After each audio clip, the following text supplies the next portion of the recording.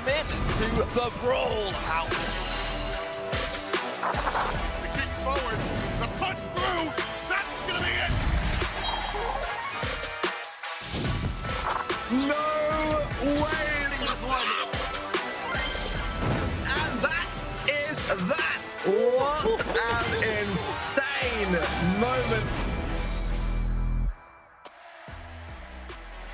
Welcome back, Brawl Stars Nation. Today we are concluding the July monthly finals. It's going to be NA and LATAM North, and let me tell you, it is going to be a good one here today. I am Kenny, joined with me my two wonderful co-casters across the pond. It's going to be Ready, Set, and Arc. Ready, normally this is a pretty normal time slot for you, but tonight you're staying up late for us. We appreciate it. How you feeling?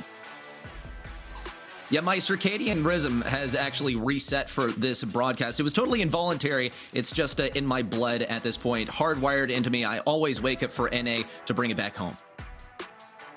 Well, it's good to have you with us, even from a more further distance away. Arc, of course, welcome.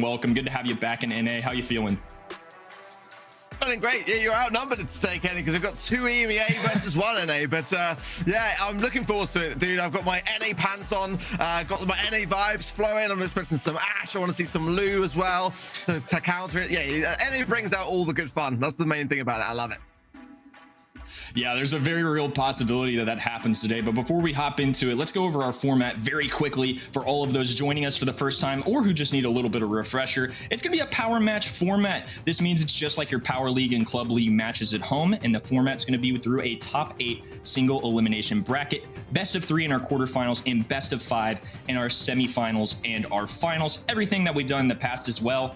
But we've got a really nice shaped bracket today. I feel like this is going to be a very intense one. Ready, are there any matchups that you're particularly looking forward to today? Well, the bottom side of the bracket looks pretty loaded. We got a potential semifinals matchup between STMN and Tribe Gaming NA, currently top 2 on the leaderboard here in NA. Also, Chasmac Gaming in NA versus No You looks pretty spicy. No You being pretty famous for their upsets so far in the NA series. Arc, real quickly too, are there any that you're looking forward to as well? I know this is a region that you don't get to cast as frequently, but obviously your opinion is very validated.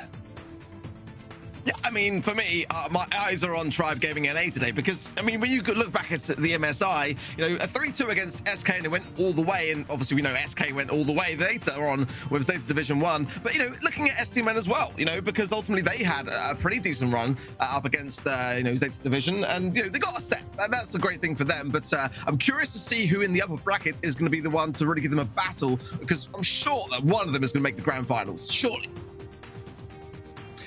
Yeah, I think this is going to be a really good one to watch too. Tribe Gaming was a blast at MSI, and just like at MSI and our previous months as well, you can watch at event.brawlstars.com. The most fun way and interactive way to watch. Earn those exclusive pins, get you those Bat Squad pins throughout the next few months. I know I've been working on them. Ready and Arc already flexing it, of course. We'll catch up to them pretty soon though, but we are going to be casting our predictions as well. Ready, are there any bold claims that you have for today? Let's see how we're shaping up a little bit.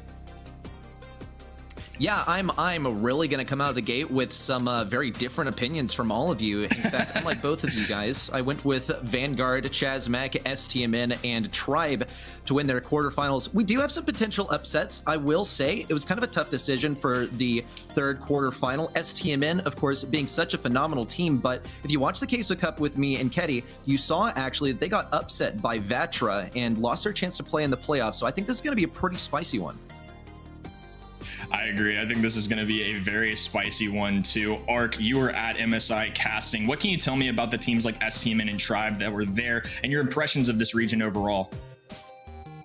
I mean, you know, the thing about NA is that it's just a bunch of fun, and the guys are all amazing. I mean, I was in the gym every day with Sword. We were just talking through all their strategies and formats, and, you know, it's just a great load of fun. But as, you know, the game goes to the LAN and the podium side of things, nothing but serious. And the professionalism of this region is what I love the most. Predictions-wise, again, like similar to Ready, I was a little bit uncertain when it comes to some of them, because it seems like No You Esports, again, have been, like, very, very good at disrupting things along the way. And as you rightly pointed out with STMN and you know, Vatra as well. The thing about NA is, like, we kind of think we know it, and we do obviously know it, but sometimes anything can happen. So it keeps you on your toes. Yeah, I definitely think this is a region that can keep you on your toes, and it's kind of reflected in our leaderboard as well. I mean, Tribe on the lead currently, they've got 323 points. The next closest is going to be STMN at 257. Those are, of course, our two MSI teams. However, you know, we've got a 5-point race between Vanguard and Chasmac Gaming NA. Vatra Gaming is a team that Corey mentioned in an interview at MSI. He's really looking forward to. Ready, out of all these teams that aren't necessarily in our top 3 right now, who do you think is within striking distance of really disrupting this leaderboard?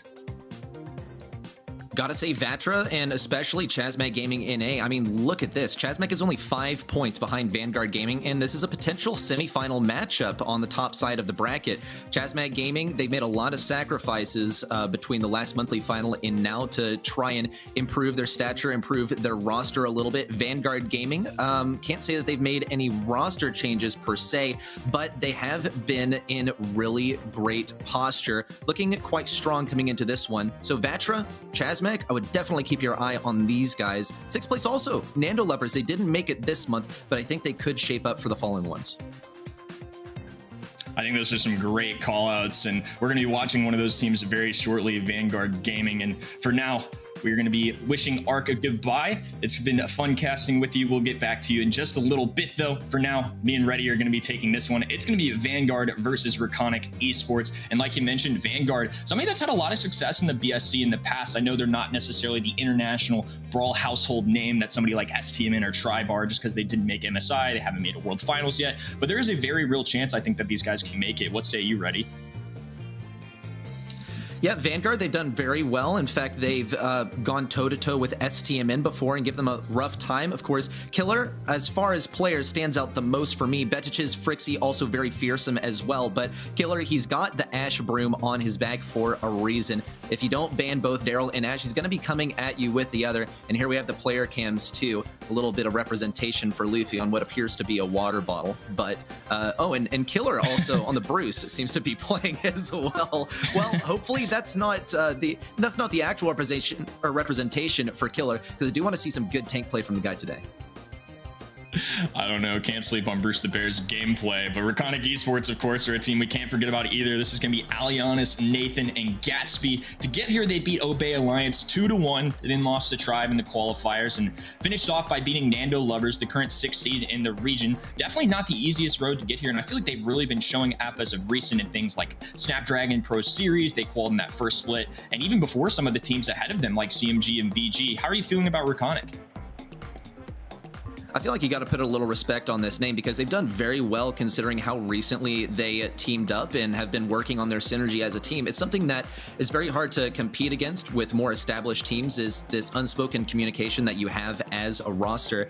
And this team in particular, it's like a mix of 2 different rosters that we saw in the past, Retalianis and West Coast. And I think that they're going to look very strong headed into this one. And as you said, we've seen good stuff from them already in some other third-party events, and surely they'll be bringing the same fire to this first quarterfinal matchup.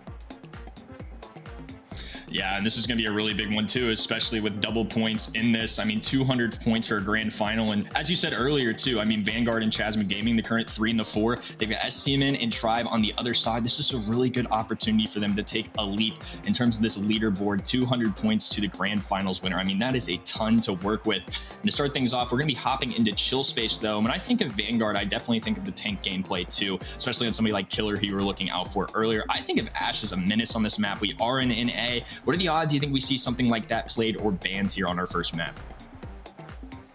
I gotta say, just about 100%, unless the draft goes completely in some unexpected way. Here's the deal, is because there are other brawlers that advance to the forefront of the meta. We got really familiar with Vanguard when Carl was not as much of a thing. And we've seen also some action in third-party events, but Ash is still going to be a problem. Carl is going to be an even bigger problem because Ash, yeah, he's going to be tough to play against, but he's also going to be tough to draft. You got to pick him up early so that you can combo him with another brawler, especially Byron. And Carl is one that you can kind of draft at any point. And even when he's not in the bans list or the picks list yet, he's going to be influencing those picks and bans heavily.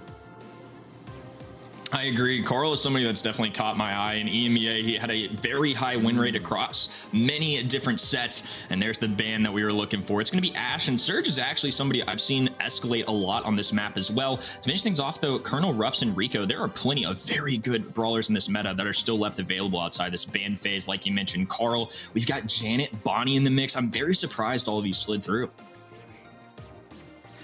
Yeah, Reconic Esports NA are going to have a really tough time actually deciding between Janet and Carl for their first pick, I bet. Here comes the Carl pick, and that almost guarantees that we start to see some kind of Janet mentality on the opposing team, but they also have to be wise about what kind of brawler they're going to choose to counter out Carl here. And I would say that Jean is probably one of their go-tos. We'll see if it ends up getting picked. Problem with Jean is that he can get countered out pretty hard by a brawler like Mr. P, which these players I think are quite likely to choose for themselves. Another thing is that anyone who can throw down a totem or a spawnable will go for that. There's a Jean response. Jean's a fantastic way to deal with Gale, or rather with Carl. And there's a Janet as well. So far, this draft is shaping up to be pretty predictable, it seems, and that might be exactly what Reconic wants. Well, don't sell yourself short. I mean, I think those are some pretty good predictions as well. I do agree with you. I think Jean can be pretty valuable going into Carl. You've got the pull, which can disrupt the super. You've got Jean's gadget, which can disrupt super. Plus, Janet is just a very strong brawler right now. I think it makes sense to me that they would go with both of these. Another typical one that people have been running is somebody like Surge, but also Daryl, who also escaped the ban phase. I can see that coming into play if the draft allows for it. However, you got to be careful of those tank counters, and depending on what Reconic does here, could provide a much harder time for somebody like Daryl. I do like this Bo pick, though. I think Bo is somebody that's climbed the meta as well. Very strong since his most recent buff a couple months ago, and we've been seeing a ton of him in NA and across other regions too. Yeah, and the Carl first pick is pretty much the only reason why Reconic can run the Bo at this point, since he does have a hard time versus Carl. We'll see that last pick from Reconic rolling in too. And it's going to be Gale, which is actually quite a smart pick. They're going to have to consistently keep him on a Daryl if that's what Vanguard still decides to go with, because that's exactly what the Gale is for. There's a last pick on the side of Vanguard. They love their tanks, especially Killer. He's either going to be on an Ashe or he's going to be on a Daryl, and this would be a amazing final pick. He could get countered out quite hard by Gale, and he can actually get countered at long range by Carl, but he'll still be able to deal with Carl in close range, so it's not all bad for Reconic in A, though the hand was kind of forced. There's the Buzz, and I'm actually liking this a lot more than a Daryl would appear, so this will be a quite interesting one. As long as Frixie can stay off the Gale, things are actually looking quite good for them. Yeah, I am a little shocked, though. I mean, NA always brings the very fun drafts. I know Vanguard is somebody that people love seeing them play tanks because they typically thrive on them, but I love how they end up picking the Gale for Reconic. This isn't necessarily my favorite brawler for this map, but I think having the foresight to try and prevent something like Daryl or almost dare them to go a tank, and they end up doing it anyways. I see the benefits for both sides. I definitely think there's win conditions both ways. Very interesting draft, and now we're going to be kicking things off in chill space for game number 1. This is quite interesting. We see Betich is actually going with eyes sharp, and I think he's already seeing ahead what exactly Reconic Esports wants to do here. They want to keep Carl on the lane versus Buzz to consistently get a long-range diff on that matchup. Betich is going to be terrible versus Gale as well, so this is quite smart. Betich knows that if he's faced versus Nathan in the long range, he'll still be able to get a super for free with eyes sharp, and Nathan immediately goes for the lane switch. Reconic Esports knows exactly what their weakness is, but they won't be able to protect Nathan on the left side. Killer also pushing in massively, and I'm quite surprised actually to see Betich on the tank this time, but so far it seems to be working quite well. Frixie also getting a key pull, and that's 8 gems versus Zip for Vanguard. Yeah, huge start here for Vanguard. Those bow mines are going to open up the mid a little bit, though. Big cycle coming in from Batuchas, but Twister dropping him off that, and Janet in the sky is going to land right next to Carl. Needs to be very careful. Going to be weak here, and now 2 VG brawlers with very low HP. There goes 1, there goes 2, and Reconic now with an opportunity to retake some positioning. However, Vanguard with a massive gym lead. And this is when we'll find out. Gatsby is probably running the Super Totem to deal with Gale, so Frixie cannot pull him. In case you're ever wondering why he doesn't get pulled, Alianis would be a decent target for a pull. Big moves and a flying hook in by Nathan at just the right time. And now Gatsby and Nathan, all they gotta do is defend. There's no gene pull for the enemy, and Betchages has to sit back and try and make a clutch-up play. Here it is. He's gonna take so much damage. Killer can't get it in either. A pushback on a Frixie, and an amazing comeback for Reconic Esports NA. Still a good interruption of the countdown, and another 15 seconds before Reconic can call this one a match.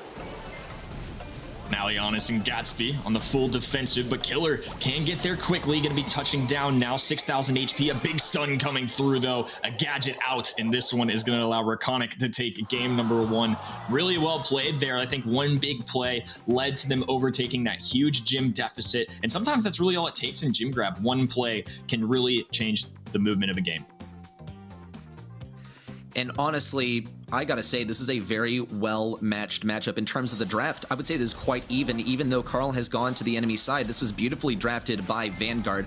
We'll see what Betchages can do this time, though, because the weakness has been recognized. Betchages is already gonna pick up 1 kill. He goes in for a second, and Nathan is gonna be able to take him down in close range, and that is one of the strengths of Carl, is that in close range, he's gonna be quite crippled without his super, but put some walls next to him and give him a damage gear. He'll be able to take down a Buzz, even if Buzz does have another stun, it seems like. And Buzz going for another big play, assisted by Frixie there. However, Alianis getting the best of that interaction. Now going to be picking up 3 gyms and backing away. Killer flanking on this right-hand side. Goes down instantly, though, and a waste of a gadget, too. And those Janet gadgets can be very valuable to scout out enemies, get a little bit of chip damage. Definitely a tough spot to be in if you're Vanguard Gaming. Well, Betchages might go for a matchup on Alianis. It's certainly looking quite tempting. Alianis has to react at lightning speed. Looks like we'll see a lane switch up too, as Betchages tries to go on the right side. Flying hook in by Nathan, a stun from Frixie, and a kill pickup by Betchages, but the game is really on the left side. Alianis is going to go down, and we see the bombs being dropped. The hugest profit off of a Janet super that we've probably seen so far in BSC, and Frixie is going to have to survive this. 1, 2, 3 shots in from Alianis, and he's able to cycle that super and pick up yet another kill. 10 gems and then some for Reconic as they try to end off this set. And Vanguard with the opportunity to once again reset this countdown. Killer gonna be joined teammates. And now Betchages with the super, not gonna be connecting though, because the big time twister popping gadget, no avail there. Alianis sitting comfortably in this bottom left-hand side. That's gonna be a win for Reconic Esports in game number 2 and our set. Really well played and impressive stuff from the underdogs. Seriously well played, I must say. The Gale gameplay, no pun intended, blew me away. I did not think he was going to be able to do that well, because Gale is great for playing versus a counter, but versus anything else, he is honestly quite poor because his range is quite lacking, but they use the terrain to their advantage very, very well. We didn't see too much wall break from either side, so Gale was still able to profit off of just about every matchup, it seemed, as well. And he was faced versus a Janet for practically the entire game. Also, we got to hand it to Reconic. What a great comeback at the beginning of that second game to finish things off in a 2-0.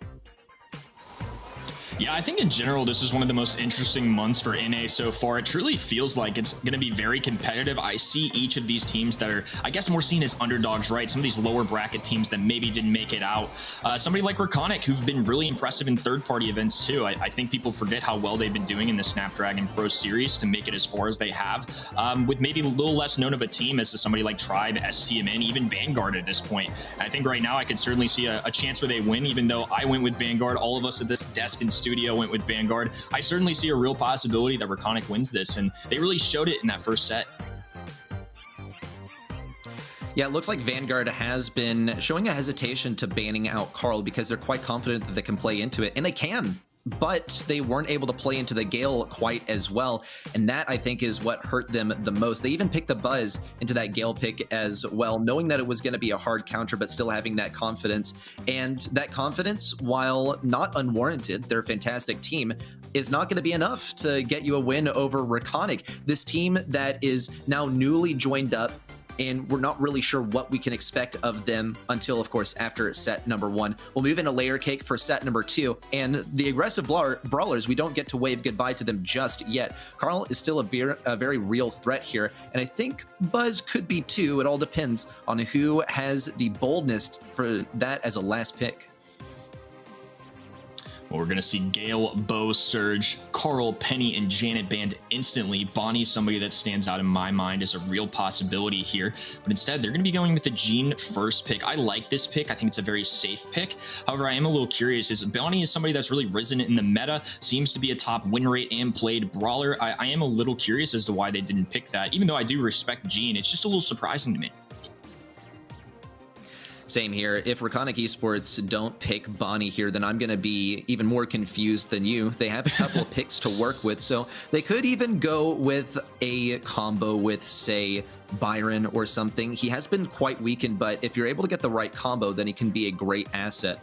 Pick number 2 will be rolling through from Reconic in just a moment, and it is going to be Bonnie, actually, so good shout there. We'll see what ends up comboing with her, though, since she can go quite aggressive and be out of reach for a support, so might not be too wise to try and double down on the Bonnie gameplay. Versus Jean, though, I think she is going to be quite strong because she can still escape a Jean super if she wants. She can get out of a stun. She might not be the greatest for diving in on him by herself versus an entire team, but Jean also is one of these brawlers that's not great when it comes to being spawn trapped, and there's going to be the Colonel Ruffs. I think we start to see the combo shaping up for Alianis to receive that power up as soon as it drops.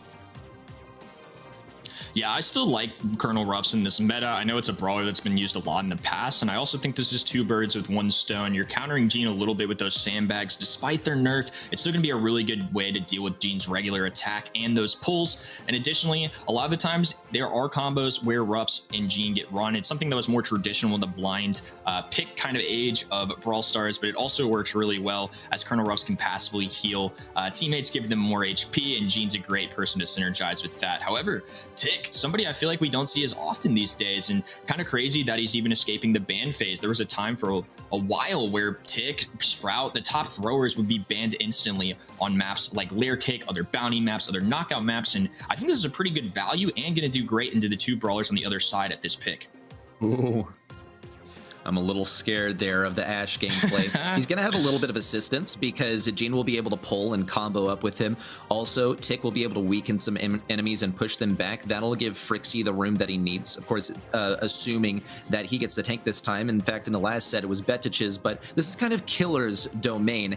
And I don't think it's a mistake by Reconic to not ban out the Ashe here because they do have last pick. So they can counter the heck out of him if they wish. But Gale is going to have a rough time versus some of these long-range brawlers, and it'll be curious to see if they go for it again. Nope, Daryl, basically the second best thing next to Ashe, but I wonder how good it will be since Ashe, he feels pretty much unstoppable, and with magic puffs from Jean, he'll be able to do okay at mid-range before he prepares for a push.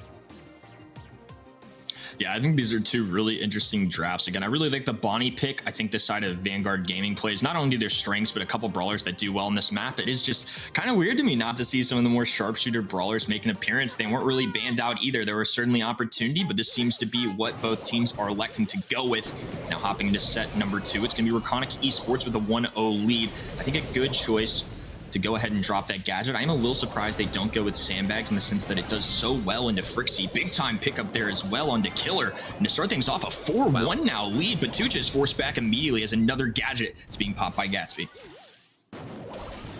Great stuff. Gatsby is going to be using those to gain a whole lot of room. In fact, I think maybe he was also a little concerned that the sandbags weren't going to fare too well versus Betich's on the Tick, which is also part of why draft is such an amazing way to play this game, because you can choose your gadgets and you can choose your star power after the draft is finished. So you can go for 2 quite fundamentally different builds for Colonel Ruffs once you know what the enemy is going to run. So if Tick is meant to be picked as a counter, it's being countered out in a way by Gatsby as well, by him simply not choosing to play this build anymore. We'll see Alianis, though, get very aggressive on the left side, kind of preparing for a push versus Betich's. Killer kind of abandoning post as well, but Alianis knows that he has to defend his teammates as well. Nathan is looking like a quite juicy target for Frixie, and there's going to be almost nothing that Nathan can do unless he's running the latest Bonnie gadget. And Alianis is definitely somebody that should be targeting these squishy brawlers like Tick. That's going to be one of the advantages he brings to the table. He is charging up this passive roll. Big time pull coming through, though. They're going to bully the tank with a kill of their own. It's now going to be 4-8. The minions coming in as well. The little spawners from Killer. Now Alianis back in action. Already down to 270 HP, though. Killer getting aggressive now, and that's going to be another pickup for them. Bonnie going to be pushed to the corner here. Not going to be able to deal with those very easily as a single shot brawler. And all of a sudden, with 15 seconds to go, it's 6-8 and 1 kill away for Vanguard Gaming. A double stun onto Frixie. Is that going to be enough? Another push in from Alianis, but it just won't be able to take on the task. Reconic Esports NA still leading by just a blue star, but that's going to be enough. That's all it takes is a blue star and bounty. A very close game for them, and already a match point.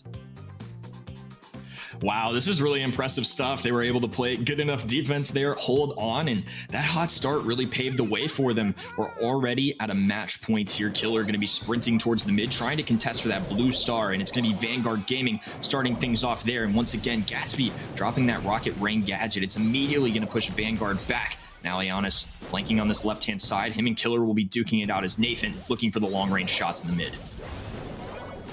Find it interesting that Killer is playing so defensively. Alianis is going to get taken down in the end, it looks like, but already a kill pickup for Reconic Esports NA. We're seeing them play very aggressively here because, well, they have to. Vanguard Gaming is lacking in the ability to defend, but Reconic Esports are so oriented towards offense. A good kill for Frixie, but he is going to get taken down by Nathan following a super.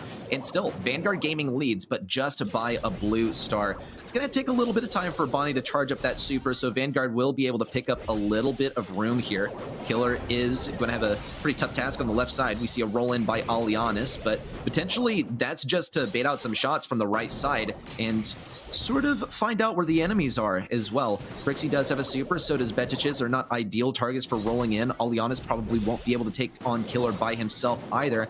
So far, Vanguard Gaming are looking to be in a pretty good spot, but as soon as Nathan charges up a super or Gatsby gets a little bit more wall break, that will totally change. 40 seconds left for that to happen. Still a tied ball game. Tick shots just continuously raining in. Another gadget going down for Gatsby as well, trying to give them whatever control they can. And this time it's going to be Vanguard playing some big time defense. It's so interesting to me. You mentioned this as well. It's just been very passive from our two tanks, but finally Alianis kicking in action. Big pull coming in from Frixie to defend the teammate though, and Alianis picking up one. However, Vanguard getting the best of it. They're now up 1 star. Nathan with 4 in his head. Gatsby pushing forward as well. Super going down. No connection on the Killer, and a big time pull onto Nathan as well. Vanguard are still fighting. 3 seconds to go, and there is simply not enough time. Vanguard will be forcing another double match point.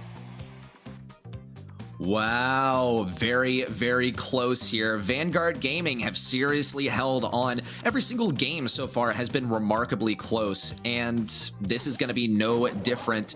It's a match point once again for Reconic Esports NA. Vanguard Gaming held on just by a thread.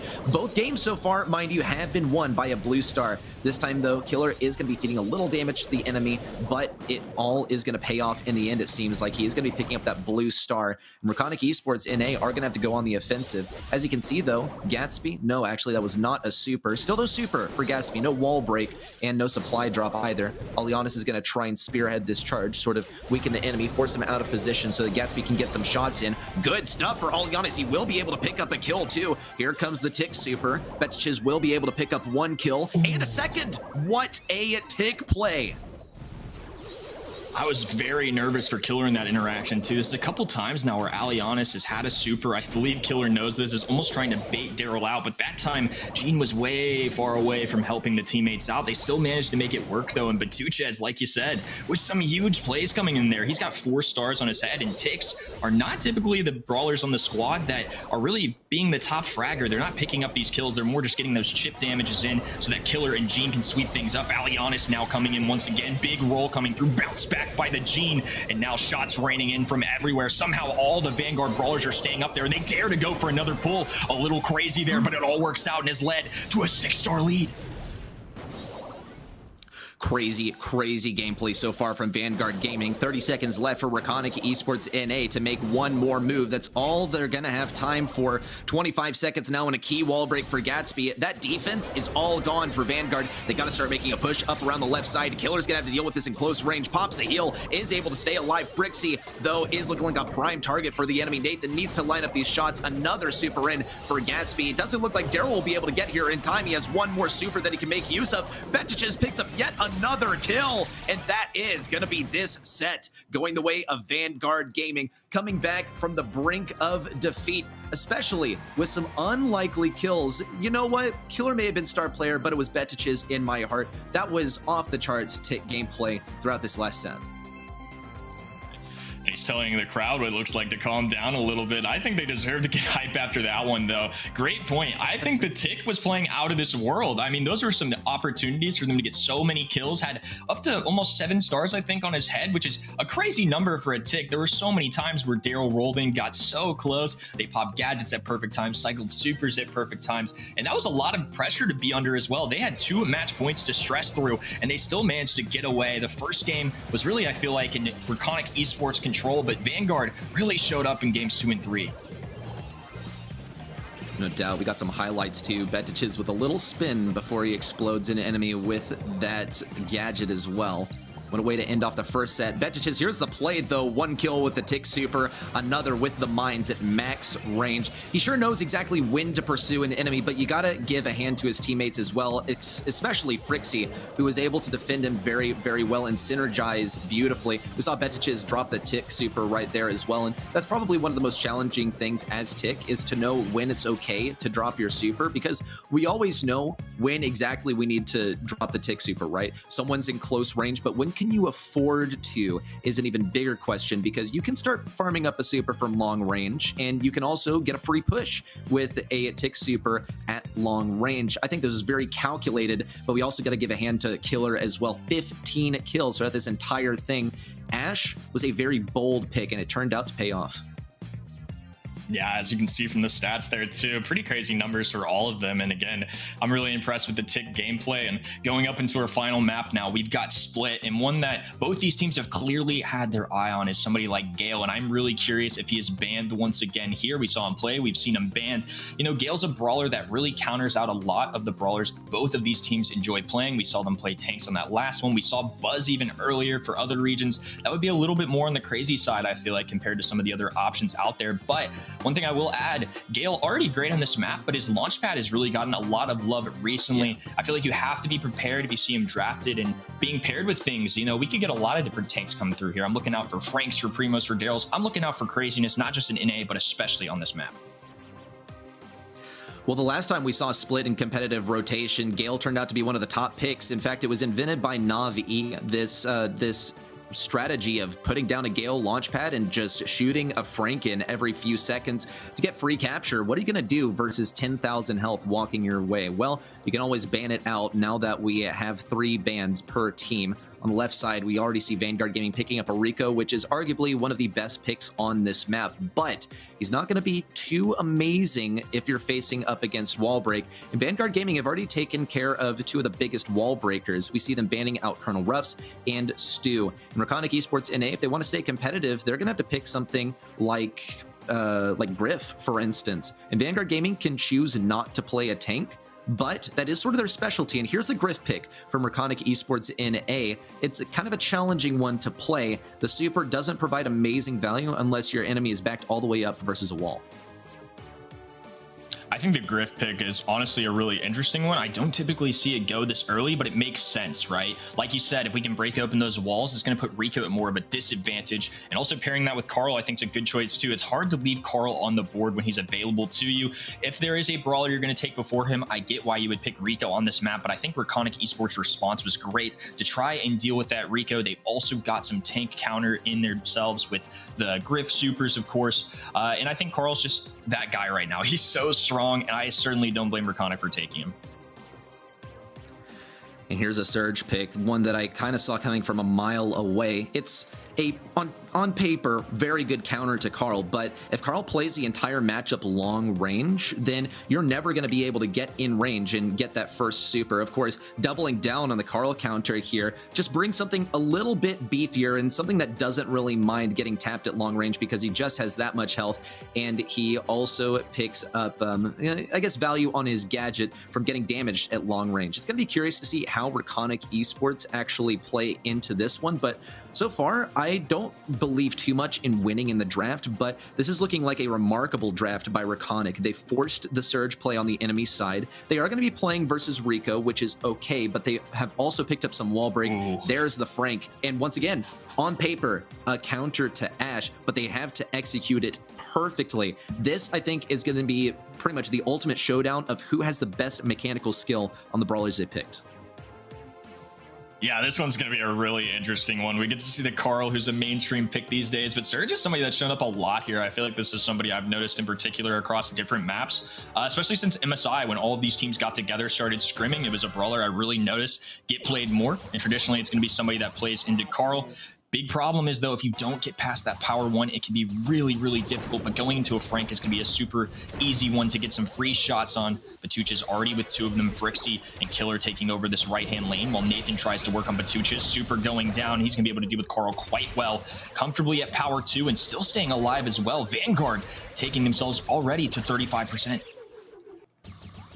I agree entirely on the comment about Surge. Going into Frank, it's going to be basically a free super, and this is a good rotation on the right side for Alianis, but it's not going to mean everything. Betich's is getting shut down pretty hard on the left side, too. If he pops a gadget, he can walk in, tank a shot, and then get a little bit more damage. He's already up to level 3. Easy super. Good bait there by Gatsby so that he didn't get stunned out of his protective pirouette. Once more, gotta say, this is very, very bold by Gatsby to run protective pirouette, knowing that he's going to be playing versus a Surge the entire game. He could definitely get more value if he went for power throw, but he doesn't really mind playing it in close range. Not versus Ashe, not versus Rico either, which are his ideal matchups. He's going to get to go versus them, but Killer's doing such a good job of capturing the left side. Betich is shutting down Frank on the right. This is looking great for Vanguard. Yeah, these have been some excellent Surge plays, to be honest with you. Dodging out some Frank supers, making him less valuable, and now they can fully commit to this left-hand side with Frixie and Killer super going down. Nathan going to be receiving a good bit of damage. Batucha's jumping in on the action, and now they're climbing closer and closer. All three brawlers inbound. Gatsby doing everything he can, and now Reconic doing all they could. However, it's still going to lead to Vanguard Gaming now forcing their first match point. I'm a huge critic of the Surge. This time, though, I'll let it fly. Beautiful gameplay. And also quite risky by the enemy team to be running a Frank into that. But I think also with the Surge pick, Vanguard knew exactly what they were doing. They're like, these guys are not going to be competitive unless they go with another tank, because Carl is just going to have to play this long range and he won't be able to sit on the point too much. And that has come true, 110%. Betich's won't get taken down quite yet. In fact, Killer's going to be the ideal target for now. Betich's has a super, but he doesn't want to use it quite yet either. On the right side, good takedown by Alianis. A big wall break as well. That's going to be a huge asset for his team. It's not just Nathan to break open the wall, so now we get to see a little bit more of where the value of Frank comes true as well. On the right side, though, a takedown by Gatsby onto Betich's. Things are looking quite even, with Vanguard still leading sort of comfortably. Yeah, and I think they were almost forced to switch sides with Franks, just knowing that Surge was going to get free supers off him. They did all they could. Worked out a little bit better, but Batuchas has been a huge value for them, doing his best into the Carl, doing a great job of saving versus the Frank. But now this map is completely wide open. It's going to be a lot harder for Frixie to get quite as much value. Essentially going to be doing what Colt does, but maybe a little bit worse at times. However, Vanguard still sitting with a large lead. Big time takedowns on all sides, and it's going to be both sides, all of Vanguard 98-99, and they will be tapping off in a big time comeback from Vanguard Gaming. Very well played, and as you can see, they are quite happy with the results, but he is still saying to calm down. More ahead from Vanguard throughout the day. A reverse sweep as well, mind you. They were just at the brink of match point. This is as true as a reverse sweep gets, and it might be one of the first that we've seen this year too. 1-2 wins of the match point in set number 2. Set number 3, clean sweep by these guys. And once more, I gotta hand it to Vanguard. A little bit more self-centered comment here, but they've proven to me that Surge can be done well. And seriously, they made Surge look like an art form as well. They picked it exactly when the time was right. Everything was perfect for them to set this up. Reconic went for the Frank, not because they didn't realize that Surge was there, but because they realized this is about the best that we can get here. And 6-pick is for a counter pick. Frank doesn't really counter too much here with the exception of Ash. This was well drafted by Vanguard. We gotta give it to him. Yeah, I really enjoyed that Vanguard draft too, and Batuches is certainly somebody that I feel like deserves a lot of credit for the Vanguard win. All three brawlers certainly did their jobs there, but I feel like that's a couple sets now where Batuches was certainly in the mix, and Killer on the Ashe just continues to be a problem. He's had so many takedowns, and as you can see there, Killer and Batuches both with a lot of kills, Frixie with a ton of damage, a real team effort there from all three members of Vanguard Gaming. Give a hand to Frixie, too, a recent acquisition for this roster who seems to fit right in as well. And we get to remind ourselves of which brawlers they were playing, too. Reconic Esports seemed to have the ideal, most perfect possible draft when it started off, and then Vanguard fired back. They showed exactly why Surge can work here. I don't know how much this is going to influence the Surge play across the region, across the world even, but it worked very, very well here. And in future situations where you're facing up versus Carl, if you can get the draft just right, then you can make it work. That's going to be Vanguard Gaming advancing onto the semifinals, and we got to find another opponent for them. But reflecting back on this match too, we got to choose an MVP as well. And Killer totally stole the show with his Ashe gameplay in both of the last couple sets. Yeah, I think given how many kills he got, the DPS obviously a crazy number. I don't think there really would have been a problem for me from taking any of these guys from VG. The people have spoken. They're going to roll with the MVP of being Killer, and I think a very worthwhile one too. I think that was an awesome match to watch, and of course GG's to Reconic. Again, this is a team that I've been really impressed with, even though all of us were picking Vanguard Gaming at the desk. I definitely think we had discussion beforehand of, you know, there was a real possibility that they could do this. I think we will continue to see them thrive in future months, and of course in other third-party events as well. And now we're going to be hopping in to Chasmac Gaming, NA, and No You Esports. I think this one could be really interesting too. No You, one of my favorite icons and logos, of course, in all of Brawl Esports, but also some very solid players too. Always love to see some action from the Fat Mapache on the right. On the left side, though, Vanguard, or rather Chasmac Gaming NA, they've made some serious moves over the last few months. Toast, of course, the team leader here. Patchy, the recent acquisition. Min Woong as well. I think that these guys are seriously going to put an awesome show on for us. That said, No You Esports, no slouches either, but Chasmac Gaming have shown that they're very dedicated to this game. We saw Fade actually leave the roster, return to the roster. We also saw, I think, Charles leaving the roster too. Patchy, though, just recently turned 16, just recently entered the competitive scene. We saw him play for Blood Diamond in the past, and now he's on the Chasmac roster, once more showing that he is a prodigy in the Brawl esports scene. Yeah, and I believe the entire side of CMG will be playing together, and rumor has it may actually be sharing the space with some others. On the other side, though, No You Esports, going to be a Lukey, a Slash, and Alec26. These are all longtime players who've definitely been succeeding in the game. I certainly think they have a really good shot here to make this a very competitive match. Of course, Chasmac Gaming, seeding-wise, are very solid, and No You Esports haven't been here since the first month, I believe, but picking up somebody like Alec, that is a really good addition, and he seems to be plotting on somebody's downfall right now. And Alec26 looks like a philosophy professor right now. That's what happens when you play a little too much Brawl Stars, and the Brawl brain starts to set in as well. I have only seen him blink, so at least we know that he's alive. We'll get to see some action from him when we get into the game. Once more, I got to remark, I'm impressed on how still he can stand right now. That is a show of intense focus. Okay, here comes the real Alec. Yeah, I got to get in Discord with the homies now, but still, fun stuff. I mean, Alec26, Esports has been in the scene here in North America for a very long time, has been gunning for the World Finals for a long time as well, and has been bouncing around some rosters recently too. I think that No You will give him a good home. Also, you got to talk about Lukey as well. I wonder if we'll see some Dyna from him today, right? A little bit of messing around. He is one of the most iconic Dynamite players around. And then Slash, right? 2019 World Finalist with Tribe Gaming. Honestly, a very star-studded roster here, but Chasmac Gaming NA, I think, are as we stand a more realistic contender, and the audience seems to think so as well. Yeah, and I don't necessarily think, like F. always says, it's not necessarily an 80-20 kind of mix in terms of how we think how close this will be. This is just if we have to pick a winner, that's how it's going. But I definitely think this one has the legs to be very competitive. We're going to be starting things off with our safe zone draft, though. Some brawlers that we could end up seeing here that other regions aren't as well known for. Things like Brock, we're going to see pop up on our right-hand screen. Somebody I'm always looking out for in this region. It looks like they're actually going to be banning the Colt too. I imagine they don't want to be dealing with wall break here, and that makes sense considering their first pick was a Carl. And I wonder how this one will shape the draft on Safe Zone, because typically the draft seems to follow a very specific pattern. We get to see Fade making an appearance in the back end as well. No popcorn in sight, but maybe that'll be later down the line. Toast already going to pick up the B, and I think this is a good one. It can slow things down at mid. Historically, though, we haven't seen it work amazingly on Safe Zone because sometimes things can power right through B. That said, Chasmac does have the counter pick, so they don't need to worry about something like Daryl headed their way unless No You Esports decides to go for more than one tank here.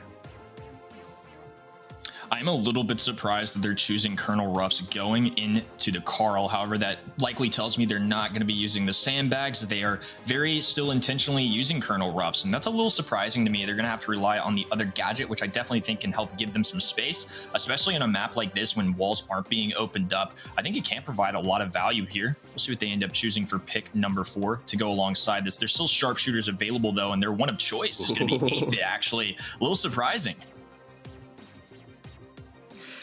Yeah, that is really mysterious, and I'm a little lost for words, but I can start to see why this is a good pick. 8-bit does have good long range, good damage, can shut things down at mid. He's going to outrange Colonel Ruffs, and once he gets plugged in active, he's going to be able to outspeed B pretty significantly, and this is pretty much to be expected. Patchy on the Daryl to end things off. We can even see kind of a clue in the in the band phase. Chasmac, they banned out Colette, which pretty much tells us that they want a tank for the last pick, but No You Esports are just as aware, given that Chasmac has the last pick. They also banned out the Colette. Something fishy is going on. There's definitely going to be tank play, and Spike is a great flex pick to deal with that. 8-bit is very inventive here, I must say, though. We'll have to see how it performs once plugged in is active, but for the beginning of the game, it's pretty much going to be free damage for Toast. I don't see 8-bit a ton here, but when I do, it makes the most sense to me when the walls are closed off like this. I feel like he still performs a lot better when he has more opportunities to put down that turret, but we haven't seen him quite yet. I think now getting into action just a little bit late. Smiley face is up, though, all good, and they're still going to be in action. Big-time shots going down on the safe. However, Slash now cutting onto this left-hand side. Toast with a big-time shot on the Lukey, and now it's going to be CMG playing the defensive with some early tags onto our high safe. Wow, great play by Slash so far. He got tremendous value with that first shot in. We see the double stun by Patchy. Of course, Daryl is going to counter out Carl pretty well. And we also saw some interesting play at the beginning of the game. Alec26 on the 8-bit is going to be mostly playing defense, which I think is a very innovative strategy and really well played at the beginning of the game because he knew he was going to get diffed by Toast at the beginning of the game. So he decided, I'm not even going to play it. We also see a lane switch up. Slash now opting for the right side since things are broken open. It's a little bit longer range. Lukey going to play defense here. It looks like the strategy from No You Esports is going to be to play defense the entire game and then send in Slash occasionally to get some good damage. We'll see him almost take down Minwoo. Great sandbags as well, and Alec26 will fall next. Lukey having to play supreme defense, a little bit forward on the super there, and Patchy gets massive profit, a 10% lead so far for Chasmac, and no more flying hooks for Slash. He's going to have to get to the enemy side the hard way now. Yeah, that is the one con of not having any of these walls opened up. They got to go through one of two lanes, and Slash just going to have to try and do his best and play from this maximum distance. That's something that Toast is going to have a real advantage in this mid. Somebody that's a great sharpshooter brawler like B and can dish out a lot of damage with their shots. Patchy now rotating a little bit, trying to do his best. Not the easiest to play into a spike. Big distance roll, though. Carl doing his best on the defense, even though Carl doesn't always do the best into Daryl. Still getting the best of that interaction, though. Lukey throwing down the super 2. That's going to be a finishing kill there. However, still a small lead for Chasmac Gaming. Definitely can be undone with the amount of damage that 8-Bit and Carl do here. However, Daryl wants to continue getting onto this safe here. 15 seconds to go. Some big-time damage coming in for Patchy, and has expanded their lead. It's going to be tough here to get out of this one. Slash throwing up a last-second shot, and looks like the defense of the side of Chasmac Gaming will hold on a little longer. They're going to be the victors of game number 1. Well done by Chasmac Gaming in A. I wonder what they're going to do versus this comp next time, because once more, this is something they probably have not actually run into yet. 8-Bit on Safe Zone is very innovative, and also probably not something that has been won with before in BSC. So No You Esports, not only are they trying to do something for the first time, but they're also trying to surprise Chasmac Gaming in A with something they're not prepared versus. We'll already see a shift in strategy. Alec26 stepping up to the plate at mid to try and get his first super quickly. The Toast is almost going to get free shots off of him. Good jukes and dodges by Alec26, especially on those killer bees. Toast is playing this as long range as he can because Lukey has pushed forward significantly on the right side. Good takedown of the Honey Molasses by Alec26. Patchy falls a little bit short, can't roll across that lake, and Slash picks up the kill. He's going to be able to roll in, almost get a kill onto, yes, in fact, he will get the kill onto Toast as well. And the more he can heal up, the more of a nuisance he can be at mid, though Patchy is already rolling through and taking down Alec26. The Slash will get pinched really hard to be taken down. Flying hook out. A little peculiar, but Chasmac Gaming in A is still trailing by 25%. Yeah, I think that was an interesting choice too. Didn't love that rollout. I think at that point you kind of got to commit, and one of those gadgets now going to be gone just for trying to escape, let alone a failed one at that, since Patchy was able to help get that takedown. However, Slash and Alec playing some great defense there. Patchy not able to make any connection, and right now it's No You Esports with a 27% lead and this mid control. I'm loving the way that Alec and Slash have combined together to play into the Daryl so far, because Daryl is always going to be rolling over towards that left side on the, I guess what is acid on this particular environment, but they always have the damage boost to deal with them, and we saw how close sometimes Slash got to going down. We see a roll to the right side this time, but Chasmac Gaming NA cannot put up versus this defense. They even have Alec26 on the safe, and that's the slowest brawler in the game. He's made it all the way across to get that final shot, and expressionless. This is the face of a thinking man. He's thinking about what he's going to be doing with 8-Bit in the next game. Am I going to run it up mid? Am I going to play defensive? Or am I going to do something completely different? That is a look inside the mind of a teammate with a raccoon icon. That said, No You Esports got to run it up mid once again to try and win set number 1. Well, they've definitely made this one competitive, and again, I think 8-Bit does a lot better when you don't have these walls opened up. I feel like they've been able to use that turret a lot more effectively. Slash going to be diving in now, and Mimoon going to be forced away. Great connection from Toast, though. Slash needs to be very careful, as he's going to be low HP. A couple good tags, and Mimoon getting a takedown, all due to that Toast shot from the Killer Bee.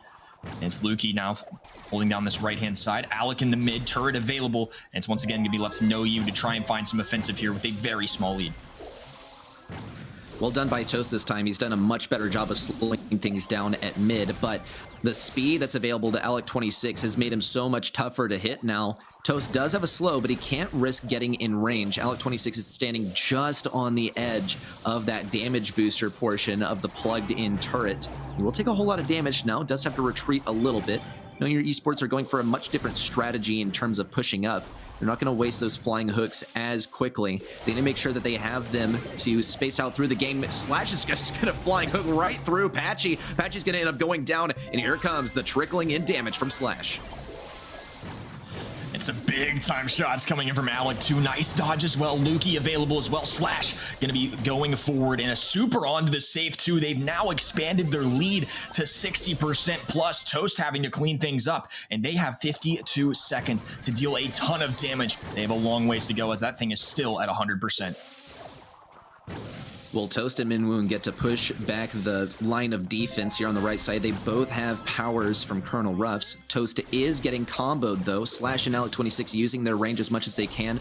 Luki also messing him up with those curveballs. Toast has to keep an eye on 3 enemies at once, which has made this a very tremendously difficult match for him so far. But Patchy can still make things happen. Toast is on full health. He can slow some enemies. Patchy's going to have to play very cautiously into the damage booster that's right under the heist save. It could soak up some damage from him if he's not careful. He's going to roll to the left to start things off. Toast also raining in big slows onto all of the enemies, but Patchy does fall. Toast might be up next, but it doesn't even matter if he gets taken down. It's a No You Esports win for set number 1.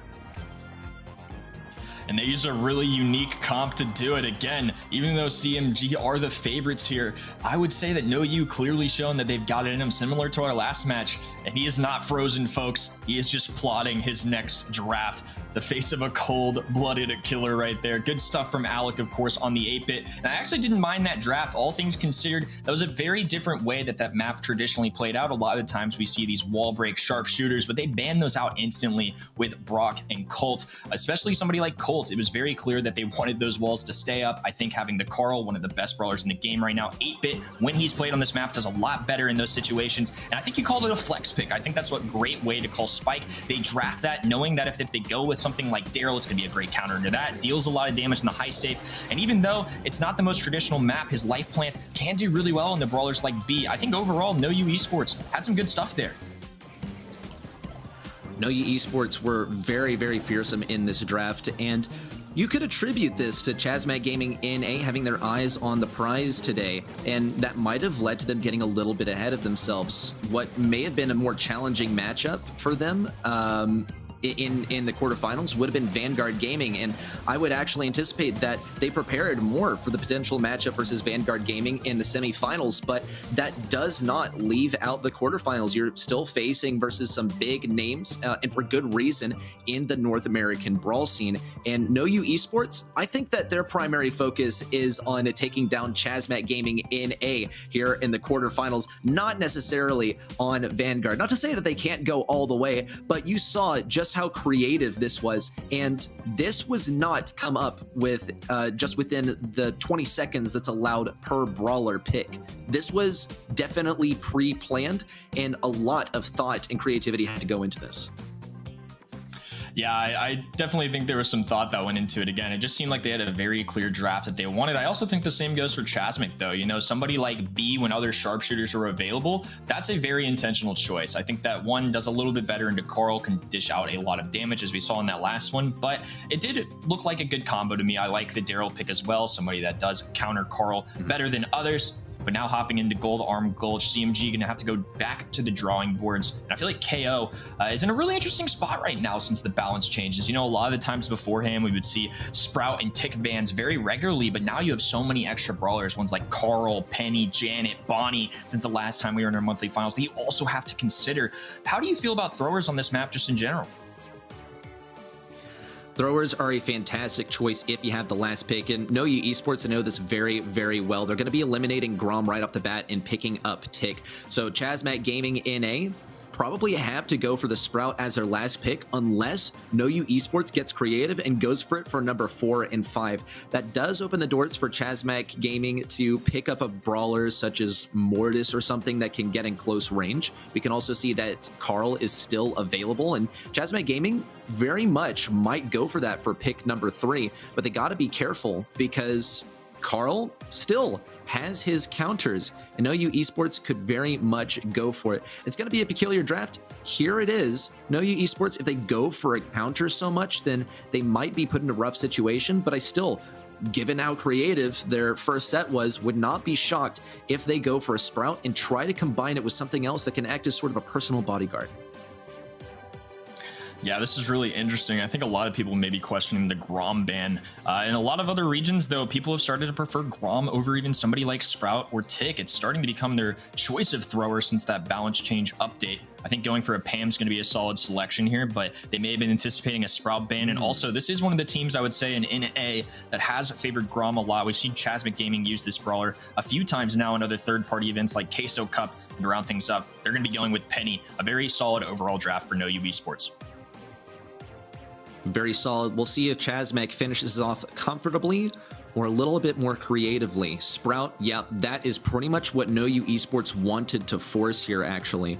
And it makes me question, are they going to be able to make this work with Alec26 on the Penny? Slash will definitely be able to survive when it comes down to that last interaction in close range, but you also got to mind that Pam kind of gets countered by Carl. If Carl has his super, Pam can't suck away his ammo with Scrap Sucker because, first of all, he only has one ammo, so she won't get any good value off of recharging her own ammo with it. Secondly, you're not going to stun him out of his super, and the only stun that we see on the enemy side is actually going to be Tick.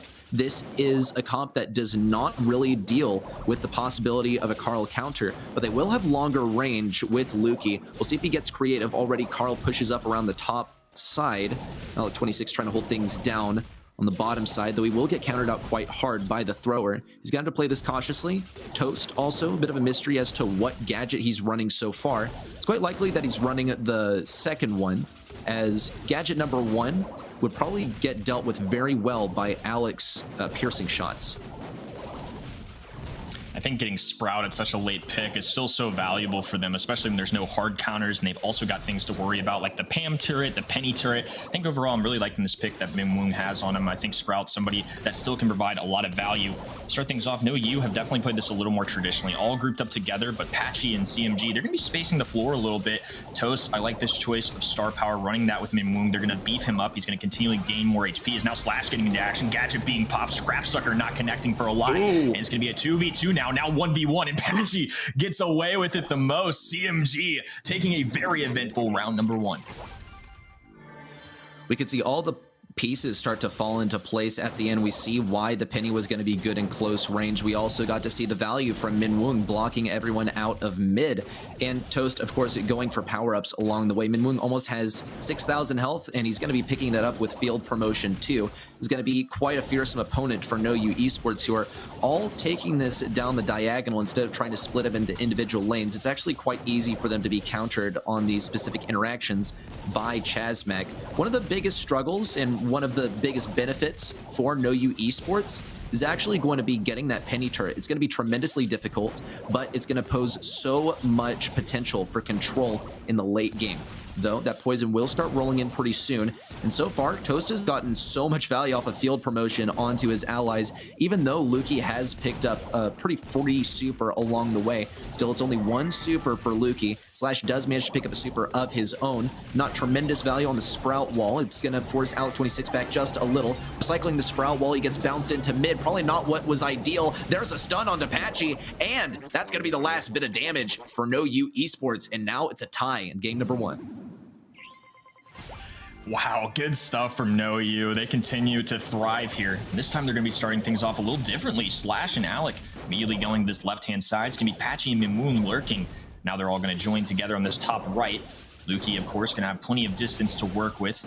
I mean, a great area control brawler, and definitely when I think of Penny, I never really think of as an in-game kind of brawler, but with that new barrel gadget that she can throw down, the amount of damage she can do, she can tread through multiple opponents. It makes a lot of sense to me, and I'm starting to appeal more to this Penny pick on this map in particular. Again, one of the previous ways to get a lot of value out of Penny was that turret. With Knockout, you really have to charge up those supers. It can take a while, and you go in between rounds. You only get them once per round most of the time, and I think, you know, they're still even continuing to find value out of Alec's pick here despite not really using that super. And it's very important for him to stay alive for the late game because before then he's basically going to be fighting for his super and only shooting in an effort to keep enemies back and out of range. But here comes the hedge already, and it looks like No U Esports are going to try to ignore it as much as they can, but Minwoong has one more transplant left. There's the super in. Toast is going to get taken down. How did those sandbags go down? And Lukey's able to stay alive with the gadget too. No way! And the complete dismantling of Chasmac Gaming in A's comp. They're right towards the end, and No You Esports will push us to a match point. Yeah, I know you have made this very competitive. CMG started off strong in round number 1, but Alec and team have done a great job of coming back there. I think they played their comp very well, made things quite interesting. And now once again, it's going to be left to our favorite to go for a reverse sweep here in ultimate fashion. They're going to need 2 straight games and another set on their hands to kick things off. It's going to be No You grouping up very similar to what they've done in the past, except Alec getting a little more aggressive this time as he's trying to catch Patchy, get him to overstep a little bit. Toast continuing to stand by Minwoong for this field promotion, and each side looking to charge those supers. Patchy now advancing over towards the right side, but it's not going to provide him too much. It is going to force No You Esports down just a little bit. Does rotate more towards the top side. It was never really about the bottom lane, now was it? It was about getting the advantage on the diagonal that this map is so iconic for.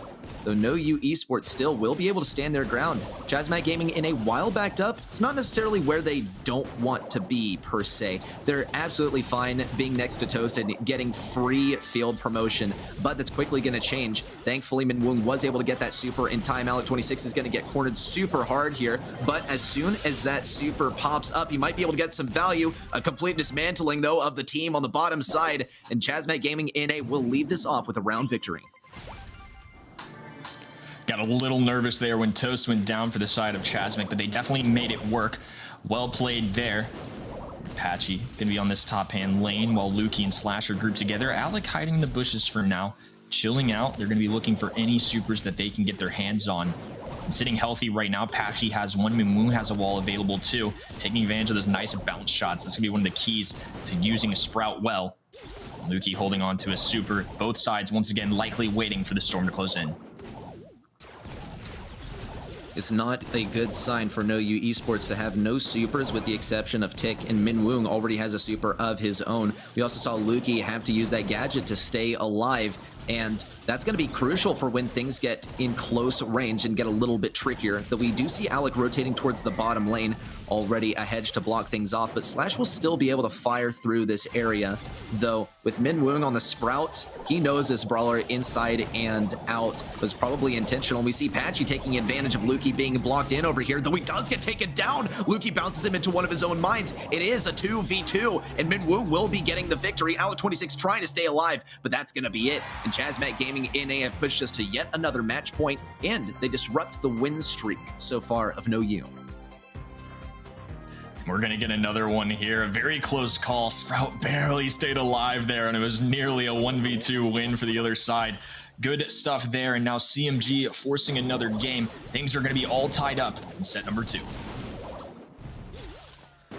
Patchy already marches forward, much different formation than the last time. He's going to have to flying hook out of there, but he did get some good damage versus Slash. That said, Slash got good value versus him, and Slash getting his own super has been one of the biggest struggles for No You Esports. I think Alec 26 getting a super of his own, kind of a pipe dream. Slash, kind of an expectation and also a necessity for that final interaction at mid.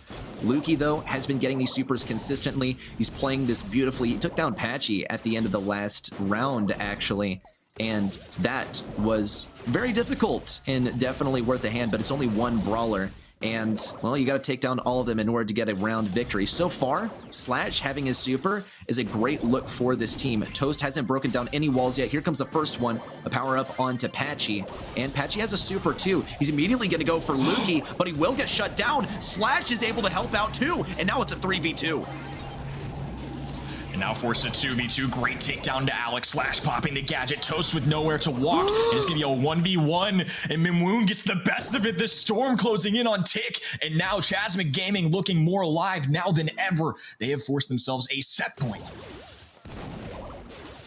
So close there to No You Esports getting a victory, but Chasmac Gaming NA have now brought back the pace of the game in their favor, as I think a lot of people expected as well. This surprise from No You Esports, it's not really surprising Chasmac Gaming NA in the sense that it's taking a victory over them so far. The penny just isn't providing the value I'm sure that No You Esports was hoping it would. They haven't gotten seemingly a single penny super this entire time, but now they got to get creative. one more round victory, and Chasmac Gaming takes us to a set number 3. Here comes the Tick Super, though, and everyone's forced in on the left side. Patchy gonna rush forward, and he's almost not gonna get any value off it. No way, he's able to get a kill. Now Lukey has to take care of them, but you're not gonna be able to get a kill versus such a fast brawler as Tick. This is probably gonna be it, as Alec26 is the last brawler alive, and there it is, a little chicken to finish things off, and that is gonna be set number 2, headed the way of Chasmac.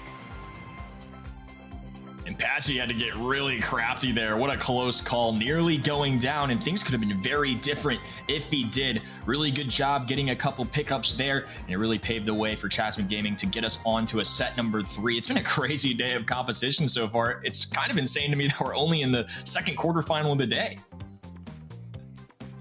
It is. It doesn't feel like best of 3s usually go this long, but hey, you come to NA, you expect some competitive games, and hey, the creativity has also been off the charts as well. This is the region, I will probably say, that popularized the Ashe pick, and we've seen it all over NA and across the world since then, and the creativity simply hasn't slowed down. This time it didn't play in favor of No You Esports. We saw some opportunities, especially with the barrel headed down from Alec a couple times in overtime. It did get him a kill. This time it wasn't able to keep him alive thanks to Min Woong. Here was such a clutch though as well. Slash almost had that, and if the Tick Super had come in just a moment earlier, that would have been a victory for No You, and it would have been, I believe, it would have been a round win, but it would have been a round closer to a match victory.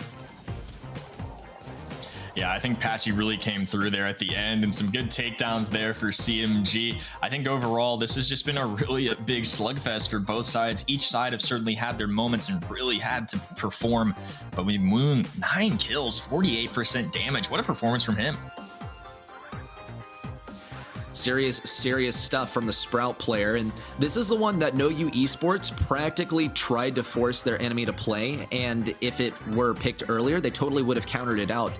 No You Esports, they set up this draft to throw wrench in Chasmac's plans and force the draft in their own favor, and Chasmac, I think, responded actually quite well and quite confidently too. Still picking the Sprout last without being fooled by No You Esports pretty much forcing that pick off the beginning of the game, and, well, Min Woong, look at that number. 48% of the team's damage really stole the show.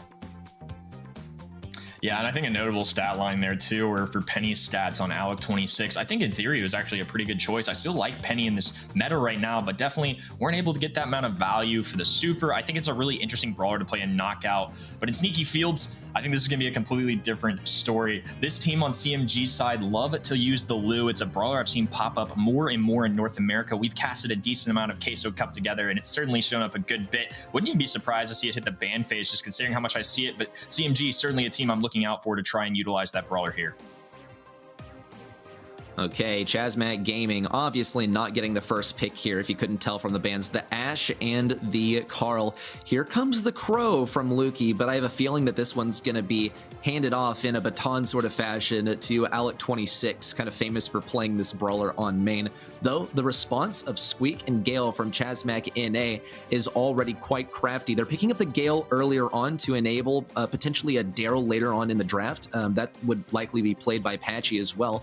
So No You Esports have to think of something else to deal with it. They've gotten rid of some of the best brawlers on this map. Leon, especially Imp, since you can go for completely different builds at the end of the draft, be probably more targeted at that late game, and Toast loves to play this brawler. And Slash picks up the Griff. Quite creative. I guess it's like the second best tank counter behind Gale, I suppose. Yeah, with Gale off the board, M's in the ban stage. I don't mind this Griff pick. I think if Chasmac Gaming wants to go for a tank, they're really going to have to reconsider, especially with Crow being on the field as well. And a brawler that Chasmac Gaming really likes in general too, Max, somebody that I don't necessarily see synergizing with this comp, but they really should regret running it if they do, because Lukey playing that Crow is going to be a great counter into that. Sandy, despite being nerfed, I still feel like Sandy's in about as good of a spot as he was beforehand. Never really used, in my opinion, for that damage, more than anything for the utility, for the quick speed, and especially when there's so much coverage on Sneaky Fields, I certainly see the logic for still using him. Ooh, Okay, well, I guess that's a decent replacement for B.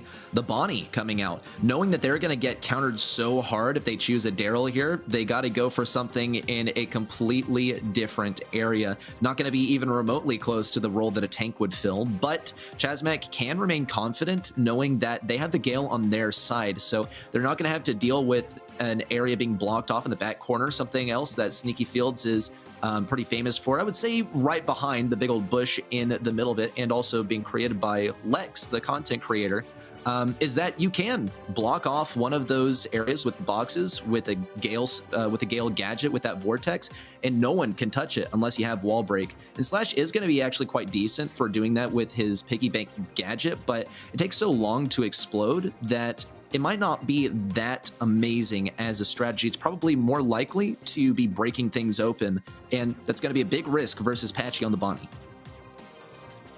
Yeah, I do love to see Gale as the goalkeeper. I think he's one of the best at playing defense in Brawl Ball especially. I think combining this with Toast Squeak could be a really good choice, and honestly getting Bonnie at that late is a really interesting one. I think having Patchy play a very strong brawler right now on a map that I don't necessarily think about playing that often, it does surprise me a little bit, right? But I think if you're going to play a brawler that valuable and get it with that late of a pick, it can be a solid mid for you, get some long distance, especially with Grip opening up that map. I certainly see the appeal.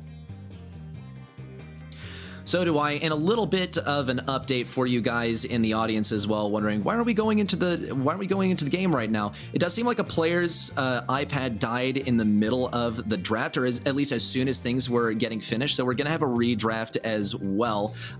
So let us know, I guess, who you think is gonna be joining Dodge Esports, or who should be a new pickup for them as well, because that's kind of what happens. Someone's iPad died and it dodged the game. But a redraft will be coming in pretty soon. We're going to keep you guys updated. But as far as Sneaky Fields, Kenny, I gotta say, I think that Griff is a pretty decent shout, especially considering that Gale's already been picked up by the enemy side. It's always crafty to pick up that brawler a little bit earlier in the draft, especially on this map, because it's a good brawler simply by having that vortex, but also as a tank counter. It was very clear that Chasmac were trying to permit themselves to play Daryl, and No You Esports says, no, you.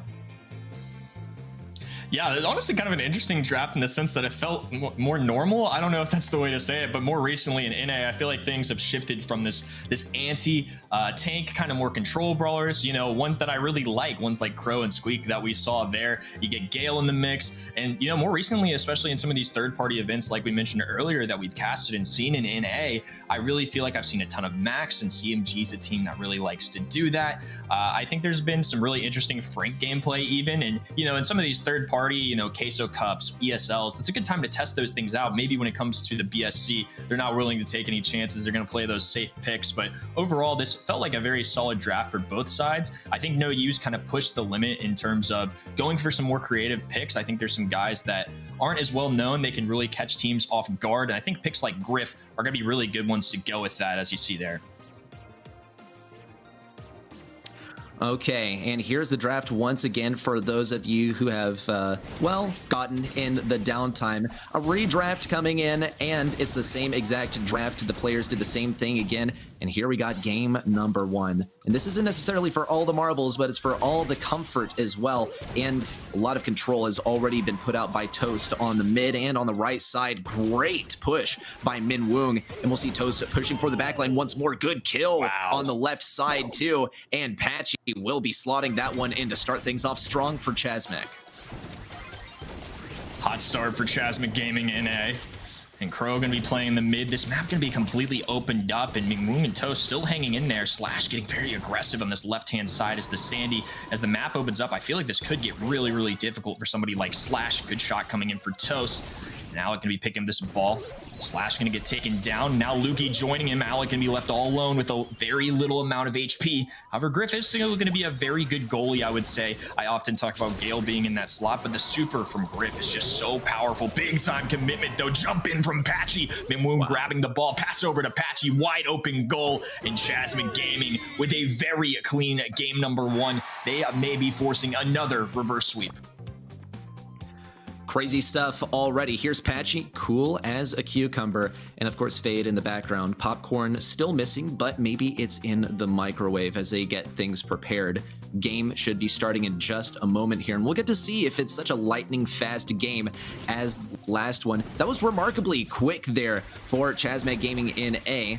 And we see where that wall break is coming from too. Alec26 already break things open on the right side. Lukey trying to take advantage of that. And Chasmac Gaming in A is going to have to fall back. They're doing a relatively good job of keeping things back on the right side, but Alec26 slightly outranges. A good lane switch as well onto the left side where Toast is going to have a better time. Thankfully, you can control this area, and a switch as well between Lukey and Slash. Slash gonna try and make so much happen. He gets 1, 2, 3 shots on Toast, and he just needs a couple more to get that first Sandstorm.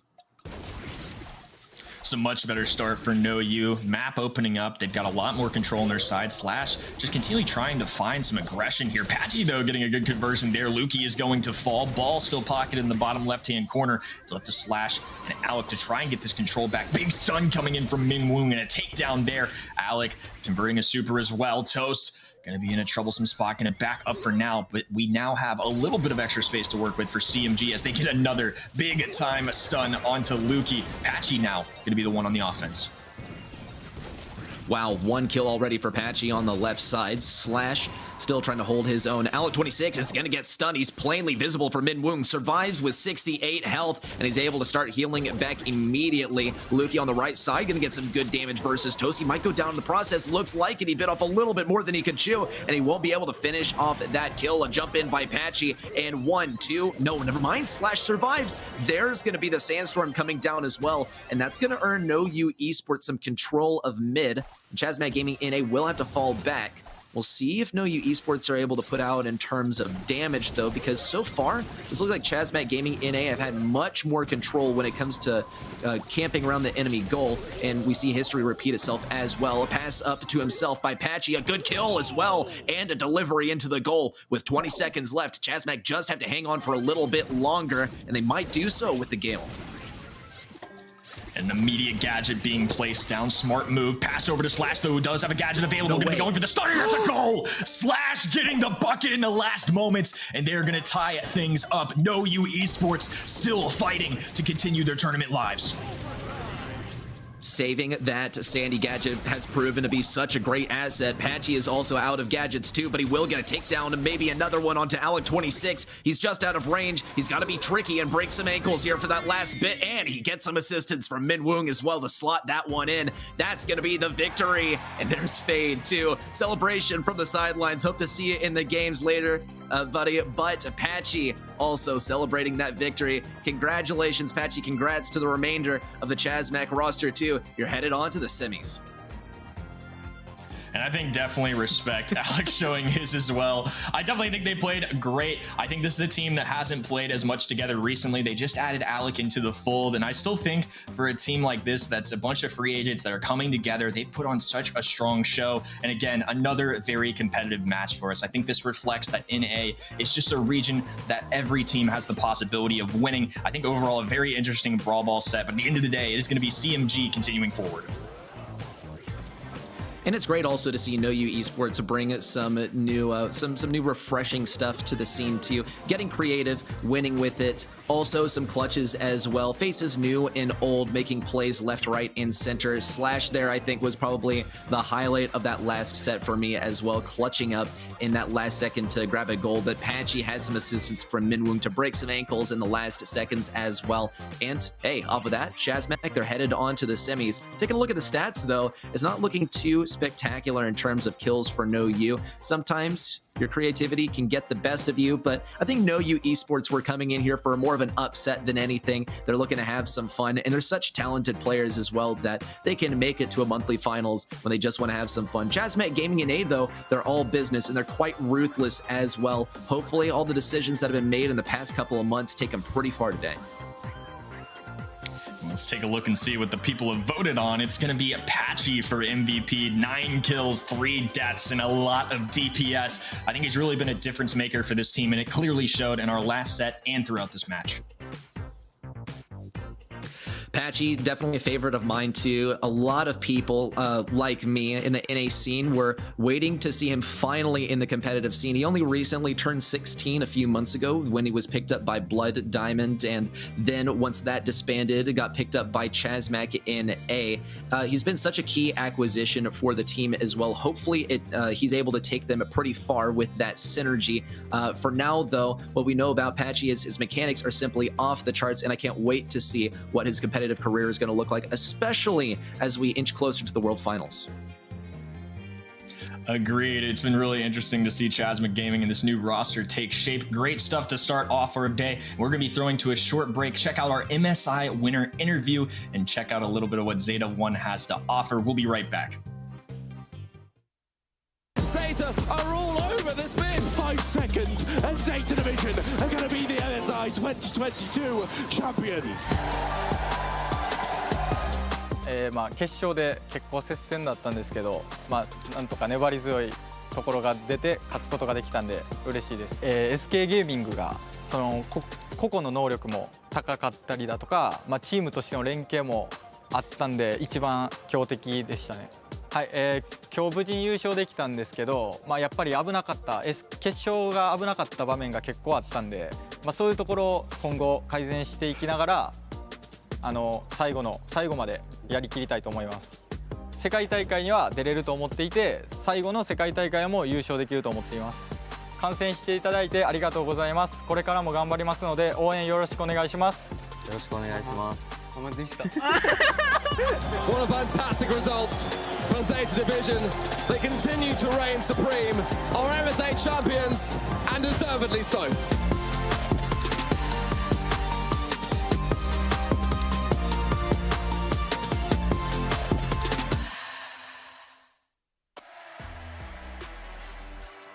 Welcome back, everybody. Good to have you with us, Ark, and we are going to be kicking off the second half of our quarterfinals. Ark, what did you think about that very eventful first half? I was worried for Patchy at first, but now I'm worried for my job because I'm casting it later. So, but I'm very much looking forward to it. I mean, our predictions so far have been pretty decent. I mean, we're doing pretty well.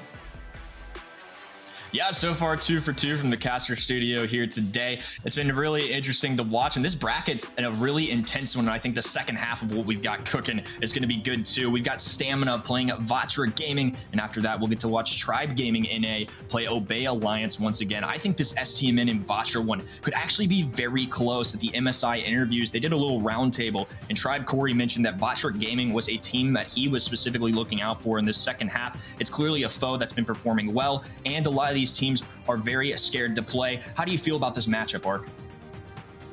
I'm very excited for it. I mean, this is the thing when it comes to these two teams, is like it's always been really close. I mean, if you look back going into March, we saw this exact matchup in this exact stage in the competition, and it was a 2-1. So, you've got to bear that in mind. It's not one of those things where it's just straightforward, this is going to be STMN going straight through to the semi-finals. They've already got to be on their game today, and I think it's going to help because they are in fact all together, so we hear. So, and I think as well, they're also in a very similar location to where Chasmac are. So I fully expect to, have a lot of banter between those two teams when it comes to their matchups. Maybe someone knocking on their door or just like calling the phone, trying to call the mate to give them some sort of distraction or something. But either way, yeah, I mean, be cautious on this one. I think STMN will be going in with that same approach of just trying to, treat them as any other team, have their guard up high, and make sure that draft is on point. And I know this is one that I definitely struggle to predict. Let us know what you all think at home too. Be sure to watch at event.brawlstars.com. Earn those exclusive rewards. Cast your vote, and we'll see who ends up being right at the end. I agree with you. I think it's Stamina for me as well. But it's definitely a more close fashion one. I really think this one has the legs to be very competitive. I think Vatra has been very impressive, but it's going to be Bobby, OG, and Cute Sands. Not new to the BSC, but new to this team. I think this is going to be a great addition for them, and I'm very excited to see how he synergizes with his other two teammates out here. Yeah, it's going to be very interesting to see. And, I've heard fantastic things. I mean, I've watched fantastic things as well. But here we go. Team all together. You love to see it. And no doubt, Swore there. It's got the routes are all set up. And apparently that's the way they had it at MSI. And it worked out pretty well. But it does make a huge difference when you're all in the same room. The vibe is there. You've had a chance to kind of relax a little bit leading up to the shows and stuff as well. So, yeah, I fully expect that it's going to be a big advantage for STMN coming in today. And, yeah, the results have just got to match. Yeah, and they're going to be playing a tough foe too to try and get past this first round. It's going to be Chino, RBM, and Pain. A very solid roster, recently picking up Chino, and they've had a lot of success since then in things like Queso Cup and the ESL Snapdragon Pro Series. They've been a team to watch. I've been super impressed with their growth. Now we see Pain on cam. I think they have a lot to be proud of. I think this is going to be a very interesting one, and if you're a Vatra believer or fan at home, this is certainly a pretty good upset to pick in my mind. Yeah, you can't discount this team, you know, you really can't. You know, back in May, semi-final appearances. Okay, to be fair, they played against Tribe, but they still did pretty well. It was a 3-1. So I genuinely feel like, especially in the quarterfinal stages, when you have little time to recover and you've already got to be on your A game, it can make a huge difference here. So I think this is going to be an incredibly close one. As we've seen already today, how many close games have we had already? I think it would only be fitting for the lower half of the bracket to follow. Yeah, and I really think this could be a fun one. This is one of the monthly brackets that I was looking forward to the month. I think NA is always super fun to watch. They've got a lot of creativity in their drafts, but in terms of intensity and how competitive it is, I think this match could really be another indicator of how close the gap is between all these teams. Of course, internationally, a lot of people think of STMN and Tribe, but a lot of these other teams are within striking distance for sure. I think even despite seeing this 84-16, I certainly don't feel like it'll be that big of a blowout. I think this one is more of a 60-40 in my mind. Vatra's been really impressive to me. We'll see how they do in Canal Grande, though. This is a map where it can get really, really spicy very quickly. Well, again, Canal Grande is a tough map. You know, it really is. If you get the draft wrong and you find yourself stuck in that spawn, it's genuinely something that's very threatening and can definitely escalate the situation massively. So I want to see some decent bans that are coming in now. We've got Janet, Carl, and Ash on the side of STMN. Jean, Gale, and Surge on the side of Vatra, which does leave open a lot of possibilities. An insta-pick of Penny for RBM, which is interesting. I think the Ash ban, though, here, genuinely, not just memeing, is a wise one. We saw how threatening that can be, but we also saw how good it was yesterday to watch in the EMEA region with the Daryl counter. Bo, I love that from Bobby, gotta say. I don't expect to see any Squeak picks early on, sorry, some Sprout picks early on, but Squeak wouldn't actually be a bad shout here, now I say it. To be honest, in the situation that he's in the current meta, wouldn't be the worst of ideas, realistically, here for STMN to consider.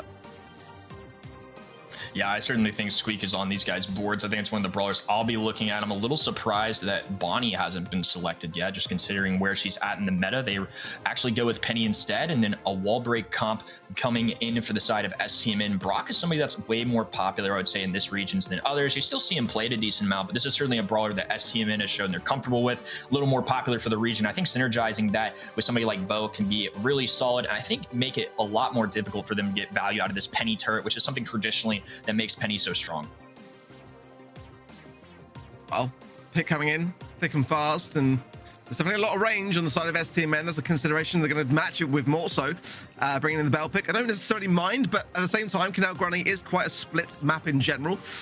Wouldn't have even been opposed to Eve here, to be completely honest. It has fallen off a little bit in the meta, especially now that Carl's been more prevalent. But I do feel like she does have so much mobility and an ability to be able to just walk across the lanes here. Throw wouldn't be the worst of ideas here either. Maybe potentially a tick could be on their minds as well. They're the things that I kind of like to have in Canal Grande, or Sprout as well would be a solid shout at this stage. But Bonnie is going to come in, and we are seeing a lot of Bonnie as the kind of third and final pick here. We see a lot of it in terms of the bans as well, but it's kind of interesting to me that surprisingly, like, you know, despite how strong she is, she's kind of always left until like the later moments. Yeah, it is really interesting that they were able to snag that with the final pick. I think they're going to get some good value out of that, especially if this plays out the way I think STMN intended it to, with a lot of wall break. Remember, they have the bow mines as well. I think it's going to get really explosive here quickly. I also am curious to see if they go with another sharpshooter at the end here with pick number 6, and they're actually going to be going with Eve. This is a brawler that hasn't been played as much since the nerf. I think it did hit Eve pretty hard, but this is one map where I really consider her to still be viable. Of course, she has the unique feature where she can float over these middle areas where it's inaccessible to all other brawlers. I don't mind this pick at all. The spawners should make things a little more difficult for the single shot brawlers. It could be a little tricky going to somebody like Penny, but I don't mind this pick at all.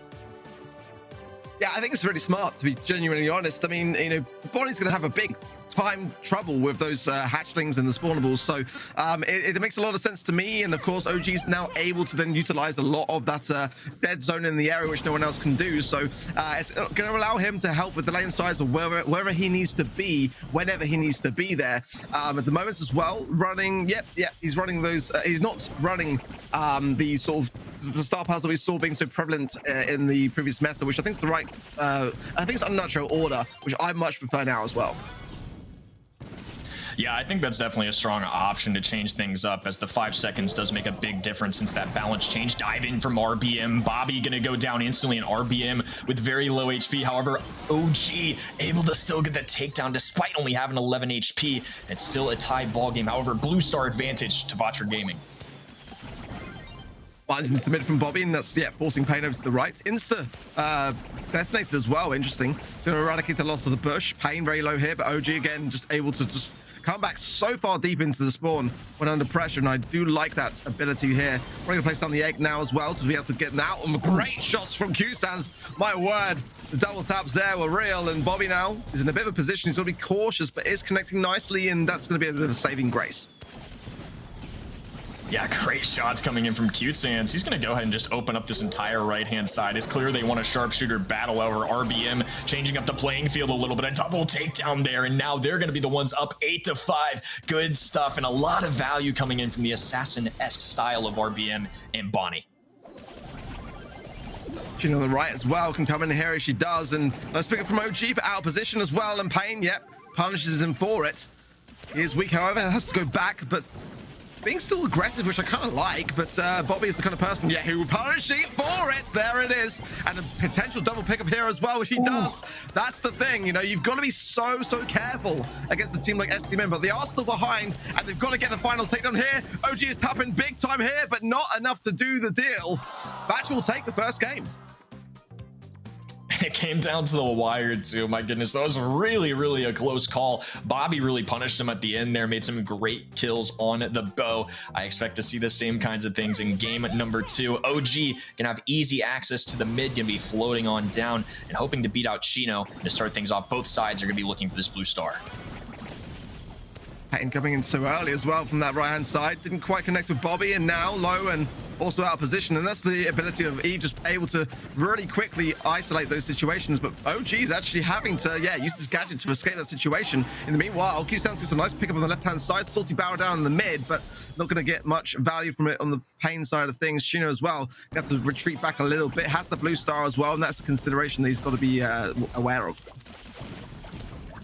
Now RBM pushing Q-Sans out of his area. Big super going down. No real connection, but I don't think Q-Sans expected much out of it. However, OG with a major connection onto Chino. That's going to be a good takedown there. Bow mines being placed down on the right-hand side. Pain triggering these now. Better to do it while they're still available. I believe trying to get sneaky with it a little bit too there, trying to activate those. And Pain, turret available, going to be putting a lot of pressure. OG thankfully has some extra space to work with, but can't say the same for both Bobby and Q-Sans, as they're going to have to do some careful dodging here. The penny turret here is in such a dangerous place for the STMN, as now RBM jumping in, picks up another star for his troubles. Does not get the connection on the side of Q-Sans, coming back in to try to pick up those stars, and it would be a great pickup if he can. Everyone's so low on the side of STMN. That's a nice little shot there from Q-Sans, able to find him, but can't quite finish the deal. And meanwhile, Bobby on the right does so. Blue star back over to STMN as well, so that's 6-6. But if things stay the same way, they'll be able to get a little saving grace here. They do need to get this game under their belt big time, because obviously if they get behind here, it's going to be a dangerous thing going into set number 2.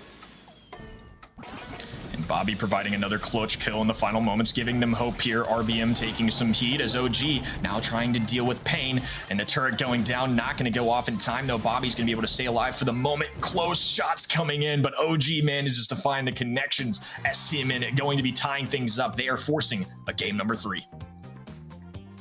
Yeah, STMN needed that win, and you can see it there from OG as well. Just the pressure as well. Always something which STMN are able to handle pretty well for the most part, but with the history between these two teams, it is something which they cannot take lightly, and the comp and the draft is a strong one against them, so they do have to keep their guard up. Blue star being tickled around here, and it is going to be eventually going in the way of Vatra. Pain as well, sees the Bobby is low and the pinch big in there as well. OG surviving on, but only just about. And yeah, that's a good start for Vatra, who are now going to just keep the mid control and, or not, or just continue the aggression and try to get more stars for the trouble, which they do. 5 stars to 0. And the more shots that Pain's going to land, it's only going to get harder for the side of STMN. If they get that turret, it's going to be some good aggression for them. Good shots, but not connecting to OG until that moment. Did his best to dodge those out. Now RBM getting aggressive to dive in, and they've led themselves to a 9-0 lead. Huge start here as OG is doing anything he can to push forward while Bobby takes to the left-hand side. Yeah, really, really bad stuff for STMN, especially on a map like Canal Grande. You do not want to be falling behind, and 9 stars is a big deficit already. The penny turret down as well. It feels like a full brawler is against you, and ideally Q-Stans would need to break that on the left-hand side, but he's too busy on the right-hand side now. He's got to come over, try to just get rid of that wall, or just try to get some takedowns now. As Pain as well goes down. That will allow the penny turret to go down, and that is a better start from STMN. But with 30 seconds now, they've got still catching up to do. And a lot of times spawn trapping can be a real problem here. Thankfully for Vatra Gaming, if RBM has a super, he's got a quick escape mechanism, and the penny turret should help apply some pressure. Actually connecting to Bobby there. He's gonna be at 234 HP. Needs to be careful here. Carefully dodging the incendiary. Nice connection onto Pain, and another clutch kill for Bobby with low HP. And the super's raining down. The adjacent shot can be landing from Q-Stans onto Bobby, and things all of a sudden going downhill. It's gonna be Vatra Gaming with a 17-8 lead. OG nowhere in sight, and a good effort. However, Vatra's comp is gonna get the best in this one. I felt bad for Bobby towards the end there, because there's a lovely arrow, just squeezed it through the gap, and he was so low in HP to be daring enough to do it in the first place, to just try to spark the start of something for STMN to make a comeback there. And then it was the bell shot, the ricochet between himself and Q-Stans, and then after that, everything just kind of crumbled down. But you know, it is a chance to reset for STMN. They're all together, which does help when it comes to those pep talks as well. But you know, we said this going in, you can't discount Vatra in this situation here with the history and the way that we watched the score lines go between these two teams in series. In the quarterfinals, it's not necessarily an advantage to STMN. They would much prefer this matchup to be in the semis, to be completely honest. Yeah, I definitely know from listening to Bobby that this was a matchup that they certainly took very seriously. This is a team that the entire region has been made aware of due to their very strong performances as of late. And it's almost a shame. I feel like Bobby had so many good moments, very clutch kills to put his team into position. Curious to see what his stats will be in a moment, but Vatra certainly earned that one. I think the penny pick actually ended up being pretty valuable for him. Chino did a great job on the bell, even though it wouldn't have necessarily been my first choice. And I think the late Bonnie pick really allowed for them to have a little more versatility. They could get aggressive, and I think that's the one thing that Bonnie can really bring to the table. A lot of HP, is a single shot brawler, but can dish out a lot of damage up close. And there we go. Bobby with 6 kills. OG, though, not too far behind with 5. I'll say that for the most part, the stats across the board are so similar. When you look at the damage across the teams as well, obviously on the kill side of things, the Q-Sen's looking a little bit lower on that side, but at the same time, like everyone was doing their bit across the way you look at it. The Bell pick as well with 38% on the damage side. I was surprised. I'm kind of with you. That was like the only one brawler which I felt was not necessarily my go-to, but you can't deny it. Vatra made it work, and if that's the case, then who are we to say that it's not the right place for it? Ultimately, you know, what gets the job done is what gets the job done. Yeah, I mean, whatever works. And I think Bell being a sharpshooter can definitely do well. They're pretty consistent. One of the more safe picks, I would say. Not necessarily one that I always feel like wins you the match, but can a lot of times play very solidly. I think it does well into the Eve spawners too. So it turned out to be pretty good for them. But now walking into Dueling Beetles, we just saw the Penny pick come through. I definitely think this is a map that caters to Penny, and that turret can be a real problem. Are you looking to ban Penny here, or are you looking elsewhere to brawlers like Janet and Bonnie, who've been very prevalent in the meta? I think all three, to be completely honest here. I mean, considering though how we saw the Penny be so strong against them, I'm surprised, to be fair, that STMN are not actually banning out. I do like the Gale ban here though. It is one that can really shut down, and yeah, Bobby wasting no time at all to go for that Bonnie pick this time around. Still going with the Bell pick. Vatra seemed to really enjoy that particular brawler here. I mean, the one thing I will say about Dueling Beetles though for me is the fact that it's definitely not in STMN's favor as a map here. It's definitely very difficult to be able to come back, especially if there is a draft to come of a Sprout or something that can really lock down the lanes. And when you're behind, it's very difficult to come back here. Aggressive pick there from Chino going with the Stu as well. So there's going to be some wall breaking on the map as well. So that might shift the way that STMN are thinking about this as they go forwards through. I'm surprised by the Barley ban, but I don't have any quarrels against the Sprout ban here myself. But Brock wouldn't be a bad shout here. They do like that particular pick. Go with the entire wall breaker idea, I would say. If they got Barley to their advantage as well, I think that's where you got to draft this if you're STMN.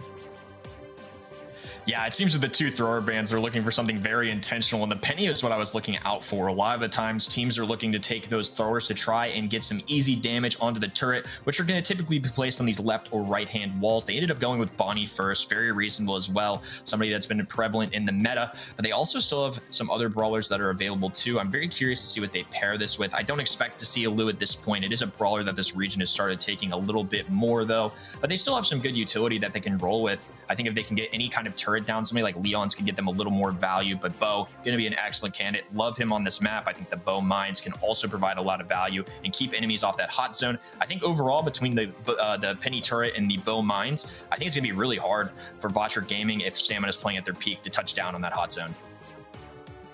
I'm actually not opposed to a Lou here, to be completely honest. I know this region does love it, but we saw a little bit in EMEA on this particular map yesterday.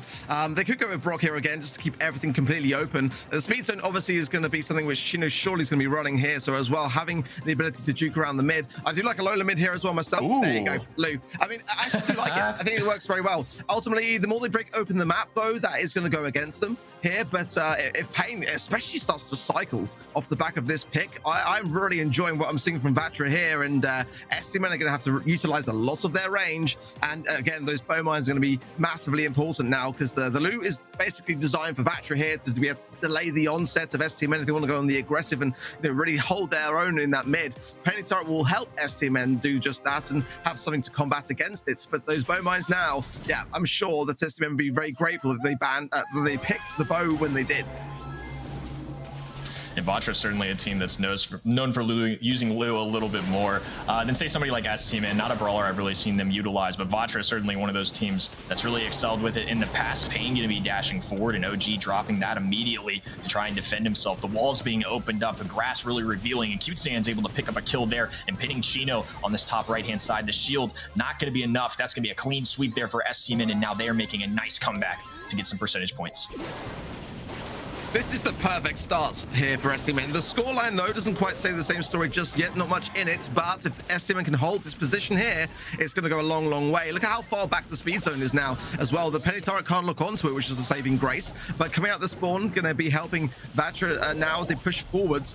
RBM in a great spot, just trying to trigger the mines along the way as well. If he gets the super, though, that's where things could be difficult for STMN. Pain, though, is out of the mix, and Penny Turret locking on nicely on that top left-hand side. So STMN getting some really, really good value in early on, and 2 out of 3 down. Much, much better for them. They've got to hold on to this because they cannot fall behind on a map like Dueling Beetles. Yeah, especially getting spawn trap. This is another one that can be really tricky, and the RBM super does keep them off the hot zone, but if they're continuing to get kills, it really doesn't matter because Vatra is not going to be able to touch down either. Big kill there. RBM going to be falling. Chino staying up as much as he can. Pain getting aggressive, going to die to the Bobby mines, though, and STMN continuing to put up a show. Now they're going to put that turret in a very aggressive stance. They are not holding back at all. Vatra Gaming certainly has their work cut out for them. STMN doing so well to suppress this idea. I think that's the first super there from RBM, and yeah. I mean, that literally sums it up perfectly for me. That's a great pick to have here, but STMN are just so consciously aware to not feed into that same idea, and if they do, then it could be a very different story. But right now, STMN are back in the game. And a lot of life coming in there too. They played their strategy very well, and Chino gonna have to take advantage of this comfort pick for them. I like Bell. I think, again, a very safe pick, but if it's not popping off, it's really not getting as much value, say, as some of these more overpowered brawlers in the meta. And that's going to be a big takedown onto Pain. RBM going to be falling weak too. Bobby continues to stay up. Mines going down in this mid area. And that's just going to open up the map even more too and make things difficult for somebody like Stu. Going to be diving through. The Lou Super going to be providing them some good value. They're going to be able to push forward. And for now, Vatra lead and STMN the ones on defense. They throw it down for OG, and I don't necessarily mind the salty barrel there just to be able to tank for some of the shots to keep him in the mix. Respawning in here can be a dangerous thing. Pain as well, incredibly low, and the shots from OG onto RBM are on point. Bobby with the pick up, not quite, but the mine pop in the mid from Pain is going to punish him dearly. Jump over to Chino as well, and continued aggression here. STMN, despite being behind now, going to surely be in a better spot, but that's why Lou here. Like, that was their prime time to get onto the zone, and because of that super, now they can't. They've just got to try to recoup and rekindle the situation, and those are the taps to do it. Bobby really nailing this bow pick. It's been lovely to watch him hit these shots. Yeah, this is 2 times in a row where Bobby's really been popping off on the bow, and I think putting those mines down also allowed them to stay up a little bit more. OG getting really aggressive, trying to take advantage of that. Chino with nowhere to go, gonna step on those mines, gonna go down there, but Pain continuing to be on the hot zone with the loose super going down. It's gonna stun Cute Sands, and Pain able to pick that one up. Despite the bow mines going down, they're still getting very aggressive here. Bobby being pinched alongside there. However, Cute Sands to the rescue from the respawn. Still a continued lead here for Vatra Gaming with a little over a minute. Sands now in the mid, and that's a good thing when you're behind for sure. Pain just triggering some mines, but has super to hand, and yep, going to try to dash around. I love that from him, but he does eventually go down. Q-Sands jumping away. That's a really important pickup here. Time is on the essence, and I'm not really convinced on that super there from RBM. It was a bit of a desperate attempt to stay alive in the mix, but ultimately it's now giving STMN the lead. Yeah, not only that, it really wasn't on much of the hot zone. They could continue to stand on it. Cute Sands in that form is going to be very quick, going for some shots, trusted in his skills, and I think played it well. However, Pain getting a good time takedown right there. OG be hanging around in the back. Chino looking for shots, not able to find too much, but Pain continuing aggression. Cute Sands with a lot of HP, and that's actually going to take for him a little bit. Things are very close now, 85%, and about 10 more, and STMN will be taking on the set. Yeah, crucial timing there, it really was, and STMN held onto it perfectly well, and that is such a result for them, because I'm sure, no doubt about it, going into hot zone, there was probably, a little bit of tension within the air, but that could be the perfect thing to bring in now to this third set. The momentum that they got off the back of that now is going to be a wondrous thing for them. But again, the draft is all the important thing to have, and have STMN shown too many of their cards. I mean, we saw the bow in the first set and it was thriving there despite STMN picking up the loss. And again, Bobby is just so good with these shots, and I feel like they're going to have to take that into consideration moving forwards.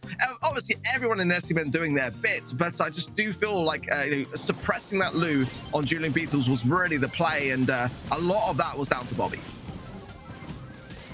Yeah, and this is now 2 times that Bobby's been on the same brawler and really thrived. I think Bo's somebody that's already pretty decent in the meta. I think it may be worthwhile to maybe investigate a ban there. I wouldn't blame them at all. Cute Sands showing off the skills of Bonnie once again, and one of the reasons I think she's so good in this meta. I think Vatra put up a good fight. I mean, game number 2, a very close call. However, I love the composition of STMN again. I think for me, the Bell pick, something that's clearly a comfort brawler. Chino very good on the Bell, plays it a decent bit, but I will say I don't think it's necessarily my go-to on this map. I don't think it was bad for them, but certainly didn't give them any advantages in my mind.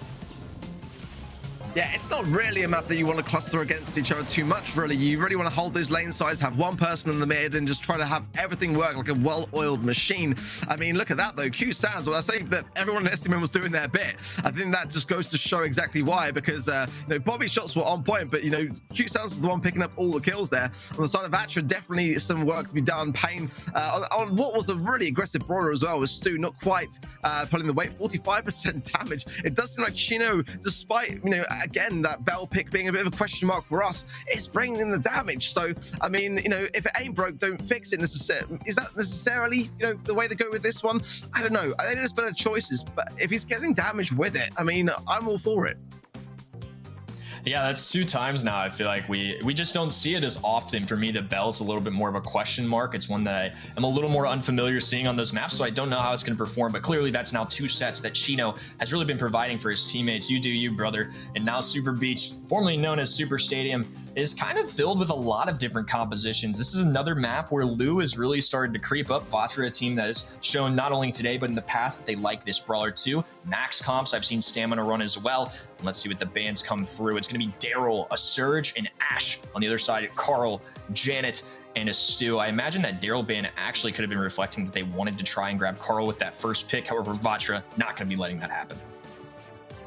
Yeah, I do love these bans, gotta be honest. I think the STMN are taking no risks by banning out the tankier options, and Vatra as well. I think wise to ban Carl here. It's one of his best maps, in my opinion. Janet as well. Fantastic to drop the base down and just really keep it there for the entirety of its duration. So picks going to be coming in shortly here as well, and yeah, I don't mind the Ruff's first pick here, to be completely honest. It has the ability to break those big all-important L walls in the mid, so definitely assume that that will be the case for Vatra, and they might want to then have something more in terms of range to be going forwards. Maybe even picking both for a mid here. I wouldn't be opposed to that either, and especially considering that STMN might do the same, it could be an idea to snap that one up. I think later on we could see the potential for Spike, simply because it is such a versatile thing to have on this particular map. Can shut down the lane sides as well, similar to the Gale idea already implemented there from STMN. Bonnie mid, I don't mind it, but it is a little bit of a risky one. It's just one of those maps that Bonnie has, you know, just a little bit less maneuverability than some of the others that are more longer ranged in style, but it's never a bad pick, to be completely honest, in the current meta. Yeah, I think that's good analysis of Bonnie. This is more of a mid-range. I don't necessarily think of sharpshooters all the time on this map, although they can do just fine. But, you know, Bonnie gonna have to deal with these walls a little bit more. I think that's why a brawler like Gale can always do well in the lane, or somebody like Spike as well, who's gonna be very versatile, like you mentioned, can do pretty well into just about anything. The life plant, still some good value. And there's the max pick that we were looking out for. Again, this is a brawler I've kind of seen the side of STMN play a little more recently. I think since MSI, this is a brawler whose stock I've just seen increase across the world. I think a lot of these teams get together, they try different things out, they scrim all day long for a couple days, they get some inspiration, they are coming back for the second half, and this really seems to be a brawler they've started to gravitate towards, and I don't mind it. I think it's a long time brawler that's done well on this map. I think you can synergize it with a lot of different things, and in Brawl Ball you can really get some quick offensives with that super. I really like it. I think especially now that Vatra has shown their cards with the Bonnie pick. Barley is a very underrated brawler here, to be completely honest. I mean, I wouldn't be opposed to an Ems to combine with that, but either way, the speed's going to go a long way against this Bonnie. But especially if OG just gets up into the spawn area, it's a very, very dangerous thing that can just easily lead to goals here. Vatra are going to have to be very cautious on whatever this pick is coming in, to be completely honest here. I do like this from STMN. They've got the speed that can really overthrow as well a lot of this comp, so some slowdown wouldn't be a bad idea at all here, gotta be honest. You know, I wouldn't be, you know, even opposed to like a, see, that's the M's that I was worried about. Yeah, that's pretty decent. Yeah. That's pretty decent, especially if you get it right up against the spawn. It can do similar things to what the Barley is trying to do from the side of STMN. So yeah, I think that both sides have got equal comps. I think that Vatra, though, however, do need to consider more so the prospect of having the Ruffs be breaking open as much as possible and trying to cycle those supply drops in, because ultimately the more they can do that, the better that Bonnie pick is going to be able to thrive under the circumstances. Yeah, wall break's going to be more important now than ever, especially with that Barley on the field, too. That's where he gets a lot of his value, and I think Chino at first could really struggle into that, but as RBM opens up the map, it might help them out. And to start things off, big gadget being popped and allow them to trek down this right-hand side. Cutesand's already forced to play some defense. Ball pass forward, RBM getting a nice connection. Super available, going to be able to pass that ball down the right-hand side. Cutesand scoops it up just in time, though. However, can't get it out of position. Vatra with an early goal. Yeah, a very, very quick one to that, but the speed straight in, allowing everyone to get into position here. But despite Vatra going backwards, everyone's pretty much full HP, and now Pain jumping in, yeah, and that's the perfect person to jump into. The Sticky Syrup Mixer is the wise gadget to have under the circumstances here, but again, you know, the fact of the matter is that STMN are still behind in the circumstances. They've got to get out the spawn a bit better and just slowly push up the map. It's a great thing to have Max to go on the aggressive, but you also need to have a bit more control. You know, Bonnie has got so much HP, and brawlers like Ems can be so suppressive. You do have to be patient with this comp at the same time to be able to be rewarded by goals. Yeah, we often think of Max as an aggressive brawler. However, they still have to allow for a little control, and they've definitely done a good job of starting things off. Cutesand's with a super, but no passing time. Oh, they had an opportunity there, and unfortunately, they get the takedown in the nick of time. OG as Max is going to be left standing all alone. Bobby having to force himself onto this left-hand side. Super being dropped as well. Area control doing his best to gain some of that for his team, and they're going to need it. STMN have a minute to go to find a goal. Great composure there from Bobby. I love it when players just stand in the same spot, and it goes a long way. But ultimately, yeah, I hope that STMN don't look back at that moment there and regret it. They need to get this goal here to make up for it, because that was definitely a bit of a miss here. Great position here for Bobby to keep the pressure on, and RBM as well, incredibly low. Can they get this goal? They've got to phase shifter in, exactly that. And whew, bit of a lifeline still for STMN, but this one is far from over. Yeah, especially as overtimes and things like that approach. It's only gonna get harder for Bobby. Speed going through though. Chino has a super available. Can be great for getting some area control. Pain diving in. Phase shift coming in from OG. Takedown available in RBM with the pickup. It's gonna be a goal for Vatra, and now they have forced the first match point.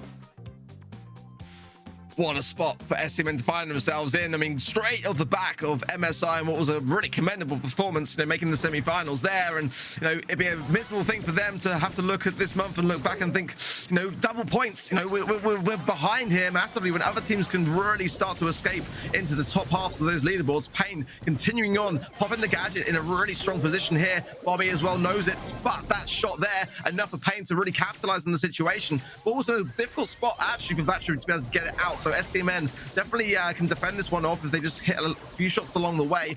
OG, yeah, in a bit of a tough spot on that right-hand side. Everyone on the side of Vatra low, but surviving on. Yeah, and we've been seeing an uptick in the amount of times OG's been playing Max for this team. I've been really impressed with it. He's been forced to make some really good plays here today. He's going to have to come through once again. This is the scariest it's been for STMN. Takedown onto RBM. Good one there for Cute Sands. Has to take advantage of those big time stuns to really get some value out of the Gale, especially when not going into any, say, tanks. I know Pain has a lot of HP, but I don't necessarily think of Bonnie that way as an up-close brawler unless she's in that assassin form where her HP goes down.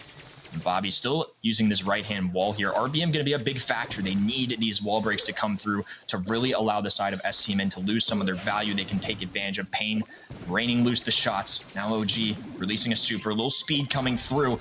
Right now it's STMN trying to find any opportunity to push forward. OG's got a snatch for the ball. Oh, bit of a fake shooter, not quite, but Q-Sands comes in, picks up the pieces, and Bobby will not hesitate to score this. 1 minute on the clock, but again, I love that positioning power there for STMN to hold on to. Now, if Vatra can push back, the time is not going to be on their side, and STMN have got to avoid an overtime situation here. They've got to start to take this one a bit slow now, but again, Vatra are not going to want to play it that way whatsoever. Good break there from RBM, and that is going to lead to the goal, and 40 seconds now for STMN to realistically respond, and this has just got a whole lot more interesting. And STMN have to perform here. Obviously, their tournament lives are on the line, but also this comp, not the best in overtime situations. Stun coming in from Cute Sands. Pain now forced to play some defense. OG with the pass forward. Cute Sands gonna be weak, but a pushback available. OG being slowed, but it's not enough to kick through, and they've tied things up. We've got a double match point in our hands, and we may be seeing a third reverse sweep on the day. It wouldn't be the third game of the quarterfinals of having every previous scoreline go to a 2-1 without another 2-1, and not just a 2-1 at that, but either way you look at it, one team's going to win, right? But it's going to be a match point situation here. The pressure cooker, though, really is mounting up for STMN, and this is where their experience and knowledge has really got to shine through, because they're used to being under pressure, probably arguably more so than Vatra now. So the question is, can they hold on long enough to be able to go through to the semis, or are they going to be having a serious upset here today in the NA region? Well, this is looking really good for Vatra. A walk-in through. Bobby was too low HP and not enough damage output. And they're going to be asking a lot of STMN and the teammates. Now Cute Sands really forcing his first time with the team to perform here. Fighting against Chino on this left-hand side. OG taking to the mid. Gadget going down for RBM. Speed going through. Bobby once again going to be weak as RBM going to be flanking on this right-hand side. Pain and Chino taking command of the mid as Cute Sands forced to play defense. Bobby throwing down a super. Now the team is getting desperate. RBM still forced away, and he's actually going to go down there. A little bit of a misstep. Could be a saving grace here for STMN, continuing to play some defense. Yeah, OG shotting not far away from super, now gets it, and that's a perfect time. Q-Sands pushing forwards, has his as well. All this utility has got to come into play here from STMN to score this goal. 1 minute soon on the clock, and yeah, Pain jumping on Bobby there, but the takedown is there. Pushback from Q-Sands, but no stun there. Not quite. Chino just a bit too far away from the wall, but RBM powered up, and that's the threat. More speed, but again, time not on STMN's side. They've got to score this. They've got to start to give themselves that momentum push, that force through that they need. To be on the side of Chino as well. It's going to be a good thing to have on the side of Vatra on that defense, and they are just doing so well at doing so. Yeah, that's a huge takedown in the Colonel Ruffs. Pain still left standing, recharging the HP, and Chino doing a great job until that moment when Cute Sands used the super. Big stun coming through, and they're going to be going through the dash. A missed phase shift, though, a little misstep, and it's actually going to be a huge consequence here for STMN. Great opportunity to try and get a goal, and now with 30 seconds to go, OG is forced to use his final gadget. Things looking tough here for STMN. Yeah, that really was the moment. That was the moment realistically here that I feel STMN may live to regret. 15 seconds. It's not impossible, but it is looking increasingly unlikely. Big shots from Bobby, 10 seconds. It is still possible. Chino, though, hanging on for dear life there. The jump in from Pain as well is just going to ensure the defense, and that is going to be it. STMN do not go through to the semis. It is Vatra Gaming today all over. And now this bracket and region has really opened up. Pain celebrating, and he's deservingly so. What an intense matchup. And he's actually holding on to the Rivals jersey. Very tough stuff. I think he has a lot of respect and is showing that there. And again, major kudos to Vatra. STMN performed really well, coming off of the MSI, doing a great job. And you know how seriously they took this too. They're all together, grouped up for an in-person event. You knew how tough this was going to be. And now the regional leaderboard is going to be very exciting to look after the finals today. That's respect before just throwing the jersey onto the floor. No, you're right. I mean, this is the thing about this region, though, that I love, is that everyone has a lot of respect for everyone. And, you know, we said this going in, and, you know, despite our predictions, of course, you know, going with the front runners as opposed to the underdogs, you cannot count out Vatra. And today, when it matters most, they got the draft absolutely on point, and the plays followed along the way. I would say Vatra won fairly, you know, in my opinion, and was a deserved winner, because when you looked at the amount of opportunities that STMN did create for themselves, there was a lot of fumbles along the way, especially in Brawl Ball. So I feel like, you know, Vatra have earned their spot, and the stats, you know, despite being slightly on the lower side, maybe in some respects, especially compared to Cute Sands, you know, again, you know, they made it count, and ultimately, you know, especially in Brawl Ball, it's a tough one to be able to realistically you know, keep your control, keep your aggression going the entire way through, but they just had a solid defense throughout. Yeah, I'm continuing to be more impressed with this Vatra Gaming gameplay. And when picking an MVP too, it's Pain. And I think that makes a lot of sense. I understand why the people voted that one. Good amount of kills, high DPS, constantly converting for his teammates. I think overall, a very impressive performance from Vatra. And again, STMN, I still foresee continuing their domination in this region. They are still a very solid roster and have done some good stuff overall. I'm sure we'll see them next month perform very well again. But today it is going to be Vatra getting the W, and this bracket is now wide open. The number 2 team in the region has been taken down, and now Tribe. Either way, they could have a tough opponent if they get past this one. But first, they're going to have to go through Obey Alliance once again in the BSC. Yeah, this is going to be a tough one for sure. Again, you know, Tribe Gaming NA, similar to STMN, fantastic performance at MSI, and really went all the way with SK Gaming. So Obey Alliance have got a lot to prove for themselves here. You know, they've had some rough results, let's be honest, you know, in monthly finals. So today, coming in, they're going to want to really prove their worth and show everyone why they belong to be in monthly finals. I think that Tribe is going to be a tough opposition for them, but as we've already seen today, upsets can happen, and especially in the quarterfinal stages. Yeah, in the best 2 out of 3, really anything can happen. However, this Tribe roster is pretty stacked. They're rolling with Livy, Zulon, and Tyrant, who now all have some extra MSI experience. I think that's especially big for somebody like Livy, who hasn't necessarily had that LAN exposure to somebody like veteran teammates Zulon, Tyrant, Corey, and he's actually the man on cam, getting prepped and ready to go. I expect good things out of him here today, of course, and they, you know, beat Reconic. They have a little bit easier of a time being the 1 seed in the region for qualifiers and things like that, but certainly Obey or no slouches. However, really good in the past against this team. You know, it was April when, you know, we saw this exact matchup yet again, and that will definitely be on the minds of Obey Alliance. RC, Real Canadian, Falcon, and Jigsaw, of course. They are a strong unit, there's no doubt about it. And again, they've faced against each other many a time over the course of the last few years. So we'll have a strong idea as to how it feels to be up against a team like Tribe Gaming NA. And, you know, but at the same time, Tribe are a team which do not underestimate their oppositions either. But there he is. Is that planting Javi? Okay, fair enough. maybe there's something going on in terms of their social media back and forth. Let's find out what the real story is there. What's all that about, RC? Go on. Yeah, I'm not sure. Maybe showing respect for Javi on his Blood Diamond days. But RC is certainly a great player right now. Falcon, one of my favorite players to see grow. I've seen him a lot in things like qualifiers and some of these monthly finals opportunities. It's been great to see him just develop and really show what he's got. Jigsaw, of course, a longtime player that's done well too.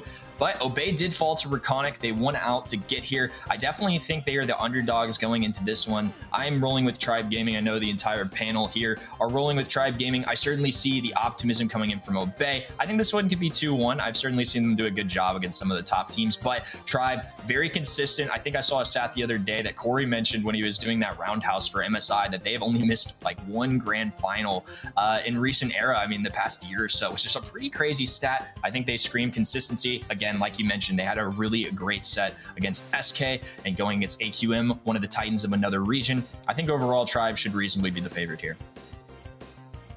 I think fairly so, but I'm also still rooting for OBA Alliance massively because I've always said to RC, like, that if he gets to Worlds, I'll give him a year membership on a certain subscription for music, and I'm still rooting for him. He needs that, and I'm willing to give it, but he's got to work for it. That's the thing. But if any time is the time to do so, it's now. Double points here could really be a huge boost for OBA Alliance if they just get it right with Sin again in the EMEA with a different reply totem, going from 7th place at the beginning of the monthly finals all the way to 2nd.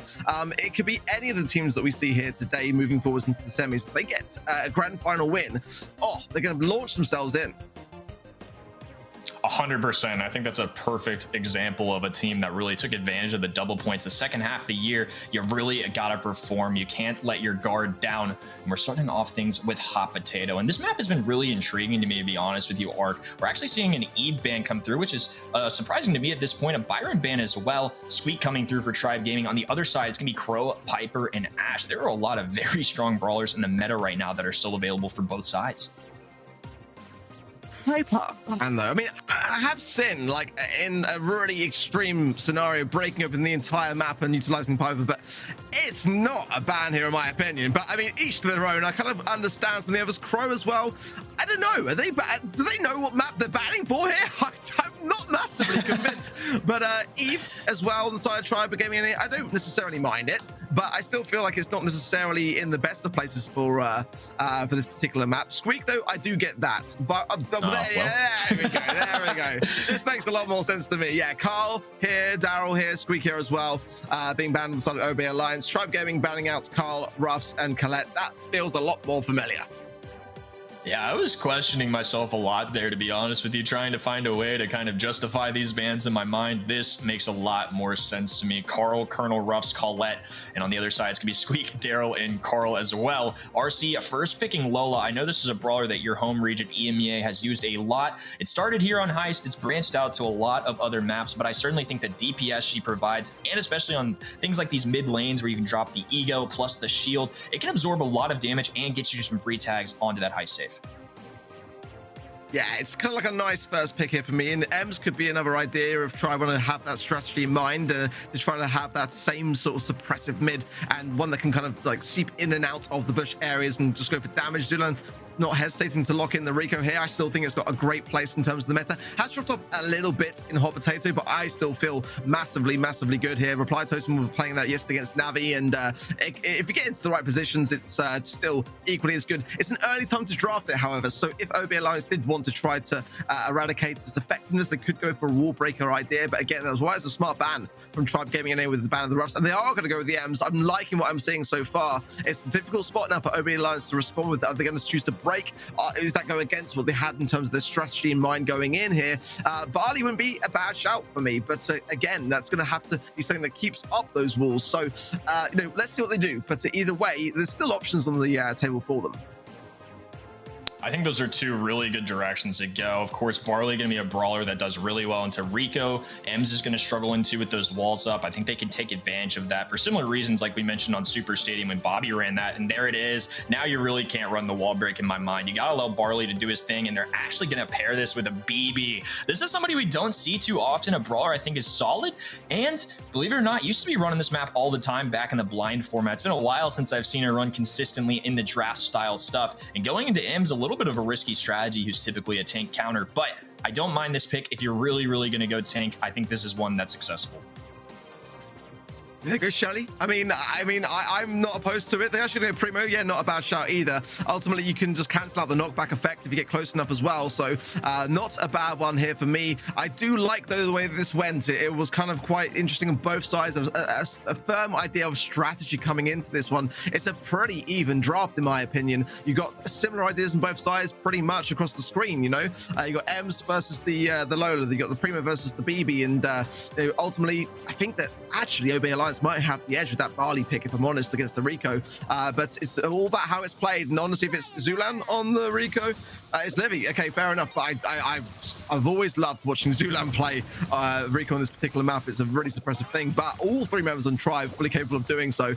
It's at the moment Tribe to take the early stance in the mid, and Tyrant just doing his little thing in the mid to try to avoid those shots from Falcon as both sides try to go in their supers. I really love this Barley pick too, the more I think about it, but I think El Primo is kind of a sneaky one here too, as Livy getting a big pickup on this left-hand side. But I think El Primo going into BB specifically is going to be really favorable. I think El Primo is a very slept-on brawler here, occasionally run in some of these tankier matchups, and does get a lot of damage done under that high safe, a lot of HP. I think he can be an absolute problem. As now Jigsaw going to be able to find a takedown to Tyrant, the counter, as well as RC picking up the one onto Zulon. And now it's the side of Obey Alliance with a lot of control. Tribe started off hot with some damage, but now it's going to be RC looking to use his super, and Zulon interrupting that very quickly, though. Good takedown there as Jigsaw trying to get on the action. That's going to be a double kill right there, 80% to 80%, and Tribe back in control in the mid. Yeah, lovely positioning there from Tyrant there, just to be able to evade those shots and just try a little cheeky bit of knockback. Not sure how much value would have got from it, but RC now incredibly low, and that's going to allow the aggressiveness of this mid with as Livy coming in and Zulan doing his thing. Falcon, though, is a bit of a saving grace as Jigsaw's trying to heal, but Tyrant's not been taken care of at all and is getting good damage on that save. 59% is all that remains now on the Tribe side, but will Jigsaw heal on the aggressive? He's going to get some swipes off, has the damage gear in play. Just the one for his troubles, though, as more damage continues to rain down on the OB Alliance safe. Yeah, El Primo just put in some good work there. RC hugging this wall, as he should. That's going to help give him a little bit of an advantage here. Shield gear going down for Zulon. Jigsaw going to fall here as well. And now Falcon, though, can rein in the damage along with RC. A benefit for both of them is how much damage they can do. The DPS paying off right now. They've now shredded this lead down. They're only up 1%. It's left the Tribe to hold on with 30 seconds to go. Jig's just struggling a little bit here, but you know why? Because ultimately his Livy is just protecting everything on that side of things. Tyrant, though, getting some good damage as well. Now, 17% is all they're trying to have to do. Zulan can jump in. He's actually not going to go. He's going to RC, tries to take care of him, and I think that's a wise thing to do as well, just to be able to ensure that he cannot be putting more damage on the safe. 1% left. Can his Livy finish it off? It's 5 seconds remaining, so I don't think it matters necessarily if he doesn't, and that is going to be Tribe Gaming taking it, but that was a bit closer than I think many of us expected, launching at home. And a sigh of relief there from his Liv, as he knows it as well. Yeah, that was certainly a really competitive one again. I don't know how much teams really practice these two comps. I don't know how often you really see El Primo and BB. Back in the olden days, you used to see it a decent bit, but it's been a while since they've been seasoned and regular on this map. To start things off, Zulon going to be dropping the asteroid. They're jumping in as well, and that shows why it can be such a favorable matchup into BB. That's the one that they want. And Tyrant forced to play against Falcon as RC going to be sprinting up the mid here looking for a kill. They're going to manage to find a pickup there. Falcon getting a couple shots in. Now it's gonna be left to Obey to own this control as Livy flanking on this left-hand side. Jigsaw just continuing to push though along with Falcon and RC. This is gonna become a base race, but a very favorable one for Obey Alliance. The damage is raining in and things are getting out of hand here for Tribe. RC still left standing. Falcon getting some good chip shots, and 8% is all that remains for Tribe Gaming to start off game number 2. Yeah, I wasn't a fan of his Livy just going forwards there and trying to commit to the idea because it put a lot of pressure on. But now Tribe are in a good spot. They can win from this position. Asteroid as well is an interesting choice. It's a bold choice there from Zealand because ultimately the more he breaks open the map, the harder it's going to be for him to have to push forwards in an aggressive position. Falcon though goes out with the ego now and pops the freeze frame as well. Not much left to do, and that is surely going to be... Oh, Falcon. No, still trying defending on. I didn't know whether it's going to be enough though. But who knows? Can Tribe now do the impossible? This would get absolutely crazy, but they have a really good chance of it. All three brawlers do a lot of damage onto that high safe. Good defense right now as RC's forced away, trying to gain any control he can with that super. Zulon with a lot of HP, although Falcon now has a lane on the right-hand side as Livy can be forced to play defense for both. And the BB bubble not quite connecting that either. There's still 200 damage left to go. It's going to be a close call. Zulon backing away, and Tribe, if they play a perfect defense, could certainly get this. Yeah, it's possible massively with an M's on your side, and Rico, here comes the damage. 10% left. Atari's still standing. Is Livy still standing? Tribe have gone and done it. Oh my word. Only 1% left on their own save, but they were able to hold all the way through. And as Livy as well, yeah, sighs of relief all round. But again, it wasn't random, it was calculated. Tribe held down and battened down all their hatches. Beautiful work, and just that cold exterior that they needed to bring the ice to the occasion. You love to see it. I'm with this, Livy. I need a drink of water too. That was absolutely insane, and it all can go down to that BB bubble barely being misconnected. I mean, it was 200 some odd HP, and they still managed to hang on. All three brawlers have the benefit of doing so much damage. They played a perfect defense, and it goes to show how disciplined this Tribe Gaming roster is. What a performance there in set number 1, and kudos to Obey, who came out hot and swinging in game number 2. This one, another really good quarterfinal matchup. But also, you know, what a thing to have to bring into the next set for Obey Alliance, because again, I mean, I don't know what the actual exact increments are when it comes to percentages, but 208 HP was what I seem to remember off the top of my head being left on that save. It may have even been less than 1%, to be completely honest, and it just only would have needed one singular barley bottle or just even like a small little star out of the ego to be able to do it. But again, try the perfect comp to be able to hold the control. Once they had the control, that was the thing. But my word, what an amazing way to start off this series. As yeah, Tribe will take the first sets, but it was not an easy one at all. It was Livy doing a ton of work, 47% damage for his team there, and 10 kills, definitely in my opinion the star player. But again, I felt like the early damage that was conceded on this save was the result of him going a bit far forwards. Could have spent maybe a little bit of time further back there, but in the end they made it work under pressure. So congrats to Tribe. They will take this first set, and definitely some big ego boost going into the second. Yeah, that certainly helps the confidence level, and despite the misstep, as Livy more than made up for it when you see those stat lines. And now we're going to Hard Rock Mine. This is a long time Brawl Ball map. It's about to be out of the meta here pretty soon when we get our new maps, but it's one that I find really interesting. I think 8-Bit is somebody that I look out for, especially on this map more than others, but also at NA too. It is a fairly popular mid. However, we do have some Carl action, some Bonnie. What do you feel the current meta is shaping up to be here on a map like Hard Rock Mine right now? I'm still a massive fan of just bringing in 8-Bit mid as early as possible when it comes to the picks, and depending upon what the bans will be, we shall see. But you know, for me, you can't go wrong with a Rico lane. You really can't. Carl as well, yeah, banned out for good reason as well. Bonnie banned out, Sprout, Janet, and Carl, Ruffs and Janet on the side of Tribe Gaming NA. I do like the bans, but yeah, Rico straight away. I actually don't mind an 8-Bit pick if you have coin toss as well. But clearly aggression on the lane side is what's on Obey Alliance's mind here. Will Tribe go for it? I wonder whether it suits necessarily their playstyle. There are other mid options, of course, as well. But you know, here so far, things shaping up nicely. Obey Alliance have a good first pick for sure.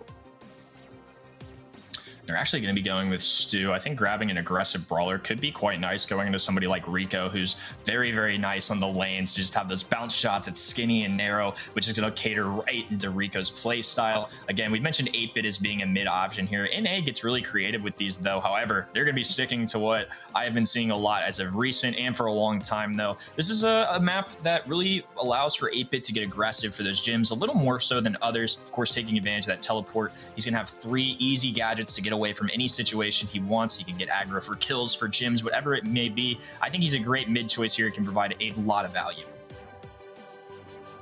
I mean, you know, I love the super pick here, but I was kind of questioning almost myself because I've seen teams like SK, which would always run it on Hard Rock Mine, sort of start to step away from it recently. And great to see it coming back from Zulan. I think it's a great counter to have. Leon coming in as well for the side of Obey Alliance in the battle. I don't mind as a mid necessarily under the circumstances. The ricochet shots will help out a lot. I wouldn't be opposed to a Sandy pick here myself, either, you know, considering that it can bring back a lot of the control into your favor. And it's a little bit of a rise back in Sandy in this particular map. But the Leon pick is definitely something that they've got to consider here massively on the side of Tribe Gaming NA. They have got then, you know, some defending work to do and some communication, of course, to consider when it comes to those aggressive plays from Obey Alliance. Third and final pick coming in shortly, and it's going to be Squeak. Yeah, it was sometimes easy to forget when you look through the bans and stuff that Squeak is still a very, very strong brawler to have to shut down these lane sides. And yeah, Tribe Gaming NA not hesitating to go for it, but I do worry a little bit still. If Obey Alliance can make this Leon pick work, then it's definitely going to be a thorn in the side of Tribe Gaming NA. They're going to have to really be on point with that in mind. Yeah, I think the lanes are going to be a huge factor to watch here. Squeak, obviously a very solid brawler in the meta right now. I like him. And of course, a comfort brawler for his Livy, one of the best to play him. I think if they can keep the range though with Squeak, I think that's a good shout. Leon, a very aggressive brawler. If he can close this gap, take advantage of his invisibility, his lollipop drops can do a great job here. As Livy though, putting his foot forward, and they're going to be getting a little aggressive on this right-hand side. Zulon immediately taking to the mid. Tyrant utilizing the speed zone as 8-bit, a very slow brawler in general, and Falcon closing that gap quickly, going to be going invisible here too, getting very sneaky. Tyrant now knows this as he's disappeared, and Falcon going to be lingering right in front of their faces. He's looking for a surprise attack, now going to get one, and as Livy barely staying alive, Tyrant and him are going to be able to take care of business though. 2-3, it's going to allow for Obey Alliance to take a small lead. Nice taps from Tyrant there, but again, this Leon pick is buying valuable time for Obey Alliance, and they have got a decent amount of gems under the circumstances. Zulan now marked up as well, but low. Tyrant doing his thing from the right-hand side onto RC and just keeping him away from that mid, but I do like the combo here. The plugged-in star power on the side of 8-bit, combining that with the speed zone and those speed gears, it really does help bring 8-bit into a very dangerous place. But now with those things going down, Jig in a great spot here to apply some pressure, keeping away those plugged-in star powers, and the damage boost is going to be a key strategy here for Obey Alliance to keep suppressing Tribe into their sport. Falcon now going to be pressed back. That's not a good thing for a Leon. Zulon carefully dodging a lot of these shots here, getting aggressive onto Jigsaw and going to be able to cycle that out. As Livy with the takedown too to help contribute to that. RC forced away. Not going to be able to stay up for too much longer. Zulon picking all of this up, still continuing to stay on the spawn side of Obey Alliance. He needs to be careful here. Good connection from RC, and he's going to go down. However, it does allow for Tribe to branch out. However, Falcon actually putting in some good work. Tyrant's not able to progress at all along with his Livy because of Falcon's effort, and now all these gems are going to be spilled out. Falcon going to be picking these up, 4 gems to his name, and they can walk away from this as Livy getting another takedown though, and there are trades going down on both sides. Jigsaw going to fall too. 500 HP for his Livy as Tyrant is back in action, and Falcon needs to be careful. He does stay up, and now 9-10 gems for Tribe Gaming. What a scrap. RC goes down. That'll be enough now for Tribe to be able to hopefully hold on to this. As Livy going super on the aggressive. He's got 4 gems as well, but it is just Falcon now, and I don't think he's going to be able to do much about this unless he can get, yeah, just everyone from Tribe hunkering down behind that damage boost for cover, and I think that's the wise call there as well. So match point now for Tribe. Can OB Alliance start to bring back this series, or is it all too little too late for them? I've got to say, the combo they had was working pretty well for the most part. I mean, it could have very easily gone another way there if Tribe hadn't recollected themselves and got back into the swing of things. But Zulan as well, I've got to say, big shout out to him in that game, because the way that he's able to peek around these corners and just bait out the shots whilst evading them is really something to be marveled at. Yeah, Zulon doing a great job on the stew. He's going to be weak here, though, taking advantage of his super, though. The mobility is insane. However, the shot from RC is just better. He's going to be able to pick up a takedown there. Jigsaw now able to expand to this left-hand side and put a lot of pressure as Livy forced to now hunker down on this right-hand side while Tyrant tries to branch out. Again, taking advantage of that speed zone, very important. The 8-bit turret going down as well. He's going to be able to take advantage of a little extra speed plus the boosted damage when he's in that cylinder. Bell now backing up a little bit. Zulon getting aggressive on the right. Lollipop drop going down, and both sides currently in a stalemate, each looking for more gems. Well, big taps, but Tyrant is marked up. There's the consideration. Good connection from Reslivion to Jig, as Zulan being super aggressive on the right-hand side. Could choose to break, but I think probably best not to be honest. Keep those lanes all nice and confined. Let's see as Falcon doing again wondrous work. Jig still not quite connecting as much as you would probably like, and the nice bounce cast from Jig is going to actually now keep him alive and also get a takedown. And Tyrant can't really do much here in this position here. If Jigsaw wants to go on the aggressive, he could, or he wants to stay in position, he can as well. Zulan, though, now pushing things forward, is going to put a lot of pressure onto RC here. Oh, and he just stays up for it. Generally still a try, but only just. Zulan was giving them a lot of problems on that top-hand side. The Falcon getting connected by his Livy. Super going through Tyrant with a perfect teleport, though, and now he's going to put his turret in a more aggressive stance. Bell being forced away. Tyrant picking up another one. Doesn't even need a gadget to get out of this situation. They're going to be walking away and instigating a countdown. RC being tagged by his Livy. Takedown by Zulan. It's just Falcon left standing with little HP. Speed zone available for Tyrant. And Falcon the only one available to get a kill, and he's going to go down. That's going to be a match for Tribe Gaming. GG's to Obey Alliance, and that is how our quarterfinals are going to wrap up. I mean, the score is going to be very in Tribe's favor, 2-0, but ultimately it was a lot closer than that. Genuinely, I think towards the end as well, if Falcon had just had a little bit more towards this super, it would have put Tribe in a very difficult spot because there was no damage boosters for the defense, and if he had Invisi Hill to hand, that could have been a different story again. But Obey Alliance genuinely had a great performance. We got our drafters. Yeah, we sent that Paul. Yeah, we feel you, mate. We feel you. Happens to the best of us, RC. It happens to the best of us, but I genuinely feel like they can hold their heads high today because some fantastic moments and some very close games. Again, despite that big 2-0 score and that litters the screen, I think the Obey Alliance did incredibly well for me today. Yeah, I don't even think their drafts were that bad, to be honest with you. Memes aside, I think they actually had a very good performance here. I was impressed with what I saw, and I think they kind of proved that they can at least hang with the big guys. You know, somebody like Tribe Gaming being tasked to take them on in a quarterfinals best 2 of 3, that's hard for anybody, and I think they held up just about as well as most teams would have. I think overall, Tribe Gaming looked great, though. They ran a comp. I was really impressed, particularly with the Zulan Stu plays. That was something I felt like we called out a lot there, but each player, obviously a huge contributor, and Tribe Gaming, no slouches. They're going to continue forward, and they will be moving on to our semifinals.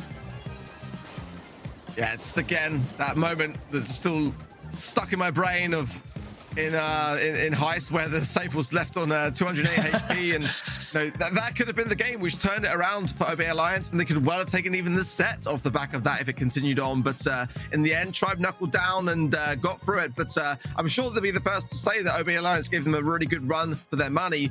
Everyone doing their bit, and you know, again, the drafts were on point, I felt, from Tribe. I agree. I don't think that Obey Alliance necessarily got out drafted. I think that there's sometimes limited choice of a mid when it comes to your opposition really just going in with that 8-bit pick. It could have been Obey Alliance that locked it in themselves. They went for the Rico again, which I'm not opposed to either. I think that that's a really solid idea. But nonetheless, who is going to be our MVP? You voted over at event.brawlstars.com, and it is going to be Tyrant. And yeah, I feel like that's pretty common.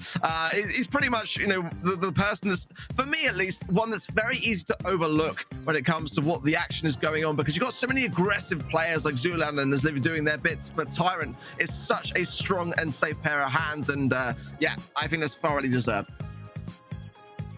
I do too. I think Tyrant very consistent for this team, mechanically gifted for sure, and certainly provided a lot of good takedowns and DPS. And that one, really impressive stuff overall from Tribe Gaming. We've had quite the day already. That's our quarterfinal 4, and we've still got 2 really insane semifinals matchups to determine a finalist. I don't know, man. This has been a crazy day. Coming into this, I was really looking forward to it. I mean, what are your takeaways so far in the day? How are you feeling? I'm feeling great, honestly. I mean, we've had some upsets, we've had some clutch moments, of course, and you know, semi still to come. This is what I love the most about the BSC and this region in particular, is that just when you think you know what's going to happen, something else throws the spanner in the works, and it just keeps everyone on their toes. And you know, for the first monthly final after double points coming into the equation, that is always only ever the most exciting prospect.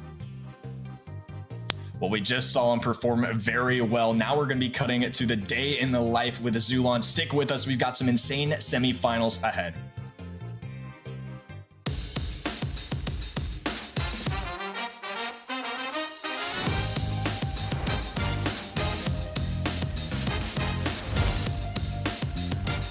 Hello everyone, my name is Zulan. This is my team, Tribe Gaming NA. We're here at the MSI in Sweden, and this is a day in the life of a Brawl Stars professional player.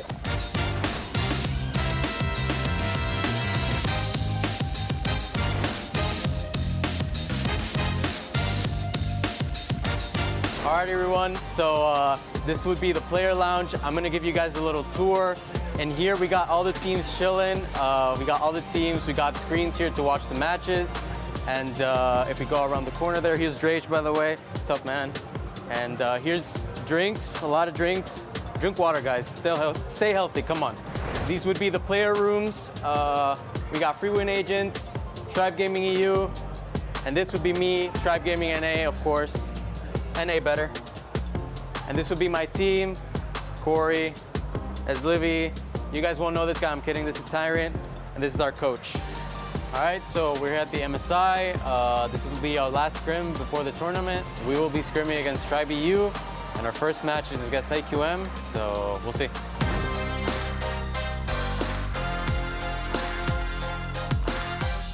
You see when I thought about Gene Max, that's why, because he's so fast. Hello and welcome to the 2022 Brawl Stars Mid-Season Invitational.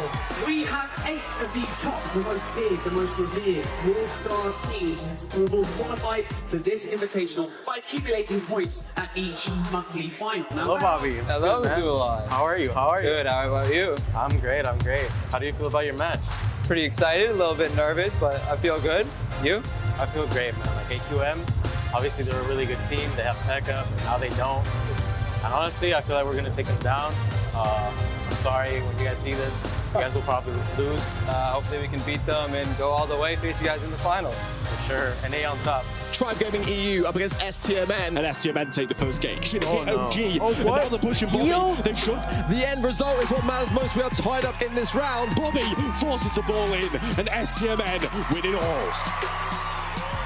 Tribe EU unfortunately lost. It's time for the North American boys to maybe give Tribe some hopes up, and yeah, let's try to win. Good luck, guys. Thank you. Played OG. Your turn, guys. Well played, man. Thank you.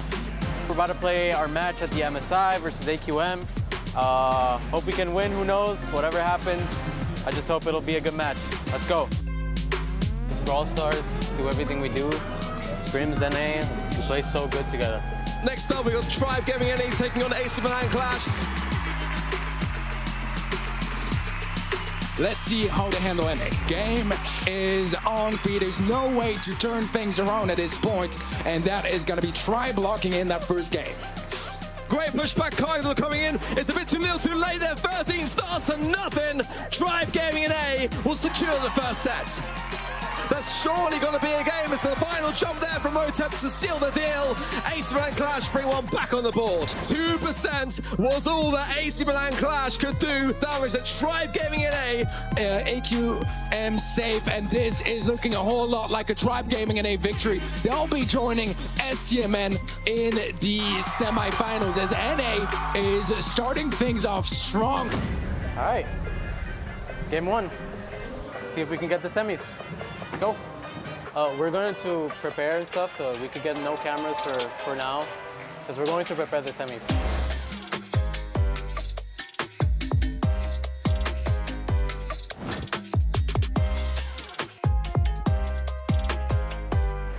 We're about to play semis, NA versus EU, match versus SK. Let's see who wins, man. Hopefully we can get it. Let's go.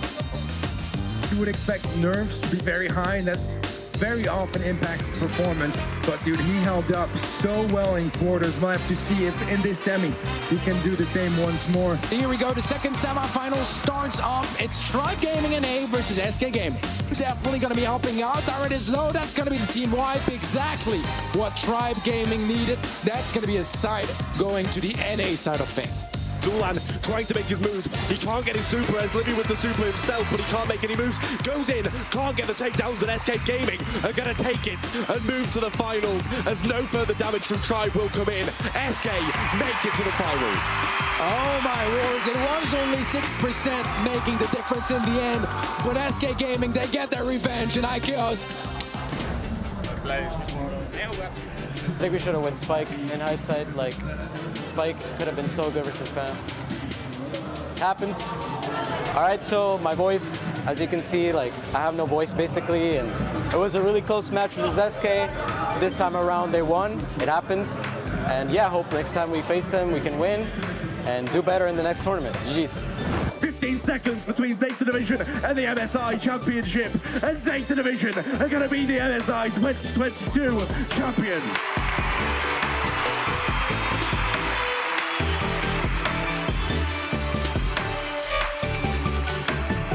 All right, everyone, that wraps up MSI.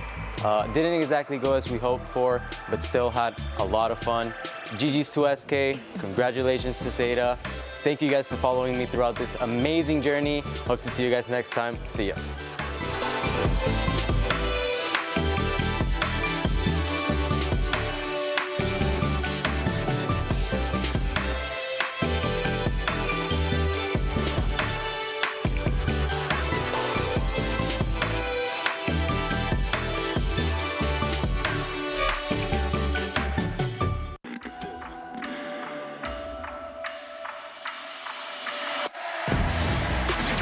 Welcome in to the Brawl house.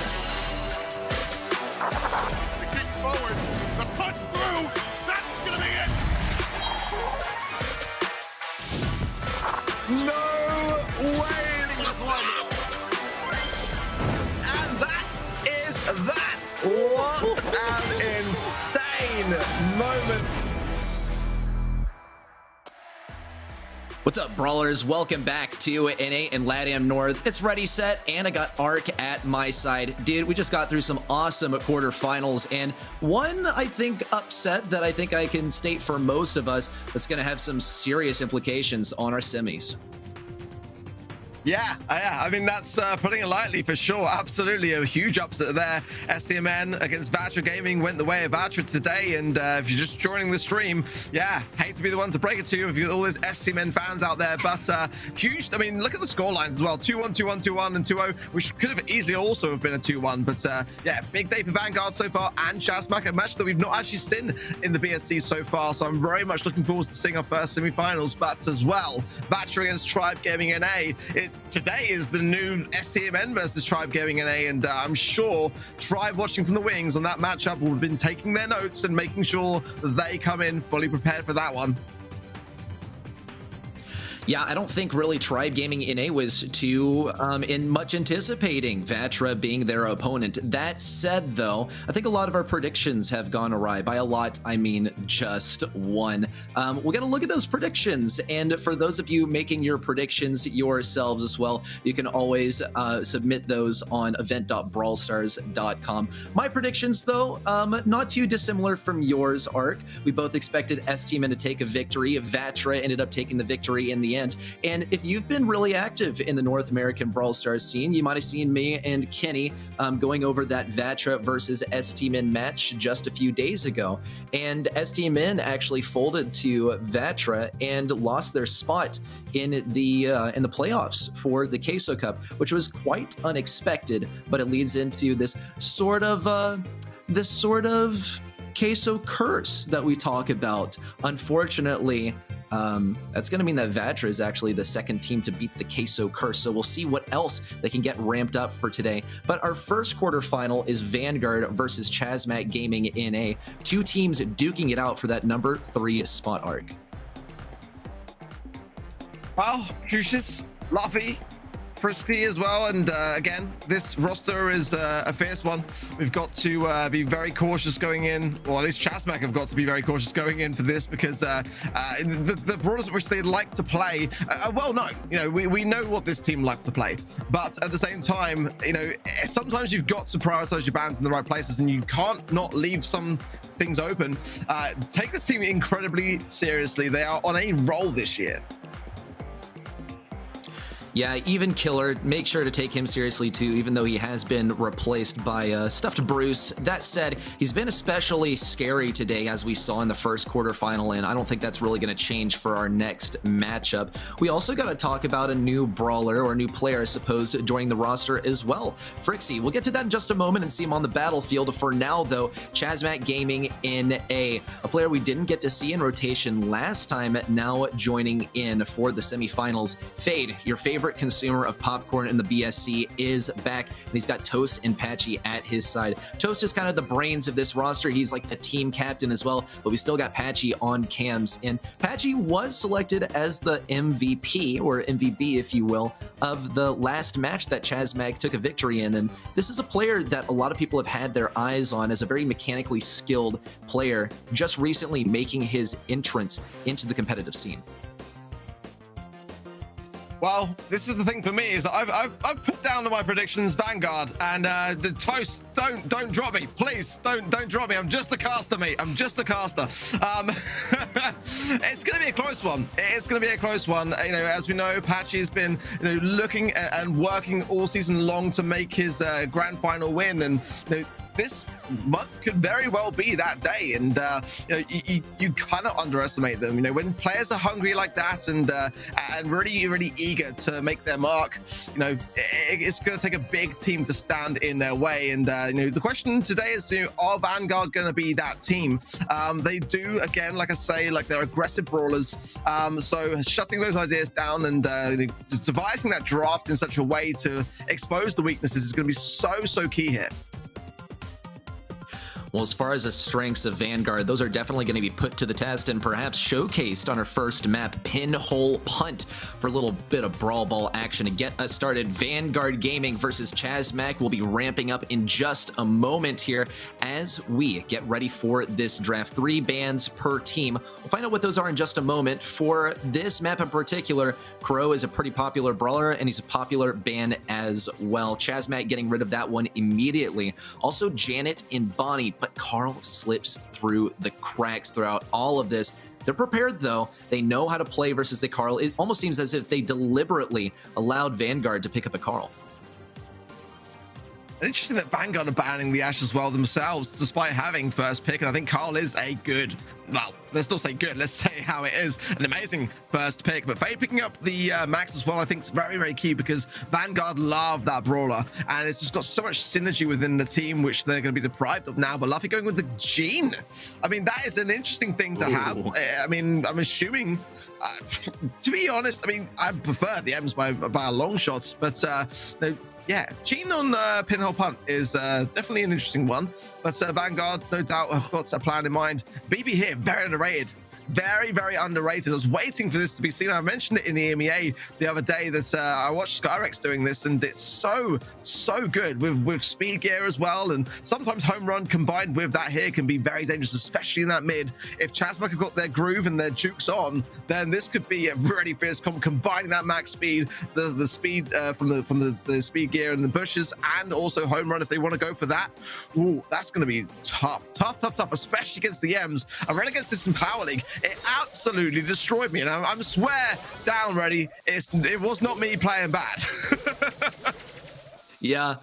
This brawler is so versatile when you take a look at her kit, and she can march forward as well. Already a friend zoner coming out for Bettiches, but it's not going to be enough. Oh my gosh, and a huge swing to take out 2 brawlers of Vanguard. Already a score for Chasmac Gaming NA. When you look at the draft, it's very clear that Chasmac wanted to pick up a tank because they had that final pick. They had the counter pick. In Vanguard Gaming, they were well aware, and they picked up a couple of the best tank counters, 2 of the things that could counter out Luffy, but they neglected to think of BB, and here comes a pass over. Patchy already slipping that one into the goal for a lightning fast victory. Only 43 seconds to snag that one, and already Chasmac feeling good about the BB. I'm reaching over already, ready to change out my predictions because I love it. I love the draft here from Chasmac. It really was the smart one. Like you rightly say, having that Gal picked early on, very, very crucial here. With the speed combined with the BB. I think that, honestly, Vanguard are going to have to do a ton of work to keep the control here. This could be the start of just that. The ball does hit. Petrushis will not hesitate to score that one off the back of it. And beautifully done there. A little bit out of position on the side of Chasmac, which, yeah, Vanguard rightly so exploited.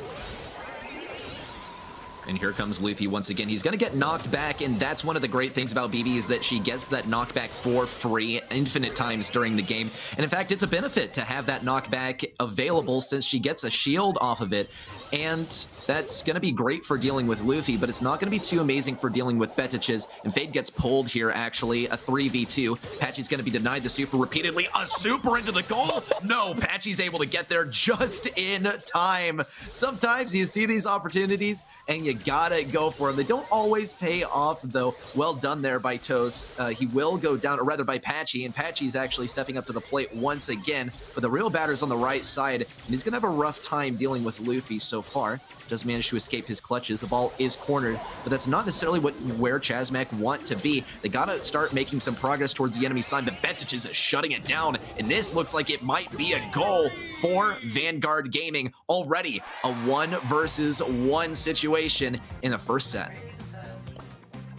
Yeah, great stuff there from Vanguard, and just playing it slow and patient and cautiously. I think they're very wise for them just to not rush that goal and have it be saved off the mark. And Luffy going in very, very early with the flying hook, trying to get that early advantage over to Patchy, and this Gene is working. I mean, I'm all for it. The healing puffs are obviously a great thing to have, and the knockback, especially when under pressure. So maybe I'm learning something new here today. Is yeah, so far, I mean, it led to the goal. It's got a lot of utilities. It's one that we don't necessarily see in a lot of other regions. But now, the moment Chasmac all clustered together and straight off the mark, that's not where they want to be. So Fade just trying to seep his way forwards on the left and Patchy on the right. And they've got to get out of this spawn area. But that's, again, why Gino is working. Patchy, they punished it more by a word. Patchy, slow down, man. Give them a chance. Oh, my goodness me. But Fade holds firm on the top right. A bit of a saving grace. Chasmac pushing the ball forwards.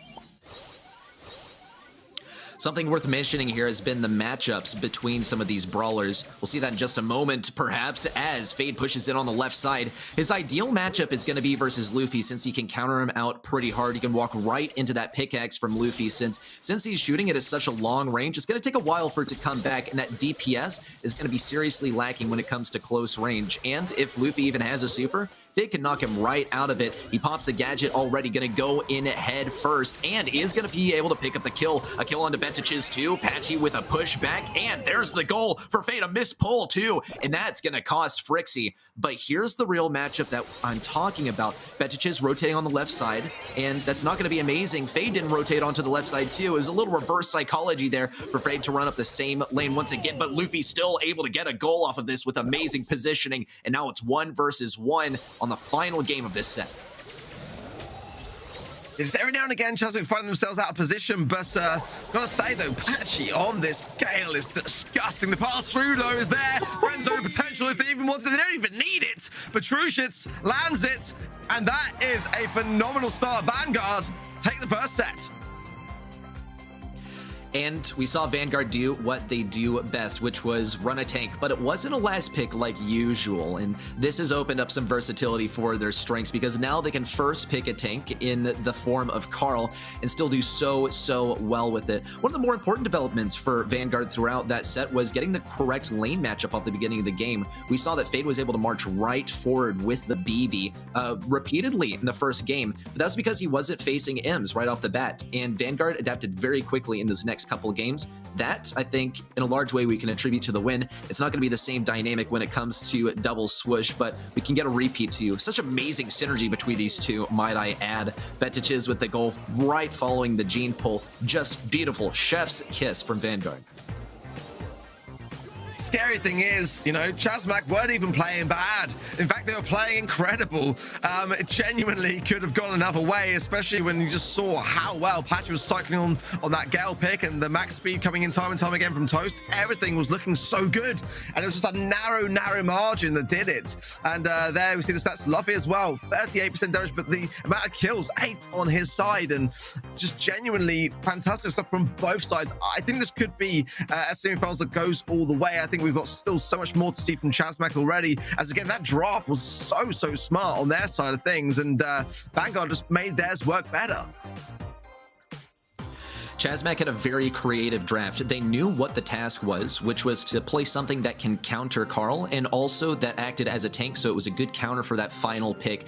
But the draft was too strong from Vanguard. They picked up some of the best brawlers on the map. They also snatched a couple of brawlers out of the clutches of Chasmac with that M's pick and with the Gene pick. They picked up 2 of the best brawlers to combo with Max, and that was genius. And by the predictions, it looks like a lot of people agree that Vanguard does have a very real odds of winning this. We're going to be moving into double swoosh for some more action, and some of the same brawlers can appear once again. If Carl doesn't make it through the draft, then we're probably going to be seeing Bo, and here comes the Carl ban too. I wouldn't be shocked at a Bo first pick, actually.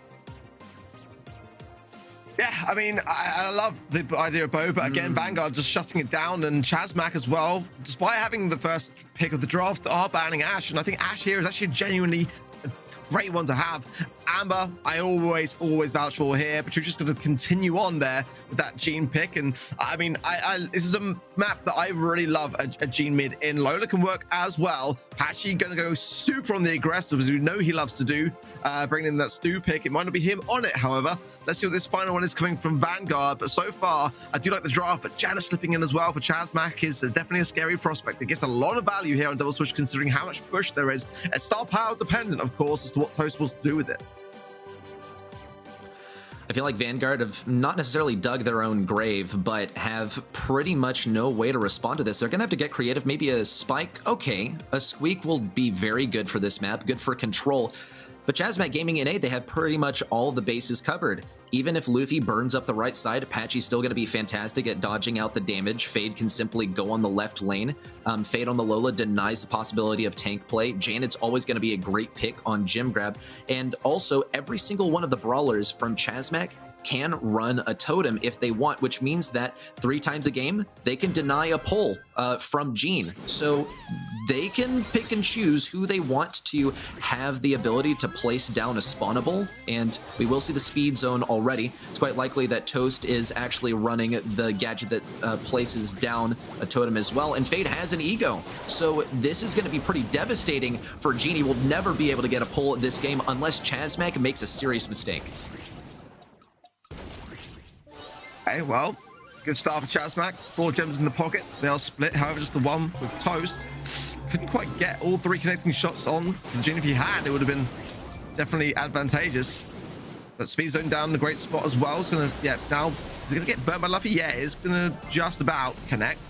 And Toast going again on the aggressive. Could get pulled here if he wants, or knocked back as well. 2 gems down now. And they'll be picked up quickly by Vanguard.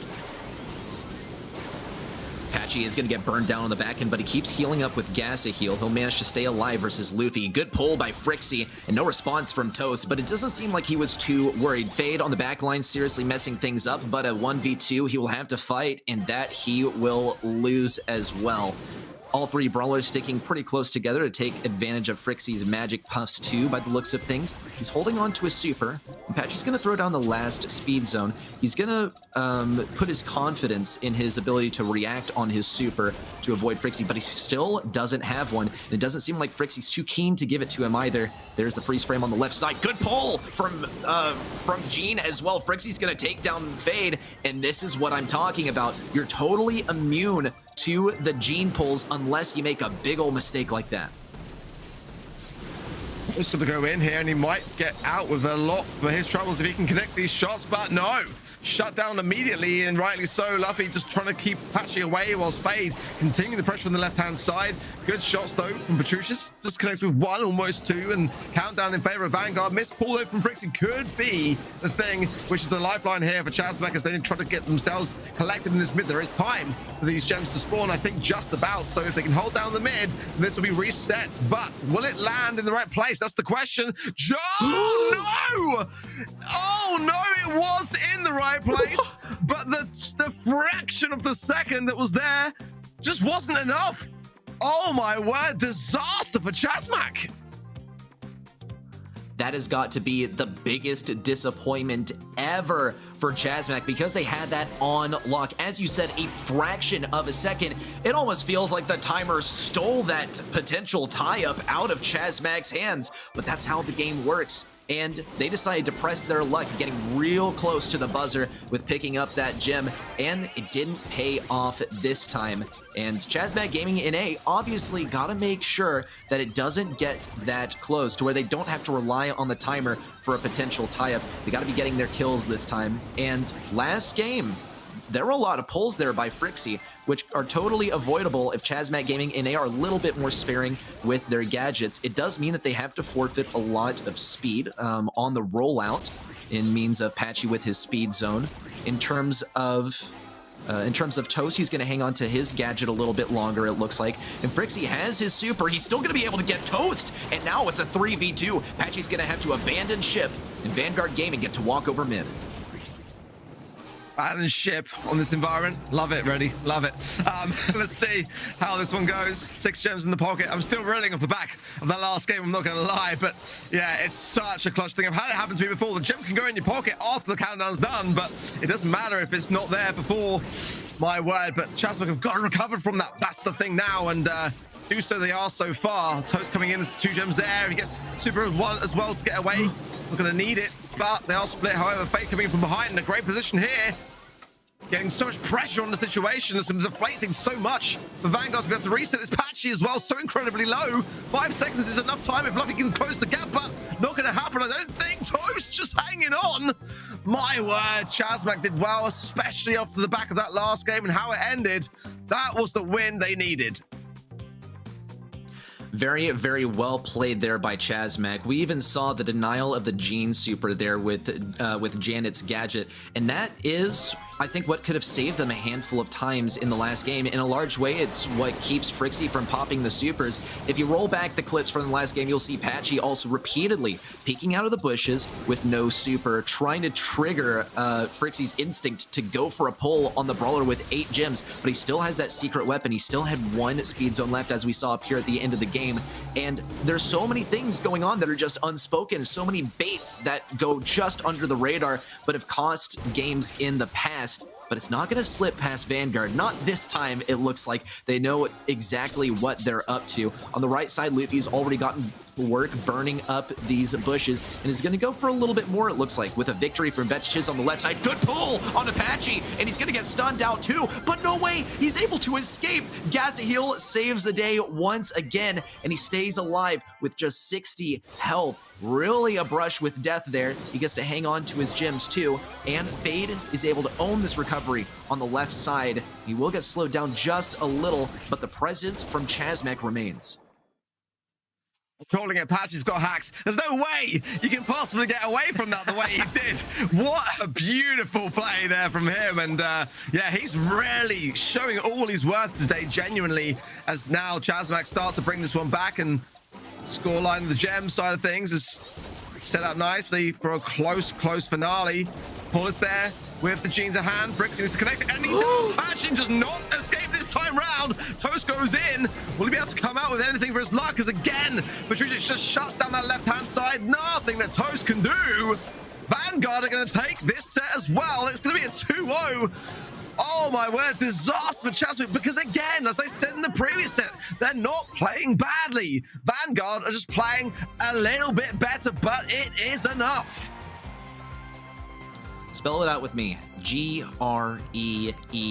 That was greed there by Patchy. He knew that he didn't have a super and he didn't have a gadget, and he went for the gym anyway, and Gene was ready for it. He immediately went for the opportunity to go for a max range pull and never doubt the ability of Vanguard to make that happen. This is Chasmac pressing their luck, and it didn't pay off, but that's going to be a lesson that's very tricky to recover from. It's probably deeply rooted in their memories now, and we'll also get a chance to relive one of the greatest moments, or perhaps most unfortunate moments of this match once again. Patchy was right there, ready for the gym. So was Toast, and it came out of the gym mine with just 1 second left on the clock. He was right on top of that, and it deposited onto him right after the game ended. So tragic, and seriously, Chasmac was very, very close to winning every single one of these games, and Vanguard Gaming took the win in the end. Neither team played badly. Some mistakes here and there cost everything, it seems. Literally saved by a frame or two at most. I mean, you're gonna get 60 of them in a second. It's just like insane how clutch that gem was, and just ruining the party for Chasmac in that respect. I mean, but in terms of the stats, I feel like they are more in favor of Vanguard. Definitely, certainly in terms of the kills across the board, ranging in terms of numbers, everything that Chasmac had on that side of things. The damage percentage is very high on the side of Fade as well, as you'd expect on that Lola pick. But ultimately, again, it's a team effort, and kills matter arguably sometimes more in gem grab to drop those gems down and provide the aggression that you need to go on to take the win. At the moment, Vanguard are on an absolute roll, and Chasmac are going to have to bring out so much and dig so deep to be able to turn this one around. It's going to take so much. If they lose a single game, they're up against the match point, and that is a really dangerous thing in the semi-finals, where the smallest of increments can push you into a grand final. They're gonna have to just literally not drop the ball at all moving forwards. A very challenging map for both of these teams, a very challenging set overall as well. We're going to be moving into Kaboom Canyon, though, to see if that can shape up. One of the biggest developments that we have seen in Kaboom Canyon over the last couple of months actually came from this region. Tribe Gaming NA, which we'll get to watch in a bit, sort of pioneered this Gale tank strat once again. It wouldn't shock me if it's banned out. No Gale ban, but Daryl is banned, and so is Carl. If the Gale appears, it's got to be in conjunction with some other tank, probably Ashe, but they're ample counters, and Vanguard definitely well aware of this. They have 6-pick, they have the ability to go for a counter pick, and they've banned out Colette. It's pretty obvious that they're going to be going for something tricky here. They'll start off with an Eve pick, though, and they'll look to combo it with something else, perhaps teeing up for the 6-pick. Chasmac Gaming do have the ability to counter this with a couple of picks of their own, though, and it's going to be quite easy to form a comp around Bell, who, mind you, also counters out tanks. It's a brave ban from Chasmac here with the Daryl, because ultimately Patchy was playing it so well today. I mean, it was a wondrous thing to watch him play it in Heist, and he's so good on it. So clearly a firm strategy from Chasmac here, as they want to maybe go with the safer ideas, and that could well be why, to be honest. Having the Bell here as an early pick, in the eventuality that Vanguard do go with a tanky idea with the Ashe into the mid, or rather than just going in with that Piper idea, means it's actually now Chasmac stand a decent chance. But the Eve here, I do understand. If anything, this is one of those maps that's similar to Canal Grande in that respect, where having a bit more maneuverability can go a long way. Bars is daring here. Daring from Chasmac, and doubling down with the Gale as the counter. I do like it, but it is risky. How Vanguard responds to this, I'm not sure yet, but this is a clear strategy in mind from Chasmac. It looks like Vanguard are trying to run this all long range, which was at a point a strategy for this map when Colette was meta. Basically, the way to counter out Colette was to play longer range brawlers in here. I wouldn't be shocked to see a Nanny, but we'll see a B, in fact, to try and deal with Fade in the early game.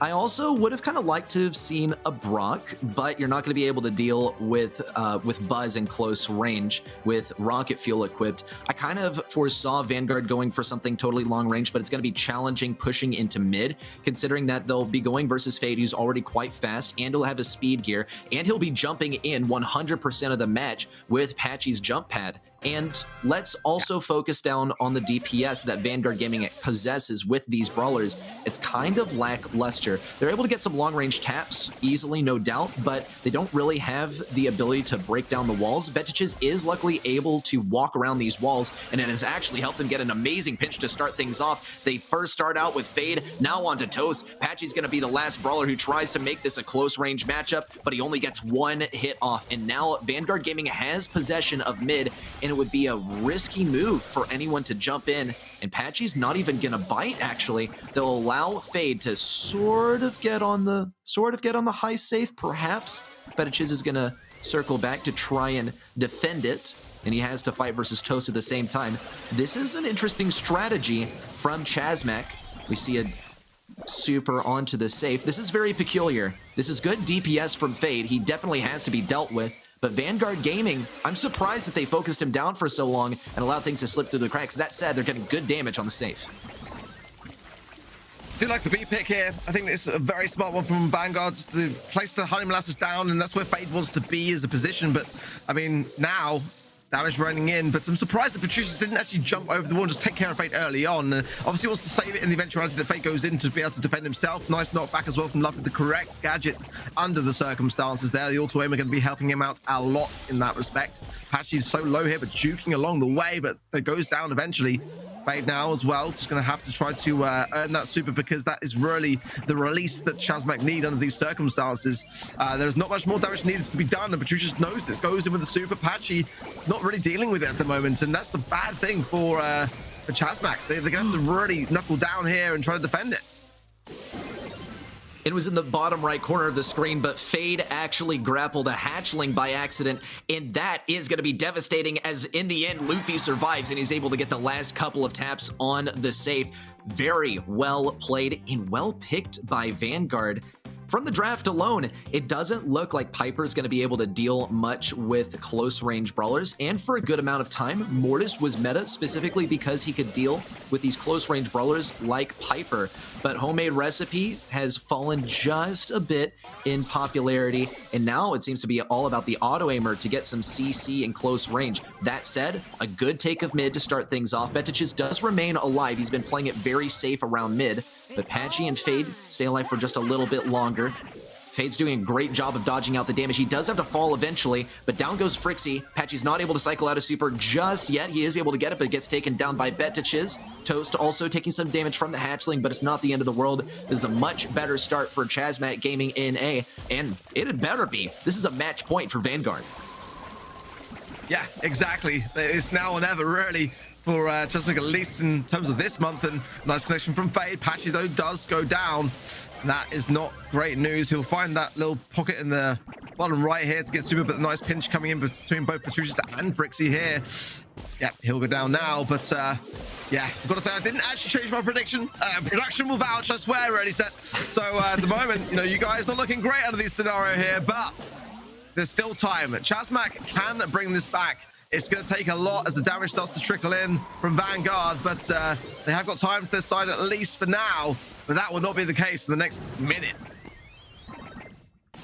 It looks like Vanguard Gaming saw this coming from a mile away. They knew that they were going to play into some kind of tank, and they were totally prepared for the task, especially with auto-aimer on Luffy. I think is very, very smart. From a spectator's perspective, it seems to be quite obvious, but a lot of people actually decide what gadget and what star power they're going to run when they pick the brawler. Luffy was able to adapt to some close-range gameplay or some long-range gameplay, depending on how things went. And Chasmac Gaming NA, they weren't really ready for this long-range matchup. Beautiful dodge there from Vetiches, denying Patchy the stun and any supercharge associated with it, but a push in from Fade could start things off pretty well for Chasmac Gaming NA. They don't have a whole lot of time, and doesn't look like Patchy's going to be able to do anything in terms of damage on the safe. It's all going to be up to Fade and Toast in these final few seconds.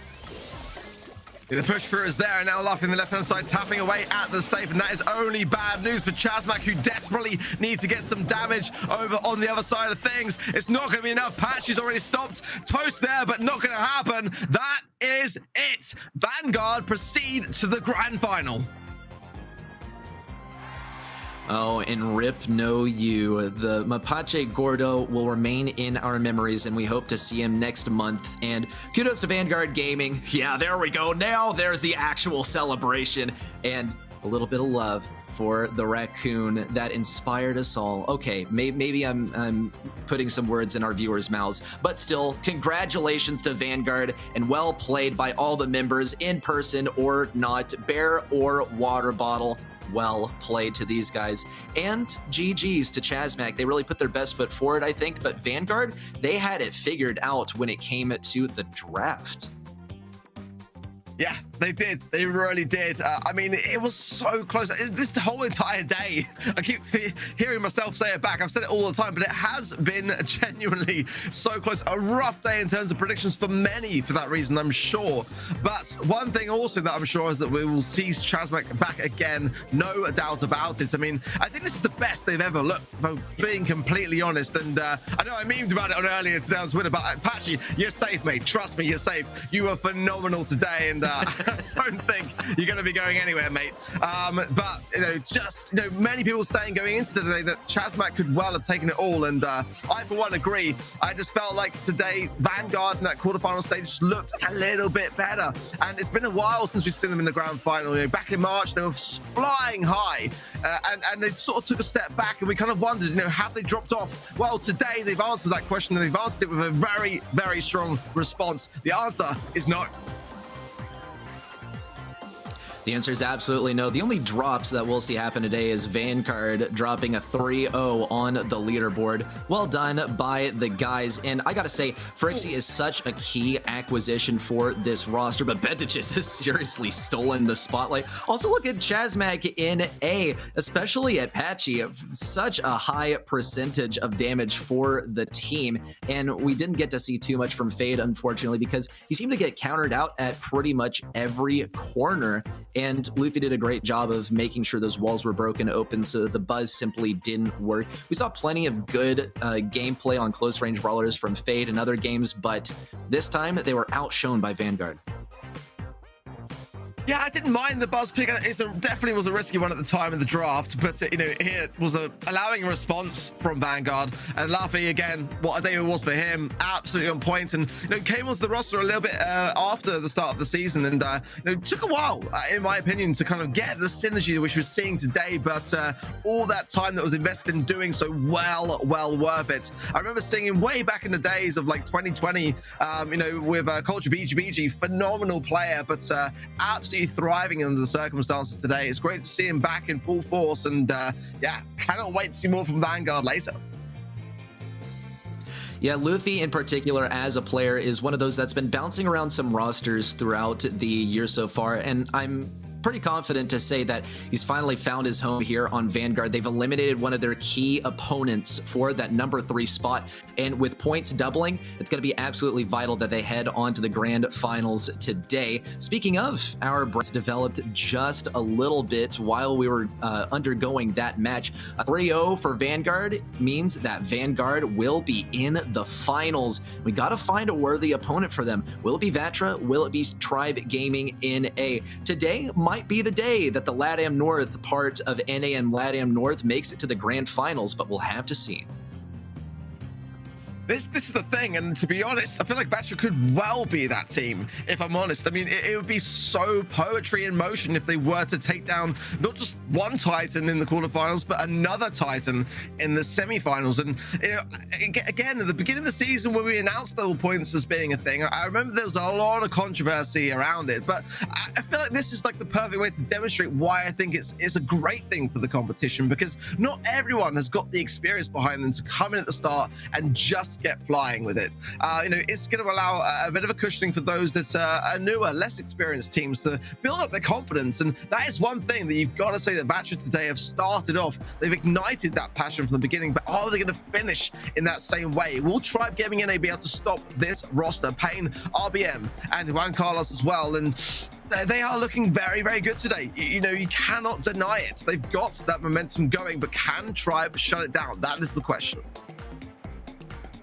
I had the pleasure of watching these guys shut down one of my favorite teams in North America. Totally not biased here, but well done by Vatra to take down such a fearsome opponent as STMN, I gotta say. And, well, there's Pain. There we get to see him. Now, we've seen plenty of him on cam today, and I'm sure that none of us are going to get tired of that. Still, though, Vatra has proven to be a very challenging roster to take down, and I feel like STMN's words a few months ago have now come to reality when they were asked what are like if you could name one up-and-coming team in the region that you're especially scared of, who would it be? And they named Vatra, and they turned up to be 100% correct. It'll be interesting to see if Vatra can take down this roster from Tribe Gaming. We saw towards the beginning of the year they picked up as Livy, and it proved to be a key acquisition for them. We see he's wearing the Squeak hat as well, and I'm so grateful for him that Squeak has now come into the meta. Zulon and Tyrant, no slouches either. Key players from the World Finals last year representing Tribe. No, you guys were thinking earlier. I thought, is the fourth player for Vatra today? Is it going to be Ark? No, it's not me. I promise. It's Livy, of course, getting set up again, and yeah, it was a rough start for Tribe today, to be honest. A very rare thing to see. A very, very close game, to be honest, you know, despite the scoreline, it being the only scoreline of today in the quarterfinals that separated the 2-1s. But I'm sure, no doubt, going into this one, Tribe will be having a bit of a slow and steady start as they start to build that pace. But when they do, oh my word, Tribe are so dangerous. And yeah, I think that's a fair... I mean, actually, is it fair? I don't know whether it is, to be honest. Looking at the way that Vatra played today, I actually go and say the opposite. I mean, it's fair in the sense that as a poll, you know, Tribe are the favorite. They're the big dogs. You know, this is the region which they've been dominating for a long time now, in my opinion. But I think when we look back at how Vatra started today, they deserved a little bit more, in my opinion. I completely agree. We'll see how they get it fired up on Ring of Fire. Already bans rolling through for both teams. And there's the Lu ban, a brawler that kind of entered the North American metagame on this map in particular, since he can occupy so much room. Okay, this is interesting. It's been probably an undefined amount of years since I've ever seen a Leon first pick, unless we're talking 2018 here when it was simply unstoppable. But Vatra Gaming, I don't think they'll be too challenged to find a response to Leon. The thing is that the things that counter out Leon also are not going to be amazing for Vatra to form a comp around, since Tribe Gaming NA has a couple of counter picks at their disposal as well. Typically, you see something like a thrower to take down his lollipop drop, and I don't really know how much value that's going to provide for Tribe Gaming in this matchup. Typically, you see it combined with a long-range brawler like Piper or Bonnie, but those are quite unlikely to appear today. Nonetheless, Pain will be burning up some of these bushes with Amber. RBM also looking for some wall break, considering that Penny is still available for a brawler pick.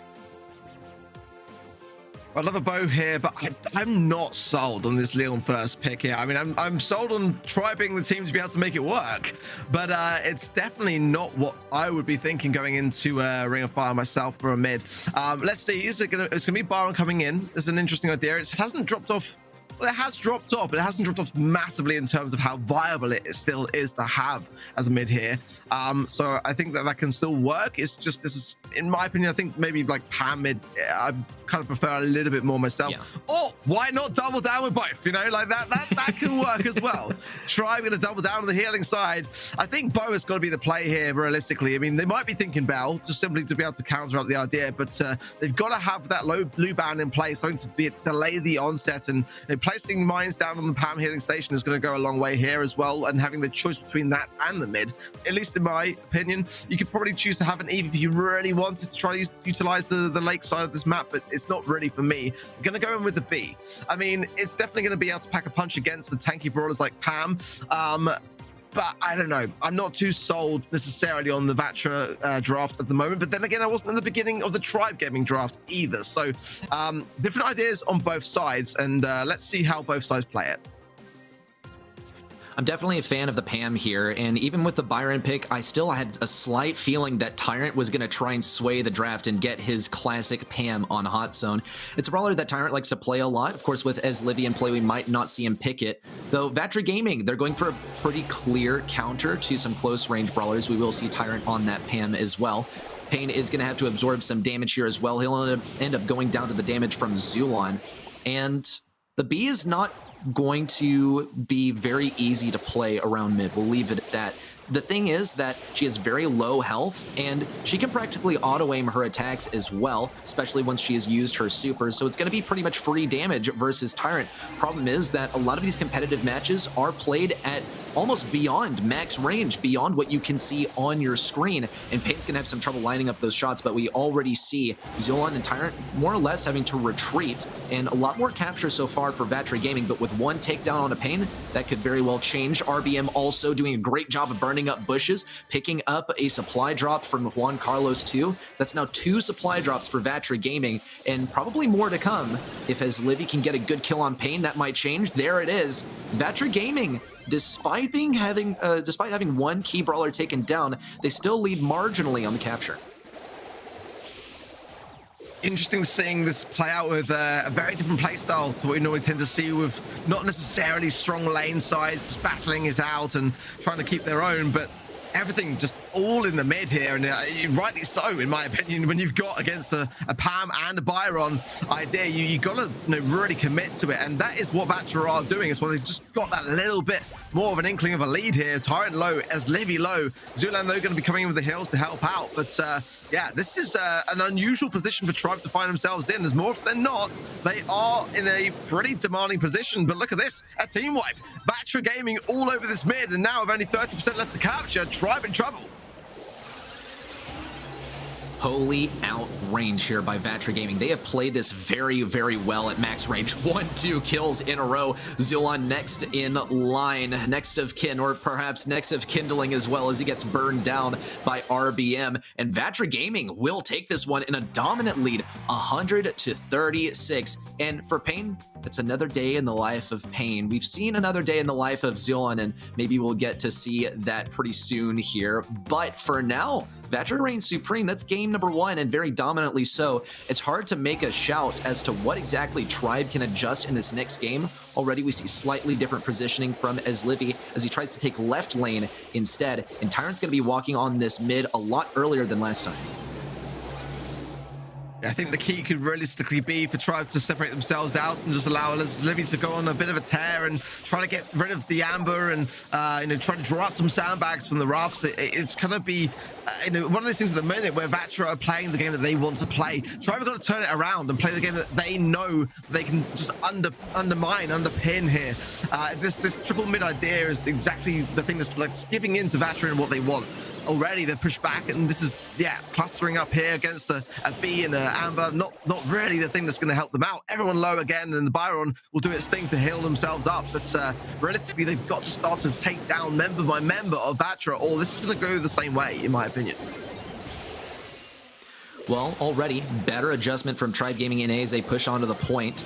It seems like Zulon has taken a more active role as a healer than as a damage dealer, which has seriously helped his survivability, though down go Tyrant and Eslivi on seemingly the same tick of the game, and Vatra Gaming will get to walk on this point once more. 2 supply drops for them, and it's going to be very hard to get rid of them. Juan Carlos will end up going down, so that'll be a good advantage for Tribe Gaming NA, but it seems like even from the beginning of the game with no supply drops in action, Vatra Gaming have still been leading, and they show no signs of stopping as they push the backline forward towards Tribe Gaming spawn. A kill literally in Tribe Gaming spawn as well.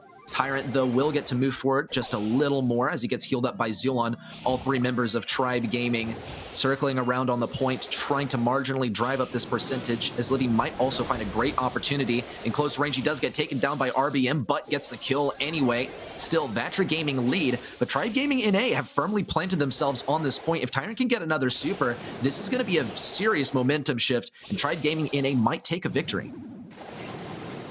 Yeah, starting to be a lot more cautious around feeding into Pain and giving him that amplified shot and just really focusing their jukes around it and their range around it. Eslivi, though, low, kills up from Zulan, throwing the splash out. Why not?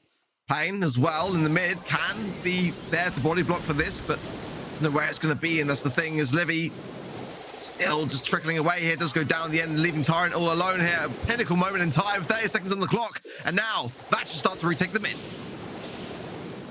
They might even bring it to 100% as long as they're careful. Tribe Gaming NA needs to put a stop to this, and they need to put a stop to it now. They got one kill, but Zulon falls, and that's their life force driving them onto the point. Down falls Tyrant next, and as Livy's still gonna keep on trying, but he won't be able to do it all by himself. A 2-0 for Vatra Gaming in the very first set versus Tribe Gaming. Very, very well played by Vatra. Tribe, they started to get comfortable, and that's not a bad thing. They started to get comfortable on the point. They had that anchor down in form of Pam Super, and they played it very well, but still, it proved that Zulon was very, very important to this team as a healer, and as soon as he went down, everything else fell as well. It was like dominoes falling in order, and that honestly is a good play by Vatra. They recognized the first point of weakness they needed to go for, and that's something that Tribe Gaming needs to play around a little more cautiously in the following sets. And they're just demonstrating that, you know, he can paint his nails just as well as he can flex his thumbs. At the moment, I've got to say, the way the Vatra are going, this is going to be the biggest upset, arguably, of the year so far. For a team like them, if they continue like this, to knock out not only STMN, but their biggest opposition along the way, Tribe Gaming. I don't want to jinx it, and if there's any Tribe fans in the chat, well, of course there is. Don't shoot me for saying this, but, you know, you got to see, like, that this really could be their month. It genuinely could. And I think Tribe, after that first set, know it as well. They've got to start to come together now, start to regroup. They've, you know, that was like kind of a different Tribe for me in that second game. They kind of gave in a little bit too much into what Vatra were looking to do, and the kills would say the same. 10 on the side of Pain, 5, Juan Carlos and RBM with the 6 there, and that even the lowest of the score lines was more than the greater of the on the other side for Tribe. Percentage damage as well, super high. RBM 42%, and that's pretty close to what Tyrant was doing as well. But, you know, considering the situation, this is not where Tribe are often finding themselves to be, and that's the question: how can they get out of this hole? Going into pinhole punts for Brawl, they've already got to adapt a different kind of strategy against a team like Vatra, because at the moment Vatra are running away with it. They seriously are, and Vatra, once again, they got Pain on their roster, and Pain seriously brings a whole lot of heat when it comes to tanks. Tribe Gaming, they know it, and they know it well. Down with the Ash, out with the trash, out with the Squeak, too. One that, as Livy would certainly like, because Janet's going to be that much greater of an asset, and no max, no speed allowed for anyone in this game. And that's going to be quite important here, because it's going to lessen the value of a Crow pick, and clearly, Tribe Gaming NA didn't want to go with that for their first pick, and they don't want to face against it. It's quite irritating to deal with. It's more than shutting down max. It's a lot more. Crows in general, a very good brawler for dealing with tanks. Tribe, they don't have last pick, but they know Vatra does, and already they're going to be bringing out the Carl. Tribe Gaming are going to have to get inventive, perhaps, with a brawler that can deal with the tank, but is still able to fare pretty well on his own. And I don't see a Gale anywhere. I also don't see a Colette anywhere. Colette's definitely going to be the backup brawler in case Gale is picked up right here and right now by Vatra Gaming. There's still other viable brawlers to be picked up. There's the Gene, which would be a good counter versus Carl, I will say. But still, Tribe Gaming can pick up a couple of counters versus Gene. They can pick up a Gale for themselves. It's not looking too shabby on either side. I would say it's a very even draft, but Vatra still has a counter pick, and they might even go for a Daryl. Well, I personally prefer the Carl first pick here, but try going for the Janet. It's not a bad one at all, let me just say. But, you know, realistically here, Max go a long way against the Gene. I wasn't necessarily massively sold on the Gene earlier on today, but it did do the job. And Gale coming in, that opens up some doors. If Tribe then want to go in with the Daryl, they absolutely can. I think that's probably what they should do under the circumstances. It's going to cause a big problem for Pain as well, and that Gene to really land those pulls on the right player. You know, land a pull and the Daryl is not going to do much at all. Now, are they going to go for it? That's the question. But a tank would be an ideal thing here for Tribe. They've got some good range to their hand and a solid counter to it. I think it could be an idea if they want to utilize a lot of that mid area of the bush to be able to hide themselves away. And there it is. Makes a lot of sense. The Tribe Gaming draft here really showing some legs. M's. That's all I gotta say for Vatra Gaming. I think that could be a very good brawler for them to pick up. It's gonna have to stay away from Livy as much as possible, but it'll still be able to take good advantage of these bushes, considering the only person here who can break walls or even bushes is Gene. And I can almost guarantee you that that's not going to be unless they are at the enemy goal and they are trying to accelerate something. But they are going to go for the Crow pick finally. And Crow is good versus tanks, and he'll be able to reliably tag up Livy, since Livy is going to be trying to get in close range. He'll be able to tag up Tyrant while also remaining relatively safe. The only one that outranges him is going to be Zulon. So Juan Carlos is not going to be in too much danger. It's very likely that Zulon focuses him down. RBM can also choose to play things long range. He's going to be great versus Gale in long range, and it wouldn't shock me if RBM decides to 100% hammer down on the long-range Carl build, where he goes for the first gadget that throws flames along with his pickaxe, and then he also goes for power throw. We'll be able to tell, and yes, it looks like he is going for power throw by the speed of his projectile, and Tyrant is going to get outranged here. He's also going to get pinched between RBM and Pain. So far, though, Vatra Gaming can't advance too far up since Janet has dropped her gadget, but it's not going to start RBM, who's going to set to work already, getting rid of his Livy. Oh my word. Oh my word. 25 seconds gone and Vatra have already scored. I mean, the Carl is the perfect brawler to stay on this barrel, to be honest, and that's the thing that Tribe now have got to put into their minds and go, right, please, Tyrant, stay away.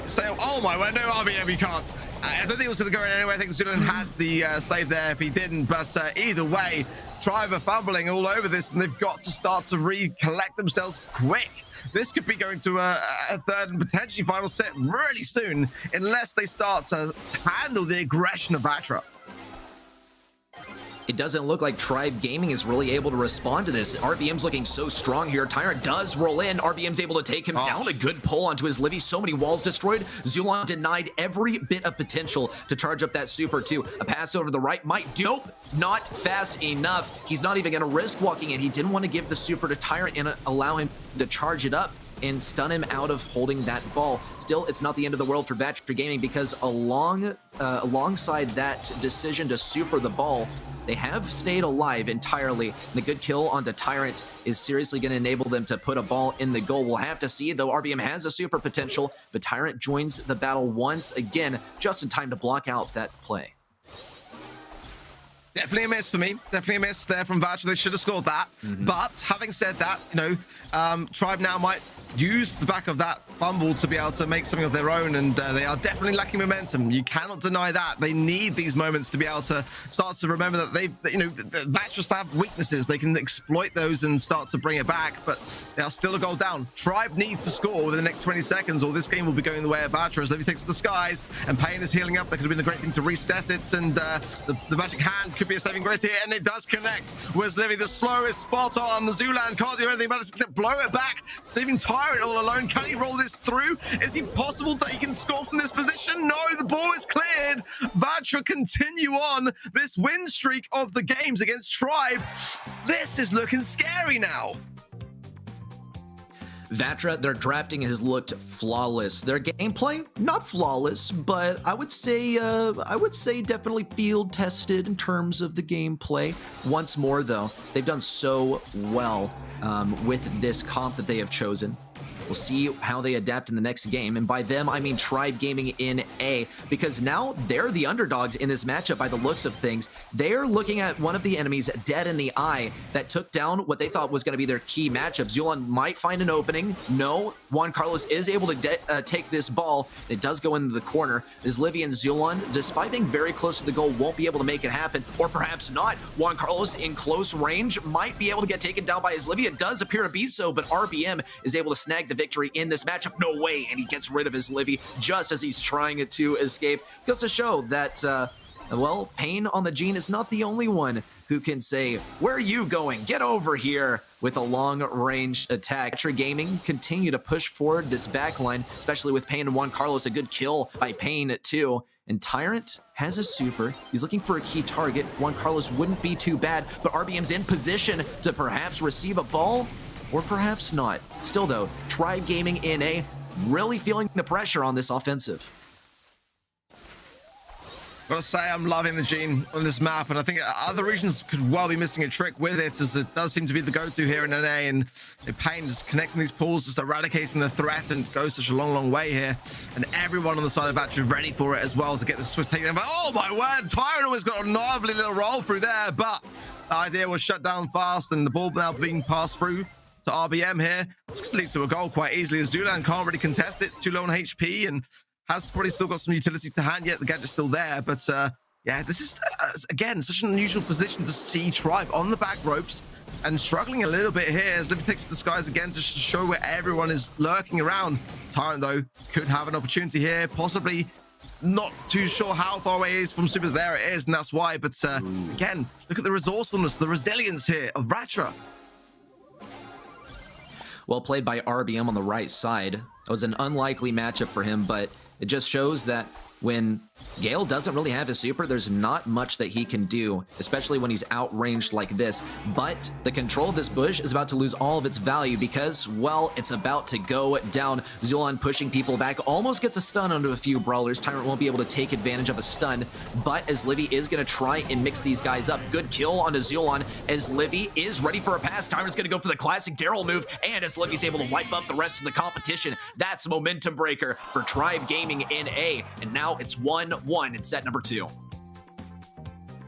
Yeah, perfectly timed there from Tribe, and I expected exactly that. They wouldn't like to have gone too deep into overtime, in my opinion, with that Daryl pick, and they had to wait and just make sure that they really capitalized down on the takedowns. This first game that they've had, though, so far in this series is such a late one at that, considering the Vatra on set point here. Let's see, though, whether it was enough to bring forward some more momentum to get an early goal, which they would really like to achieve here, realistically. Playing defense is what they can probably do best here. RBM, they're going super in aggressively with that flying hook, and now starting to juggle his position around. And look at that. Look how much Vatra were able to gain in terms of control from that play alone. I almost expected RBM to pull the turret, but he didn't want to go for it. He has to have that pull in order for control, but still it would break open a lot of walls. It might give strength to his Livy though, so it's definitely something that he needs to balance. Still, on the left side, RBM posing a very real threat. Zulan has no super. He's going to be pretty much a sitting duck for Vatra, and Pain has a super that he can go for a pull onto his Livy, and RBM clears the way for that goal as well. And this is already a massive difference from the last game. It was a 1-goal game in the last game. Now Vatra has started things off with a goal. RBM going to go down. Pain needs to push this further up the field. He's almost going to pass it through his Livy, and this is going to be a goal for Tribe Gaming. It looks like a lightning fast response from Tribe to tie things up with 1:10. 1 minute away from either Tribe getting a set or Vatra gaining a set, and which one of those is going to be? Great pull from Pain as Livy takes the air and actually gets burned out along the way. Disastrous moment for Tribe here as the ball could get through at any moment. Zulan has got that super. That is such a saving grace here for Tribe, who are on the ropes yet again in this. Zulan flashing it as well, just to remind everyone that, yeah, like, I'm a threat. You've got to consider that in this position here, but it's so close to being a Vatra game. It really is here as the pressure continues. Desperation there from Tyrant, goes down for it, and the ball will get in that corner. No doubt the reason of the gadget to be able to pull on it, and there is the gadget there. They cannot touch that ball realistically. Maybe to go around it, but smart plays there from Zulan to save the day.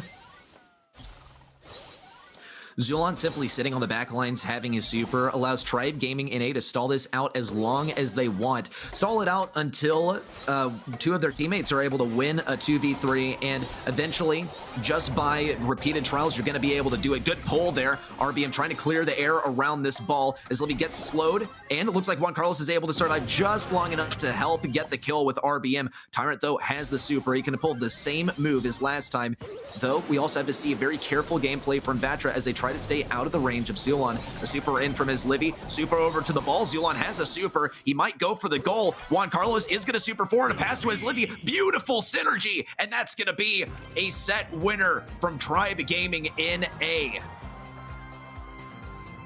There are very few teams in the world, in my opinion, that really do thrive in overtime. Tribe Gaming NA is absolutely one of them. Just the way that they play it, so calculated, pinpoint precision and timing, and that really did say it all for them. Yeah, smiles finally from his Livy as they remember that they can do this. But Vatra are not going to be giving it to them easy. That has been made exceptionally clear so far. Going into Canal Grande is a little bit of a cushioning for Tribe now, as it would have been a disastrous thing going into a map like that when you're 2 sets behind. My word, though, this is very, very close. So little in this, and yeah, just one brawler here or there drafted out of place, and this could be such a disastrous month potentially for Tribe, who have been so consistent all year long when you think about it. But my word, this is exciting to watch. Again, it's one of the reasons why I love this region more than any other. But whoa. Before we just focus too much around Tribe Gaming taking the win there, can we just acknowledge RBM there as well as Pain? I mean, Pain on the 9, you know, matches the highest on the side of Tribe as Livy. 15 for RBM, popping off. Our RBM is what I imagine myself to look like in a gold Power League game. I feel like I'm carrying, but no, RBM is seriously making it happen with the Carl.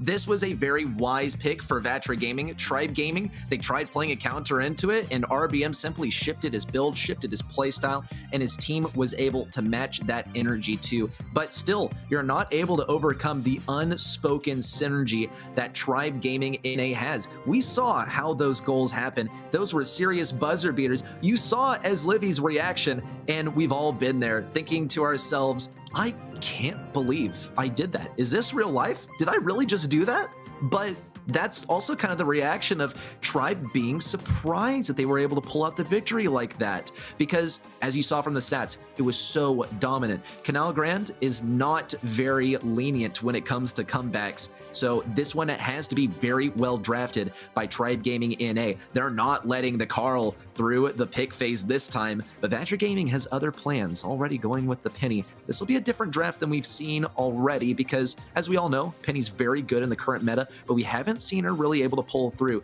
Alec26 was up to the task, but he was denied a super at every possible turn. We'll see if Vatra Gaming is able to force their way into getting one of these seriously controlling turrets. Gotta say, I do like the bans for sure. Tribe banning out the Ash, which has given them problems before, and Surge as well on the side of Vatra. Really like what I'm seeing. Bonnie from Tyrant, that is a very strong one to have. Tick the control, Bonnie for packing the punch, and let's see.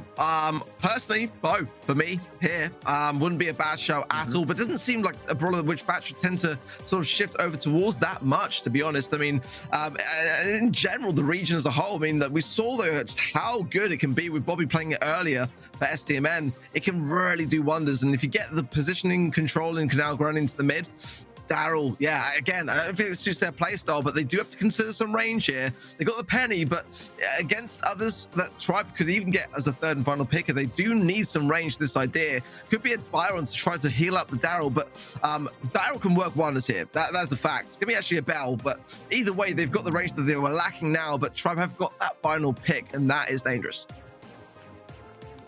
It looks like Juan Carlos on the Bell is primarily going to be targeted at Tyrant, who has a whole lot of health and has a whole lot of range too. And one of those damage amplifiers from Juan Carlos will certainly be able to weaken Tyrant. It's going to be quite challenging to do.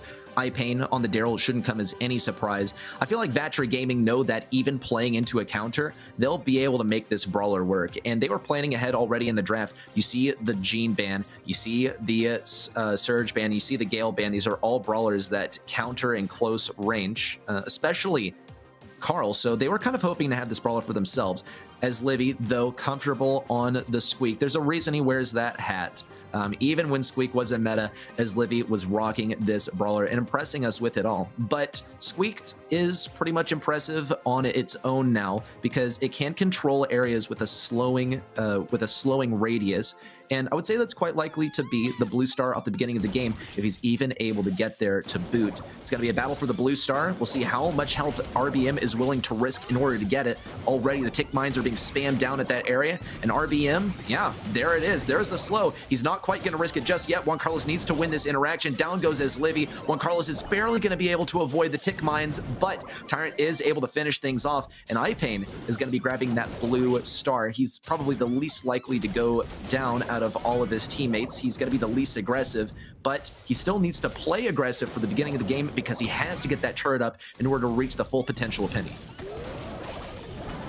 To be honest, I do worry a bit for Tribe. I've got to be, you know, with Squeak and Tick against the Daryl, it's going to be a really tough thing. If RBM starts to pop off and starts to really cycle around those roles, Zulan is going to have to be there so much so to be able to help defend. And there he goes in, 1 kill, and then it's Livy just about surviving on there.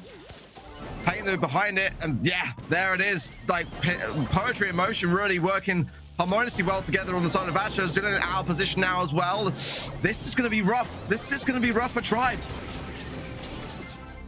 On the surface, it looks like RBM counters literally everyone on the enemy team. We'll see him in close range versus Zulan. Zulan has to go for the emergency exit. Does manage to get the kill off of it, though. And down goes RBM, too. A trade here is going to be in favor of Tribe. A roll all the way up mid from RBM, putting the center of Canal Grand to work. But it's not going to be enough to dodge out all the damage from Squeak. He's able to survive with just 75. Almost gets tapped by those mines from Tick.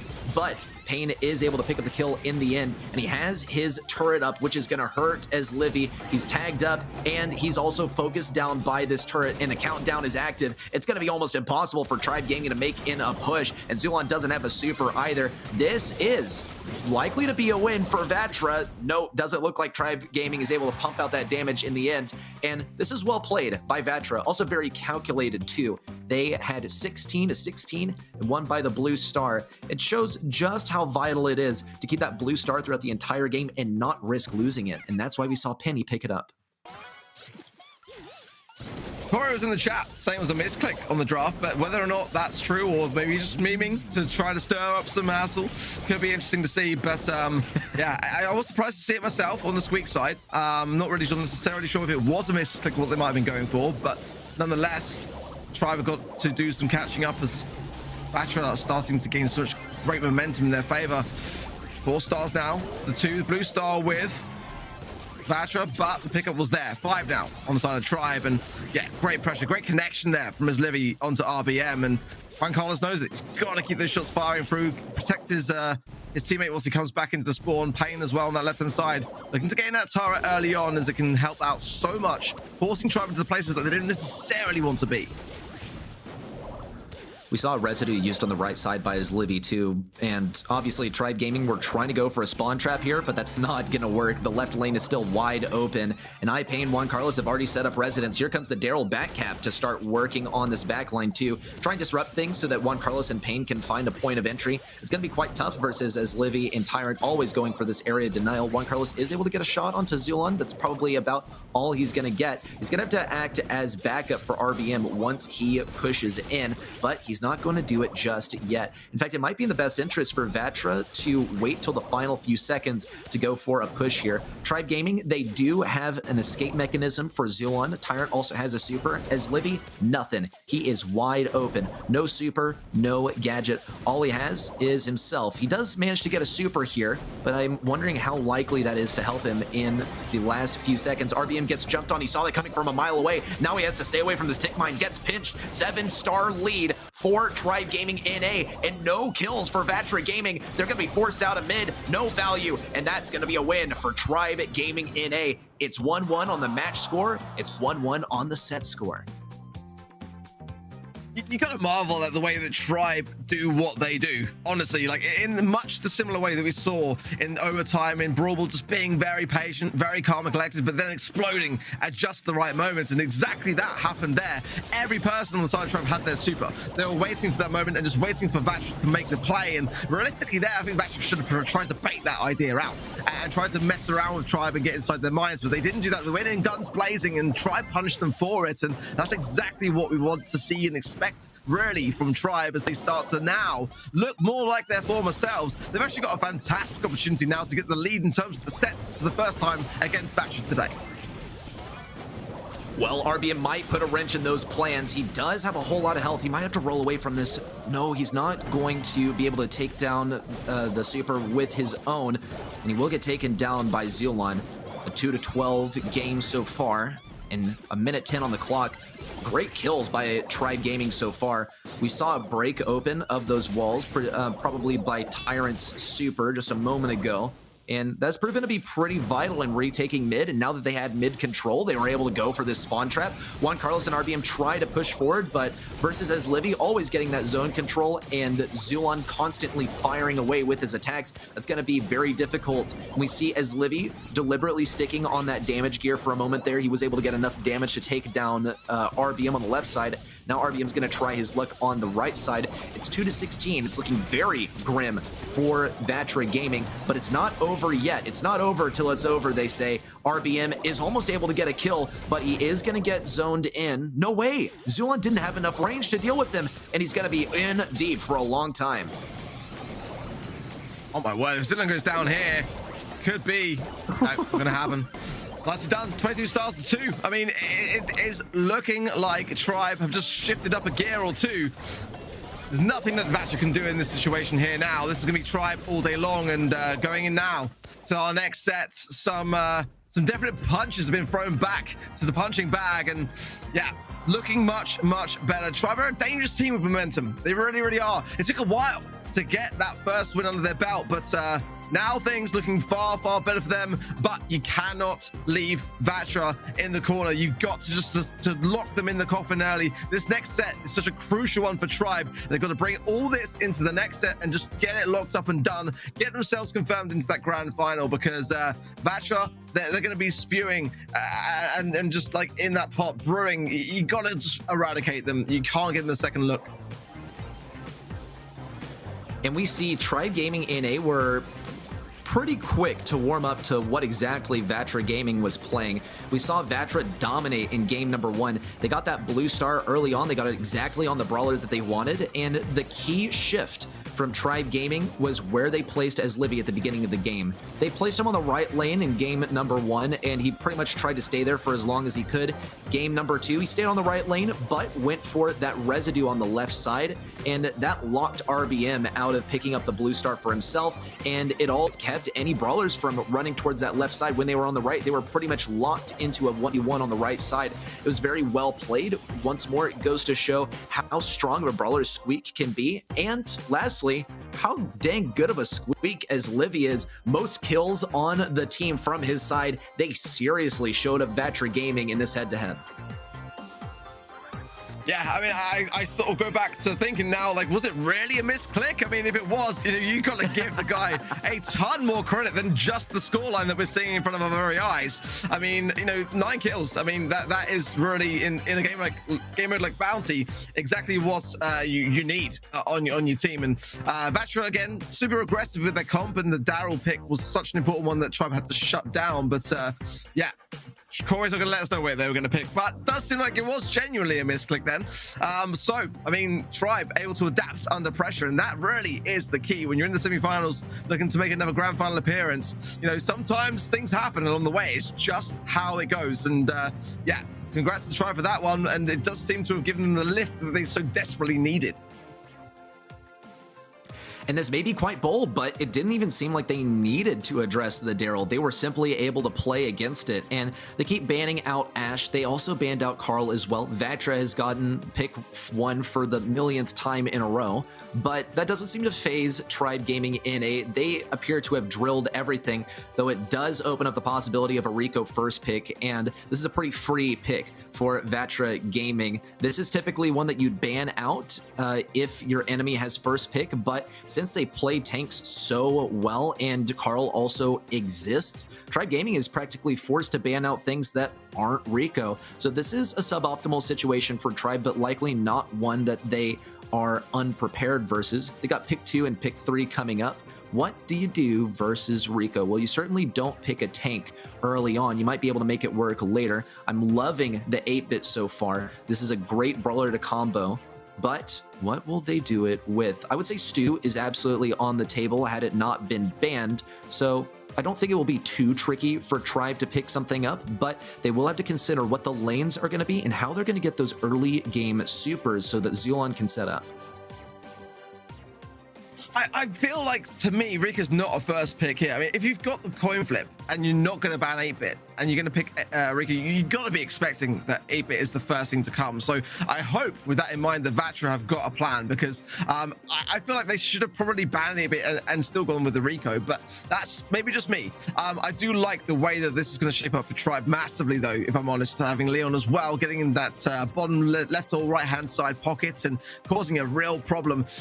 That's the thing, you know, Leon can go and target the Rico, just eradicate that lane. Sure, trust me, no one loves Rico here more than me, I can assure you of that. It really can just shut the whole idea down the lane side, but I mean, showing the card that early allows tribes to prepare for it. So G-mid, though, here, I think is definitely the right way to go.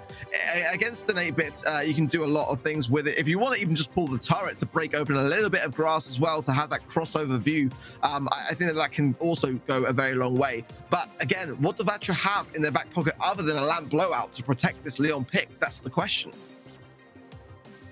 Yeah, big questions here. I'm glad that they picked up the Bonnie, though. That'll be definitely a good lane that can shut things down. Any close range play will have to take a step aside.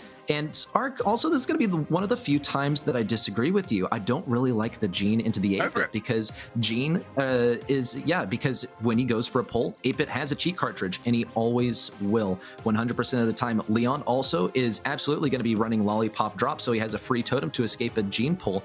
I feel like Vatra Gaming are picking basically the second best thing when it comes to mid here. We'll see as Livy go for a Sandy for a little close range play. It looks like his plan is to get in close range versus Pain and then take it from there.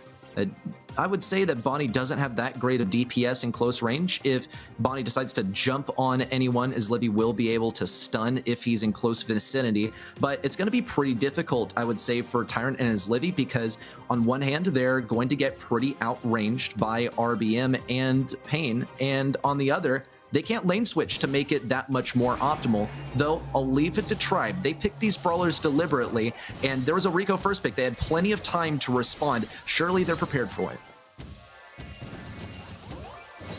Okay, well, early Lollipop drop from his Livy, and that is going to allow him a little bit of space to maneuver as Tyrant goes deep into the left and tries to shut down Juan Carlo in the way. Look how deep Tribe are already pushing forwards into this mid. I like it a lot, but Tyrant will be punished for it. But in the meanwhile, 4 gems were enough to put into the pocket of Zulan, and that's exactly what you got to do. You've got to get straight onto Zulan before he's got the plugged-in damage booster down. And yeah, this is looking good for Vatra now. They've pushed Tribe all the way back, and with little time to have earned their supers. This is a great spawn trap from Vatra so far. Tribe Gaming NA have no turret up, and that's going to be quite difficult to deal with.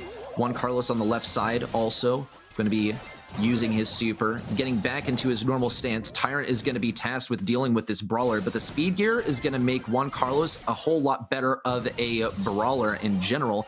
He's actually going to be viable. The Zulan is especially quick, and he's going to get a free super off of it as well. Your health can be a benefit, but it can also be a very slippery slope if you start handing supers to the enemy. And an 8-bit whose location you don't know is terrifying. Though this is actually one of the situations where Gene's going to come quite in handy, because he is able to get good vision gear visibility on the enemy even when they're in the sandstorm. Zulan picks up the 10th gem, teleport back. He feels untouchable. Vatra Gaming have to get a huge push in. They might be able to get a good pull. Down goes a Lollipop Drop. No pulls just yet. Zulan is going to stay alive just in close range, just a few more seconds. And there's the pull on the Zulan. No way! As Livy's able to run back with 8 gems, but Vatra Gaming have interrupted the countdown, and they'll be able to get one of their own in just a second.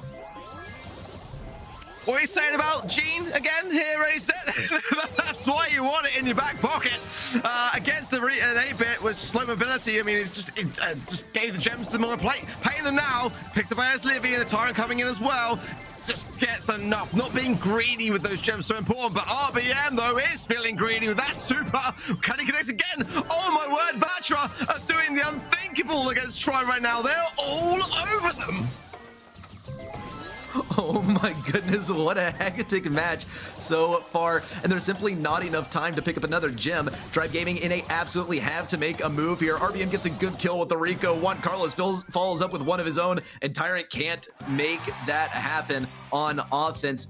Such a heart-stopping game here for Vatra. Not even Pain is showing any signs of happiness or celebration. It's really relief. These teams felt very well matched throughout the entire time, going in super deep in each other's sides, especially that gateway on the left side where you can get into your enemy's bushes and reach behind them.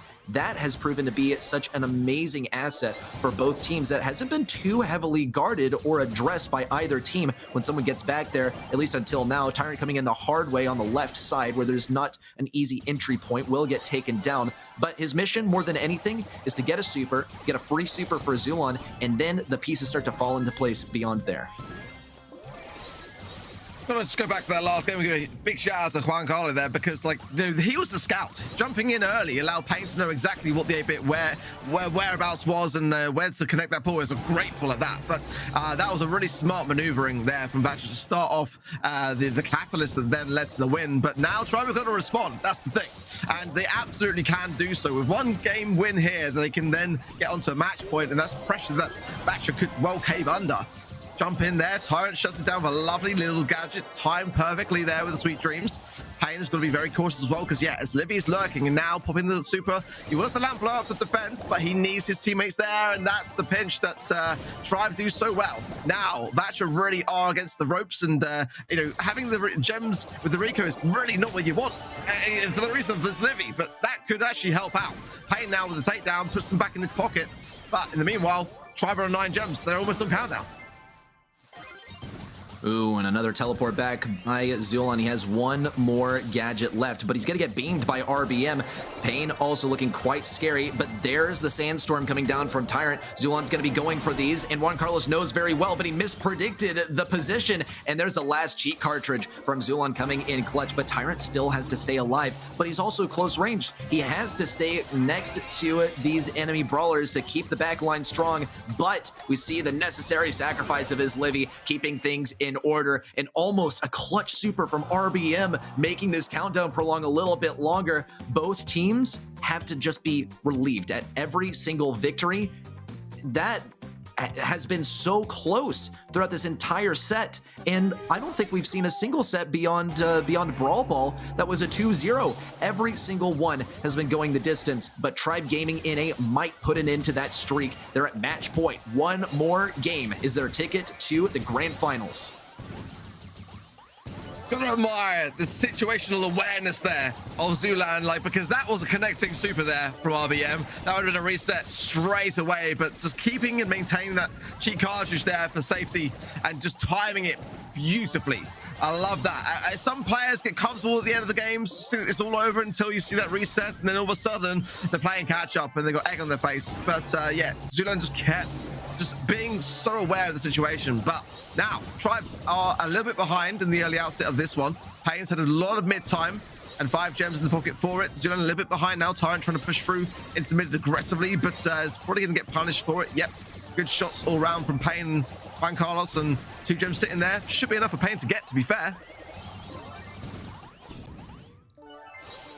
And it looks like Juan Carlos has also given a super to Zulon. And when you give a mouse a cookie, he's going to want some milk. And when Zulon gets a super, he's going to want some kills and he's going to want some damage. Goes right after Juan Carlos, the same guy who fed him that super. No mercy at all. But Tribe Gaming NA simply can't push out of this position. It's been domination all the way through by Vatra. A gem spawns on their side, and Zulon knows he has to make a move right here, right now, as Livy spearheads this charge. A lollipop drop down as well, but it's not going to be enough. Tyrant gets pulled, and no gadget back for Zulon. All of these gems topple to the floor, and Pain's gonna pick up every last one of them. Standing in that one spot, we see Vatra Gaming divide and conquer. They have to make this happen, have to head on to another set. iPain's gonna be all alone in the midst of a ton of enemies, but is the time even gonna be to his favor? Great lamp blowout to end things off, and a countdown interruption, but RBM picks them all up, and it's just Zulon. Oh, huge super from RBM, and it's gonna be a 2v3 if Tribe plan to interrupt. Yeah, I don't actually mind the super there at all, in the sense that he maybe could have actually just gone with the shot, but ultimately it's going to take so long for Zulan to come back into position now. They've made it 2 versus 3 very, very easily in that respect, as Vatra now tie things up. This is going all the way, ready, set, and we've been doing it for the majority of the day, so I don't see us ending in this way in a better form. Pain there, looking very, very comfortable, very happy with the situation. And yeah, I think it's easy to see why, to be honest. Yeah, I don't think it's just me. It feels like NA has gotten so much more competitive in the last couple of months. So many teams start for their monthly finals are hungry. They are ravenous, and their appetite can only be satisfied by a grand finals victory. Vatra Gaming absolutely gunning it for that position. Tribe Gaming NA, no different. Though they're probably more focused on the potential finals matchup than anything else, because that's where they usually get. Vatra Gaming is here to throw a wrench in the works, and that they have. Well done when it came to the Gene play, I gotta say. And also, RBM popped off on that Rico reliably. Gotta give credit where credit is due to Tribe Gaming NA, though. I was apprehensive about the Sandy pick, and it proved to be very useful. Even though Tyrant went down a whole lot of times, he provided so much value to 8-Bit, played by Zulon, when he got those supers down. RBM there with 10 kills on top of his scoreline. Juan Carlos not far behind at all, really, so realistically when you think about it. Zulon low on the kill side, but you kind of expect that 8-Bit to just kind of primarily just to apply pressure and collect gems, but 40% as well by Juan Carlos too. Really nicely done on the side of Vatra, and they're looking dangerous. They're looking so dangerous, and the scariest part of this all is the fact that Vatra have won the first game of every set so far in this series. That does not well for Tribe Gaming, who could very easily, if that same pattern recurs, be against the match point first. And flaring Phoenix on knockout is not one that eases our Pain anymore. Maybe for Pain himself, right? Maybe he likes this map personally. Purely speculation. But knockout is always such a nail biter, especially when you get down to those last rounds. You can have game points within set points, within match points, and that's exactly the scenario we're headed into. Vatra Gaming, they're going to be banning up the Sprout, Gene, and Bow. That's a privilege they've been afforded since they do have first pick, and already here comes a tick. It's going to be great for getting down any of those totems that could be placed by the enemy. Obviously, no Bow in the works today, and it's not going to be particularly effective versus Pam's turret, but RBM will be getting some free supers off of that. Pay attention to Tribe Gaming NA's bans as well. They're going to be going for the Carl ban as well as the Janet and the Bow, which I find kind of interesting because banning out Carl enables the Bow play. So they got all bases covered here, and we'll see how they cover their third pick as well. A lot of options here. Piper, Squeak. I mean, I'm kind of surprised, actually, to be honest, that no one has banned Piper. Tyrant going to be blocking down the Bonnie as well, which I think is not a bad one at all. You know, being able to jump away, very quite key. Just, I think, primarily staying in the cannon form for the most part, but it does give an escape route, and that's a second life, ultimately, in knockouts. They got the control on the side of Vatra, but you know, being able to break some walls or just at least expose some bush wouldn't be a bad thing. Amber can actually work here pretty well as well. Definitely a risky one that is not the most common of ideas, but it can work. Especially if they do go with the Piper last pick on the side of Tribe, being able to really have something to push that back. Lola coming in, I don't mind it. I don't necessarily know whether it's as strong as others on this particular map, you know, in the way that the meta's kind of shaping up to be. But I think this is a good draft from Tribe. I think Vatra might be struggling a little bit if they got to make this tick work. They've got to have the control. A bit more range, I think, is what they're lacking now. Well, they do have a little bit of time to make that happen. 5 seconds, in fact, for that fifth pick to help complement Juan Carlos here. RBM will be able to make things happen at long range, so be able to keep some pressure. He'll be getting some free supers. Yeah, very safe pick here with Bell, I must say. And even when Zulon has his turret up, Pain will be able to make it work, though I'd say it's even more likely that Zulon and Tyrant switch brawlers here. Likely to see Tyrant on the Pam. He loves his Pam, especially on knockout when it gets pretty close in close range. But it's time for his Livy to pick up a brawler too. This is the ultimate counter pick, but I would say on knockout, it's more likely that he goes for a brawler that has not been countered yet.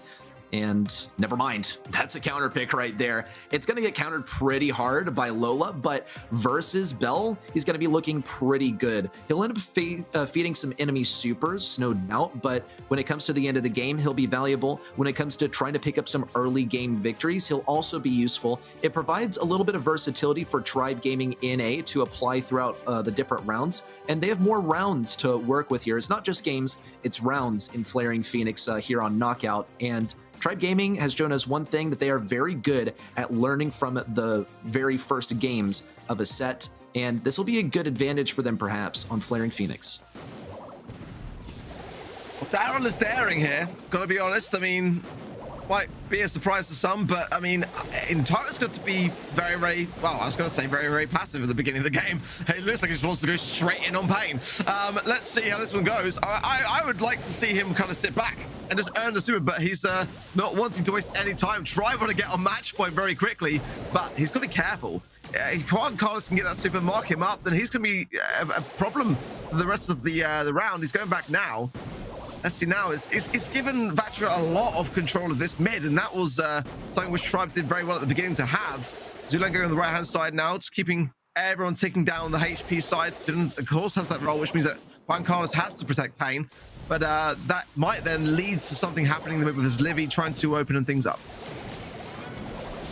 Well, Pain is going to get in close range versus Tyrant. There's a super in. He's going to have to face versus a tick super. Pain stays alive. No way. And RBM's here to save the day. 1-2 kills. Down goes Zulon and his Livy with a jump in to try and finish off RBM. He almost made it happen. That was almost the greatest clutch that we've seen yet, but it wasn't meant to be. And Vatra Gaming is going to take the first round. We'll see how Tribe Gaming switches up their strategy though now, because this is the last gadget for his Livy. He can make a push in now. Tyrant also knows that he can get Pain in this 1v1 if he's on full health and if RBM is not close by. And that's happened now. RBM's closed in with Pain to try and protect him. Zulon on the right side is denied a lot of opportunity to peek around these walls, something that Juan Carlos can do very well. And Juan Carlos can bounce his shots in between Zulon's super and Zulon himself, which is going to make him a good counter for this high health brawler. If Juan Carlos can line this up, he can also get a super on his Zulon, which is going to be especially painful. But Tribe does appear to have control of mid for now. We'll see how much Tyrant's health gets whittled down to change that fact. But the poison will start closing in any minute now.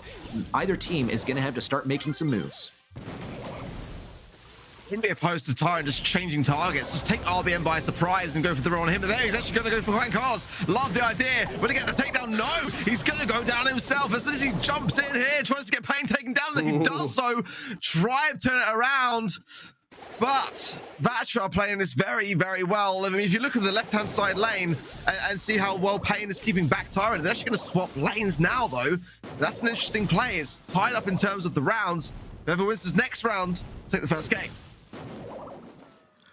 Well, Vatra Gaming are no team to retry the strategy that didn't work, because they know that Tribe are fast learners and they gotta adapt on the fly. Who knows? Maybe they're not even hitting it Tribe with their best or most effective strategy just yet, so that they don't have time to get used to it. We'll see iPain on the right side though, trying to keep Pam back. He doesn't want to get focused by Tyrant, and if Tribe Gaming decide to play the lane switch game, they're actually going to concede so much ground to Vatra Gaming, which could lead to a colossal pinch on the left side. So they're trapped in a pretty bad scenario right now. If anything, Zulon just has to get his super, and then they'll be prepped and ready to go for when that poison starts closing in, which is going to be right now, but Zulon still has no super, and he's really focused down, though we will see Tyrant get one kill. Juan Carlos might be next on the menu, 250 health, and Zulon has no health left, but it's going to be just enough to finish off Juan Carlos, and this is a match point for Tribe Gaming NA. To be honest, I wasn't a fan of the lane swap at all. I don't know why Vatra did it, to be completely honest, because they were holding back Tyrant so well prior to that. And all that happened was RBM was just sitting in the bush, not able to realistically hit Tyrant, because he was doing exactly the same. Tyrant knew that he wouldn't have super going into the overtime scenario of the outcome towards the end. Like, I think that you got to put Pain back on the down and keep him there, because that was looking so much better for Vatra. They were having to keep Tyrant moving the whole time, and if Tyrant's constantly moving, it just keeps you aware of its location, keeps you aware of when he might have super. I mean, it just didn't serve too much of for Vatra, who just now started to switch things up a little bit better.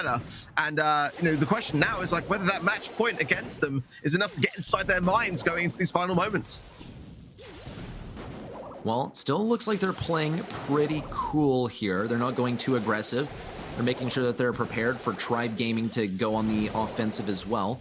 The lane swap has remained for Vatra Gaming, but now Tribe Gaming has gone for a lane swap of their own. It's not going to rule in their favor, though. Tyrant begins pushing up on the right side. Pain still doesn't have a super, though he is charging it up slowly. he's not going to be very much of a threat in the later stages of the game without that super. Tyrant pushes in. Juan Carlos has to go into the poison. RBM will be able to stay alive as Livy has the upper hand though, and RBM goes down in the poison by accident. And that is going to mean that we're at the ultra match point for Tribe Gaming NA. This last round, as Tribe Gaming would prefer it to be, is all it will take to send them to the grand finals. And what a turnaround. What a turnaround. How have we even got to this stage? When you look back at how this series started, such a different story. The David and Goliath story that was developing, and Vatra were about to take down, the second giant of this region. And now it's the Goliath, which is coming out strong. Let's see what happens now, though, as some good pressure being applied on both sides. There's Livy, though, the lower of the sides. Zulen as well, utilizing the wall, has got the damage, the healing station to hand still, and holding on to that, I think it's a wise idea to keep it into overtime, try playing it slow, and why not? I mean, you've got all the control and all the power in all the world. We'll see how long that holds true, though. Juan Carlos is going to go for some value versus Tyrant. He's going to get rolled. He's able to get that mark on a Tyrant and avoid all of the damage. This could be a dismantling. We'll see if Livy's able to finish off. There it is, and that's the team kill that we needed to see to finish it off. Tribe Gaming NA, and a little respect for Alec. Oh, I'm receiving a telepathic transmission. It's saying GG easy. No, I'm just kidding. But never mind. It was as Livy starting to spell out his name in pain. Not necessarily going to do the same thinking pose, but some applause for Tribe Gaming. Good stuff for Tribe and well played for Vatra. I think we're seeing one of the up-and-coming teams in NA starting to make some serious moves and a real push for the grand finals, or the world finals, in fact. Very zen as Livy, very, very zen. And I think deservedly so. I think that's you've got to have that going into a grand final. And but great to see how much Vatra put through them to really make them go through all that pain and agony along the way. The question now is, like, how much have Tribe had to put into that? And are they, have they got the stamina to go through and continue on to win the grand finals now? That's the thing. But Vatra have done so well today. They will get a ton of points for their troubles, and that's going to make the leaderboards look incredibly exciting. What an unpredictable day, you've got to say. I must say as well, even in the matches where Vatra looked so dominant, Tribe Gaming NA was able to pull through in the end, and this is why they went to MSI. This is why they went to the World Finals last year, and it's why they're currently on top in NA, reliably making it to the Grand Finals and the NA Monthly Finals. Well done to both teams, but Vatra Gaming, I think we got to see some of the best Brawl stars we've seen in a while. They've made this region look so competitive today, taking down STMN, very nearly taking down Tribe as well, and showing us some new ideas about how we can approach this game on some certain maps, and maybe shifting our opinions on a few brawlers that we saw them try as well. So in the end, it's a GG on both sides, but only one team can head on to the grand finals.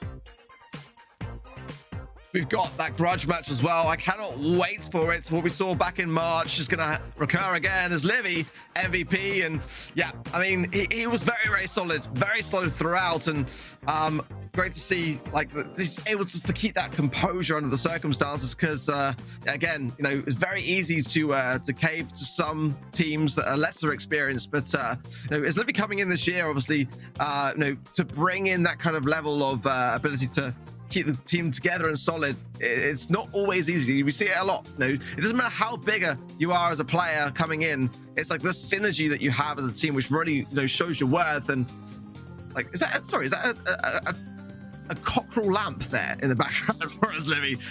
Lovely decor, mate. Lovely decor. Brilliant. Amazing.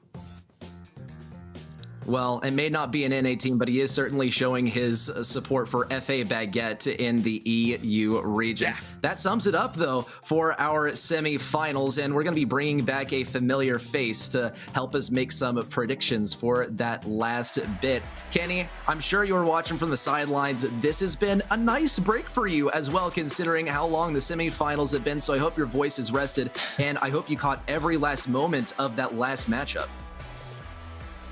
For sure. I mean, I couldn't take my eyes off the matches. It really has been a crazy game. I put out a tweet just a little bit ago saying how competitive Brawl Esports truly feels. This region has been absolutely insane. How unpredictable. And it's just been an eventful day overall. Taking a look back, it's really easy to see how competitive it's been overall. All of our quarterfinals felt like nail biters. Vanguard in a 2-1, Chasmac in a 2-1, both reverse sweep fashions. Vatra Gaming holding on for dealer life against STMN, and of course Obey 2-0, but it was definitely more competitive. Ark, going into the rest of the day, what are you thinking here as we approach the finals?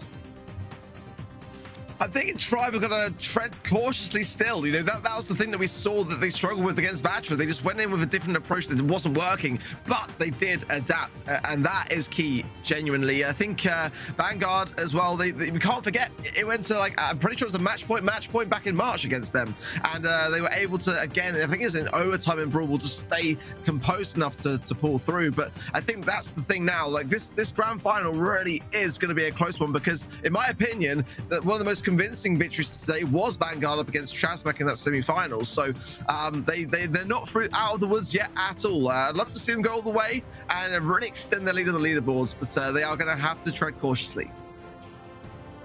For sure. I mean, I'm really excited to see how both of these teams progress throughout the year. I think a rematch of our first monthly finals, of course, Vanguard being under a different name at the time, they were the Avengers, really gave Tribe a challenge. I think this certainly could be an interesting one to watch. Reddy, what are you feeling in terms of predictions going into this final? How much of a chance do you say Vanguard Gaming has in terms of upsetting the Titans of Tribe?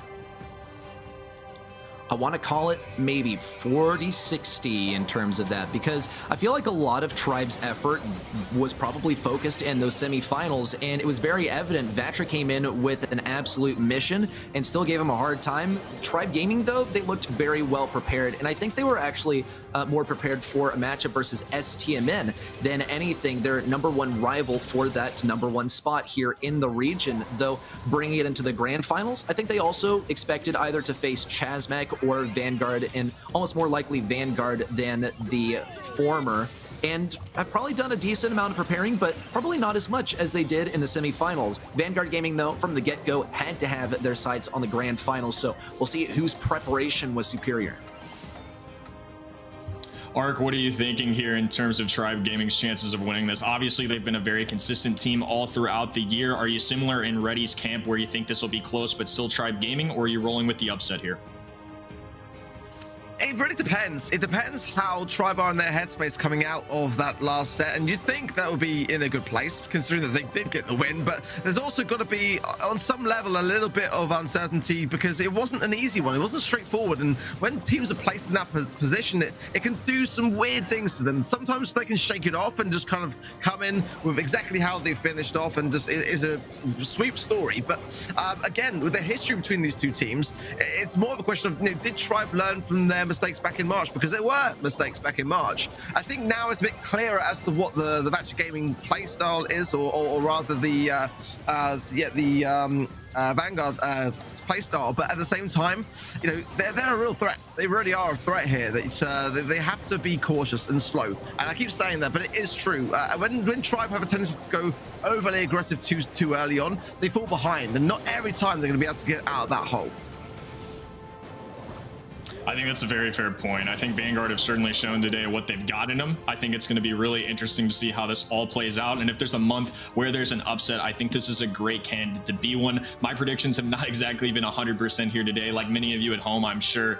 But it's just been so fun to watch. I think this has by far been one of the most eventful NA matchups, and I can't wait to see what this region continues to shape. I think overall the leaderboards are going to get shaken up a little bit. And taking a look back at the day for us specifically, let's see who's coming out on top right now and what we all logged in for our finals. Looks like we're all thinking similarly. I also went with Tribe Gaming. Again, it's kind of this consistency factor for me. If they lose, I'll be wrong on today. But I think overall, very good stuff. Ark, any final thoughts before we get into our draft? Just like, you know, the fact that I'm in the lead, you know, and I'm not from your region, but you know, hey ho, you know, hopefully those that listen to my predictions, you know, get a nice juicy pin out of it, you know. Yeah, you have been showing off that pin quite a bit, I will say. But yeah, I mean, you come in here and you did a great job. I got to respect it. I was really thinking this would be a kind of 3-2 effort from CMG, to be honest with you, but I was wrong in the day. Vanguard's looking awfully good. I will say, though, I did plug in some good results on EMEA. I only missed the grand finals. I was pretty proud of that one, too. So a little back and forth there. But overall, I think it's been a good one. Ark, we will talk to you in a little bit after the match. Me and Reddy will take this one for our grand finals as we take on Vanguard Gaming versus Tribe. Well, and here we go. Map number 1. Yeah, double swoosh is going to be a real difficult one. I would say this is 83-17, Tribe in the lead. I would say that might be a little bit more than a lot of us would expect, but we got a lot of Tribe fans in the chat, that's for sure. Yeah, looking like a lot of people putting their bets in on Tribe. Reasonably so, as they've been consistent. They've won 2 out of 3 monthly finals so far and are now appearing for a 4th straight one. It's been really fun to watch to see how this develops. I do think Vanguard has a much better chance, though, than 17%. They've really shown today. They played a great match against Chasmac Gaming. I've overall been really impressed, and Double Swoosh, a very interesting map to start things off. Reddy, what are you looking for to kick off this draft?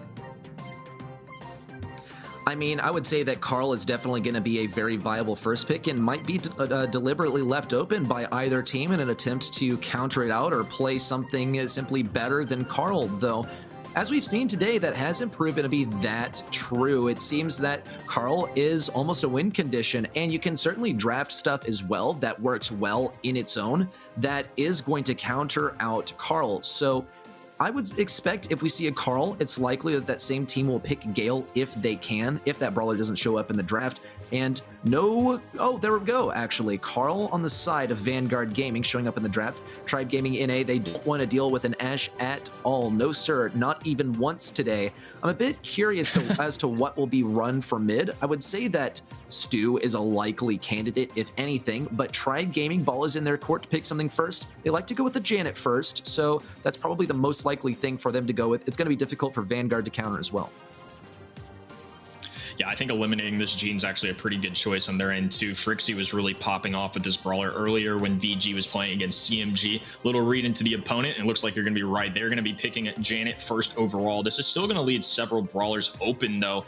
They've got the opportunity to take somebody like Bonnie, who's had a really high play rate, a lot of success as of recent. They have taken out a lot of brawlers, though. I will say Crow, Bo, Carl, all these brawlers that have been banned are very, very good choices. They're going to have to get a little crafty here, try and make a decision. One that I don't see on there that I've seen be successful in the past in the lane is somebody like Amber, who I think can do really well in opening up the map. It's somebody I'm a fan of in particular for this map. And we could see some crazy stuff too. I've seen more max combos come out in this map. I think there's plenty of opportunity to synergize that. And to kick things off, they're going to be going with Lola. They need to be careful, though. Amber is a brawler I mentioned that does really well into Lola's ego. Well, here comes the Bonnie. That's going to be a very good one for the long-range matchup. In fact, I wouldn't be shocked if there's an Amber thrown in here as well to help out with that matchup. And this will be an interesting one to watch as well. It's most likely that Luffy will be on the right side, dealing with anyone who tries to enter these bushes to keep things at bay. We also see that Colonel Ruffs is left open, which wouldn't be too bad of a pick on the right side. And with those sandbags, we'll be able to deal with Bonnie very, very gracefully. And every single hit that Bonnie takes would charge up his super even more. And that's free supers for his teammates. Tyrant could combo with that really well, but still, plenty of time for Tribe Gaming NA to get crafty and choose something else. I'm liking how this is shaping up so far. Tyrant's going to be great for locking down the right side if he so chooses. He can also place his turret quite aggressively on the left side. M's also not a bad brawler to go with here, but could get countered out pretty hard by Luffy, so it's not going to be a perfect pick. You can also see the Squeak ban, so that is ruled out. And here comes the Penny from Eslivy. First time we're seeing this one from Tribe today. This is an interesting pick in my eyes. I think it's going to do pretty well into somebody like Lola. Again, the reason I shout out Amber too into Lola is because Amber can shred through multiple brawlers at once, and Penny's shot can do the same thing. I think it's going to give it an extra little shot to hit. You can hit that little ego with the gadget and super. I think it's going to help them a ton here. In addition, if they can set it up behind the walls, they can do a good job of getting that Penny turret down, applying extra pressure. The incendiary can come through and rain down on the enemy. However, I still like this combination from Vanguard, and they're going to be picking up the Stu, an aggressive brawler that we've seen a little bit more, I would say, in the meta, especially on a map like this. I think they have a little bit of flexibility in the sense that Stu has proven to be a pretty solid mid here. They can also put him in the lane depending on who they're facing, but I imagine it's actually going to be Stu in the mid here with Lola and Bonnie on the outside. Well, I'm really liking the draft from Vanguard so far. More than anything, it looks like Tribe Gaming is going with stuff that they're comfortable with. And what we've seen so far from Vanguard Gaming is that they're not really too scared to challenge what the usual picks are on any given map. It seems like we'll see the Lola going up the right lane, Tyrant trying to occupy this. I would say I like this matchup a lot more in favor of Tyrant since he does have slightly longer range and he's able to get more consistent damage with that attack. Great shift on the left side to take down Betiches. And we might even see this speed zone go down if Tyrant decides to get rid of it. He's going to go for the kill on Luffy first and foremost. Zulon helping take down that speed zone on the left side. He might have to pay the price. Down goes that Super 2. It doesn't get any damage on anyone, but it heals up Zulon just a little. Great use of Scrap Sucker too. He's able to shut down that entire fight on the left side. And Vanguard Gaming are looking quite good so far, even though the gym count is tied up at the moment. Luffy stretching for an extra one there, and Frixie taking down that healing station really allowed for Vanguard to stay up a little longer, but the play from Zulon with that Scrap Sucker was insane. Way to stay up there with low HP and continue to apply some pressure. As Livy taking over this mid area, nice connection there onto Luffy as Zulon's going to drop the healing station on the left-hand side, forcing Batuches away. Zulon managing to stay up. All sides are on deck. Just a big fight right now to try and claim this mid area. Luffy stretching for another one. Batuches staying up and getting a takedown as well. Now it's as Livy backing away. This is going to force Tribe Gaming to get back on the offensive.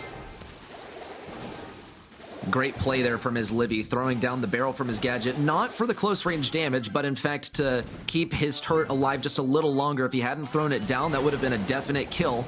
But Frixie and Betiches don't slow down just one bit. Zulon is burned from that super from Betiches, and Betiches is going to pick up the kill as well. Very well done. Frixie also taking down the super from Livy too, but doesn't look like he's going to be too shy about feeding him another one because that's going to go down immediately. Luffy also trying to get a close range win versus Tyrant, and Luffy will stay alive. 8 gems to his name, and he can grab another one too while staying relatively safe. The Tribe will be able to pick up one of their own, and with the next gem that Vanguard picks up, since it will spawn on their side, we'll see a countdown start up, but they might not go for it just yet. Betiches is going to try and play defense as Livy might make the leap. Frixie's out of position. This is a good opportunity for Tribe to grab 1, 2, and maybe even then some as a pile is dropped onto the floor. Big time tags from his Livy and a huge takedown for Tyrant. They're able to walk away with now 18 gems, and Zulon just continuing to apply some pressure on their spawn side. Tyrant in the skies as well, and a clean finish there from Tribe Gaming. Sometimes it only takes a couple really good tags and gym grab. Loved how they put a lot of pressure on the gym that was spawning on the Vanguard side. Props to Livy on the penny play throughout the last set. He really knew how to lock it down, get that turret in the correct position, and protect it at all costs. Vanguard Gaming were able to find some opportunities, but it had to be a very coordinated effort to make it happen. And we saw just how much pressure that turret can put onto enemies. But that said, Frixie has done a good job of locking down the left lane, or really any lane he's been a part of. It takes a couple of enemies to pinch him to get him down. Luffy, though, has had some struggles so far. Though this time on Tyrant, he does get the outrange in the matchup, so that might bode a lot better for him. So far, though, Vanguard Gaming is slightly leading. It's just a game of, let me pick up the gem on my side. Betiches threatening the rhythm, does go for 1, 2 shots. We see Livy get that turret up, and now Tribe Gaming NA is going to start getting some momentum in their favor. As Livy using his gadget as cover there, almost like a spike life plant in a sense, getting some good utility out of that. However, Luffy's still going to manage to get a takedown. Zulon applying a lot of pressure on the spawn side of Vanguard, going to be dropping that healing station right on Batuches in the mid, and he's going to be fighting him, actually getting a takedown too. That's going to be huge. Every single gym just got dumped to Tribe's side, and now all 3 of them are standing comfortably and they can walk away. It's not the end of the game just yet, though. Luffy has another gadget to spare. Betiches is going to rush forward. Tyrant up in the air as well. It looks like they all have too much health to deal with. Betiches could interrupt. Frixie's not in position, and that's going to be the game for Tribe Gaming NA. The set going their way as well. Vanguard, they put their best foot forward. They picked some pretty dang good brawlers for this map, but Tribe simply had it figured out. I think the Penny play seriously brought it together for me, not to detract from anyone else on the roster, but we haven't seen too much Penny today, and this seems to be the right way to play it. Yeah, I think that was a great use of it, and especially on double swoosh, it is a map where I've seen people kind of question it a little bit, whether it's really worth playing, but they managed between that and the Janet turret as well. They could apply a lot of pressure on the enemy side. They could do so much range between the incendiary, and obviously Janet spawns way across the map too. As you can see there, it's covering a little bit of the mid and that entire right-hand side. That's just so much coverage for the team, allowing them to branch forward, not to mention the healing station that Zulon got a lot of value in that play too. Overall, really impressive stuff from Tribe Gaming. I think they made that comp and some of their comfort brawlers work really well there.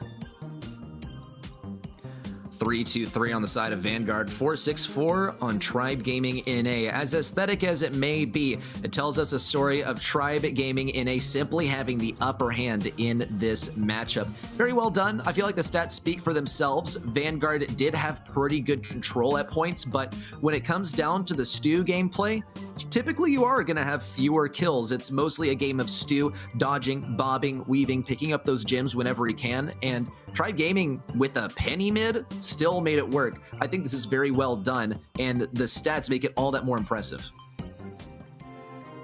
Yeah, some good creative implementation there. And speaking of Penny too, Dueling Beetles is a map where for a long time, if you were going to play Penny, even before she was really strong, this was the place to do it. And I still think that holds true here.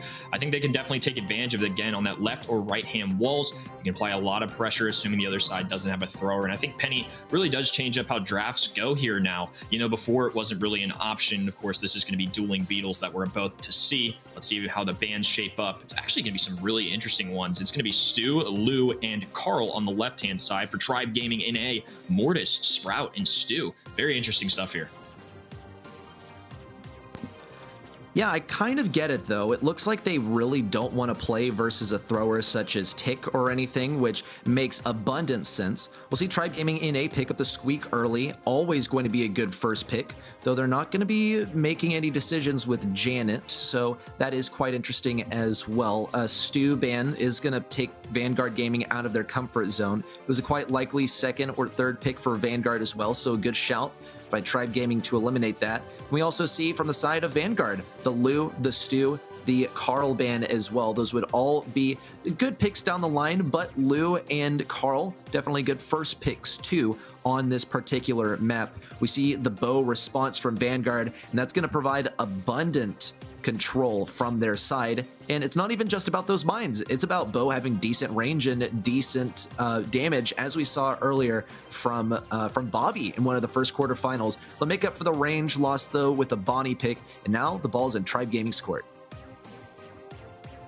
Yeah, and starting off with Squeak 2 is definitely going to play in the comfort of this squad, as Livy is one of the best to do it. I do like this Bo and this Bonnie pick as well, though. I think those are two very safe brawlers. We saw, like you said, Bo perform really well on this map. I think you can get a little extra control with those mines, and even for pro players, you know, they're still having to dodge some really, really good shooters out here, and I think having those down additionally can really, you know, put them in some really uncomfortable situations. So Bo mines still go a long way, even at the professional level, and to round out their composition, it is going to be a Lola and a Bell. I think overall a well-rounded comp from Tribe. I think the Bell again is really interesting here, but we did see it succeed earlier. I think a very safe pick, and those bounce shots can do a lot of work. Well, now it's down to the last pick. What do you go for? You're into a Lola, so a tank might not be the best of picks in the grand scheme of things, but I don't see any wall break anywhere except for Betich's, so maybe we get to see the big man Frank make an entrance once again. Ash also possible, and it wouldn't shock me. A Penny. Okay, that's actually still one that I'm happy with. Dueling Beetles, we saw not too long ago, SK made the statement that, yeah, we're going to play Dueling Beetles Penny. Because we feel like, and this is pretty buff too, and it worked versus AQM, the best team in LATAM South. When it comes to versus Tribe Gaming NA's comp in particular, it'll be pretty good for dealing with Tyrant's ego. And also, you can throw it in any kind of nook on either the left or the right side. There's no wall break to make it happen, and it's unlikely that Tribe will touch it unless they can get some squeak shots over there, which, since he doesn't have that great of range, is going to be a bit of a challenge. Well, one good Bell tag is going to eliminate the Bow Totem there. Nicely done to prevent any extra supers from being charged, as Livy with some nice connections along with the Tyrant takedown on the left-hand side. But Tucha is going to fall now too, and a hot start here for Tribe Gaming, already over 25%, and with Luffy nearly going down, they have complete control of the map right now. Tyrant gonna throw down the ego and hopefully get something off of it. We'll see Frixie not focus it down at all, waits for the freeze frame to end. In a way, Tyrant afforded himself the ability to pinch behind Betiches in that moment, and it is going to pay off almost. Betiches will get tagged up by Zulon, and Luffy is going to be forced into a very forward position, manages to take down someone with him as well, but as Livy picks up the kill, and he will get to play control once again. He has one more gadget at his disposal. It doesn't look like he'll use it just yet, because Tribe Gaming is in the lead, and he doesn't really need to use it, though he does need to start walking on this point pretty soon here. We'll see Luffy go down to Frixie, forced into this left side nook. Betiches hasn't been able to get his turret up either, which is probably the biggest tragedy on the side of Vanguard Gaming, because this is a total power pick, and every time the boat totem goes down to give Penny a free super, it gets immediately destroyed. Yeah, I think they're getting a lot of value out of this Squeak pick, and it's a little bit surprising to even see him at mid at times, but it makes a lot of sense considering how the map's structured and how good his shots have been. Nice connections. Luffy is going to fall once again. Frixie, the only one left standing, and Tribe sitting comfortably in the mid. They're going to cap that hot zone off. Game number 1 going to Tribe Gaming. Very well played here by Tribe Gaming. Very cool, very calculated. We got to hand it to Livy for the killer Squeak play too. This was a key pick early on in the draft. It's always going to be great to pick Squeak, and it's why we see him banned out so much on these control-based modes. Though this time, Vanguard Gaming are going to be a little bit more careful about where they place this totem. Just kidding. Gets taken down by Livy. I wonder why it's placed so aggressively. They're not willing to forfeit any aggression. They have to keep Betiches in the game while he charges up that super, but it seems like he's always going to be denied the chance to get into enemy range. Once again, Frixie, the totem gets taken down as soon as it goes down, and Betiches can't do really anything at mid until that residue is has expired. Luffy also going to have a very rough time on the left side. This is even more dominating by Tribe Gaming NA. Vanguard Gaming just don't really know how to get this Penny super. And after seeing almost 2 games now of Tribe Gaming play this comp, I'm starting to really like the Bell a little bit more, especially considering how long range VG are. Bell keeps up with that. The nest eggs really allow extra control of that map, plus the damage amplifier. I think they're doing a great job here. Luffy attempting to dive in now, just generating any kind of aggression that they can, but it's all Tribe right now. But Tucha's going to fall now too. That's going to be a team wipe, and despite his Livy tripping the mine, it is not going to matter. White towels being thrown, Frixie throwing up the pin, and that's going to be a GG there. Tribe Gaming with a very dominant set number 2. This is them gunning it for that final set to happen in set number 3. The momentum is on their side as Livy just trying not to let this momentum get the better of him. Represent Tribe just a little as well. Got to make sure that everyone knows that they're represented too. All of you, the 81%, I believe it was, in chat as well. Got to be cheering these guys on. Though, we'll reflect on the last set just a little bit to clue us into what can happen when we head into set number 3 on Brawl Ball. Vanguard Gaming, they tried so hard to get the Penny turret up, but Penny wasn't able to connect the shots, and Bo couldn't have that turret up for more than at what seemed like less than a second, as Tyrant was consistently pinching in, and as Livy was able to get those easy takedowns with the AoE on his attack. Yeah, I think the Tribe draft overall was really solid. Again, the Bell is something I didn't question necessarily, but I just felt like there might have been better options out there, but they put it to work. I think when they went against that composition too, having the extra range really helped them out. And of course, as Livy with 7 takedowns, Tyrant with 5, Zulon with 3, even distribution of that damage. Frixie putting in a lot of work for his teammates, but you can see it right there. The kills, a clear disparity there. This is 100% Tribe Gaming in a match, though. Questions are, was this one in the draft? I don't really know. It's a little peculiar because on paper, the bow and the Penny should work actually quite well. The thing is that it forces Penny to retreat and stay back while she charges up that super, which is time that the enemy gets on the point, sure. you can sacrifice some time on the point, but you can't sacrifice the positioning because they can stand on the point and spawn trap you at the exact same time. Any bit of room that you concede is room that Tribe Gaming NA is going to claim for themselves. Sneaky Fields, we get to move that line of scrimmage a little bit more often. Tribe Gaming NA, though, is looking to slow this down. Don't shift it up too fast. Here's the Rosa ban and the Ashe ban, and an Ashe ban across the way for Vanguard Gaming. They don't want to deal with Squeak Livy once again either, but Tribe Gaming NA doesn't look like they were really planning on it, given that they have first pick and Carl exists. In a rare instance of only 4 brawlers being banned of the possible 6, looks like both sides are not willing to deal with the Ashe or the Squeak, and then Crow and Rosa, 2 very good bans as well, but Tucha is going to be first drafting IMS for the side of Vanguard Gaming. Of course, Carl right now, very dominant brawler in the meta, somebody that's been quite strong, but in the past really has not been used in Sneaky Fields at all.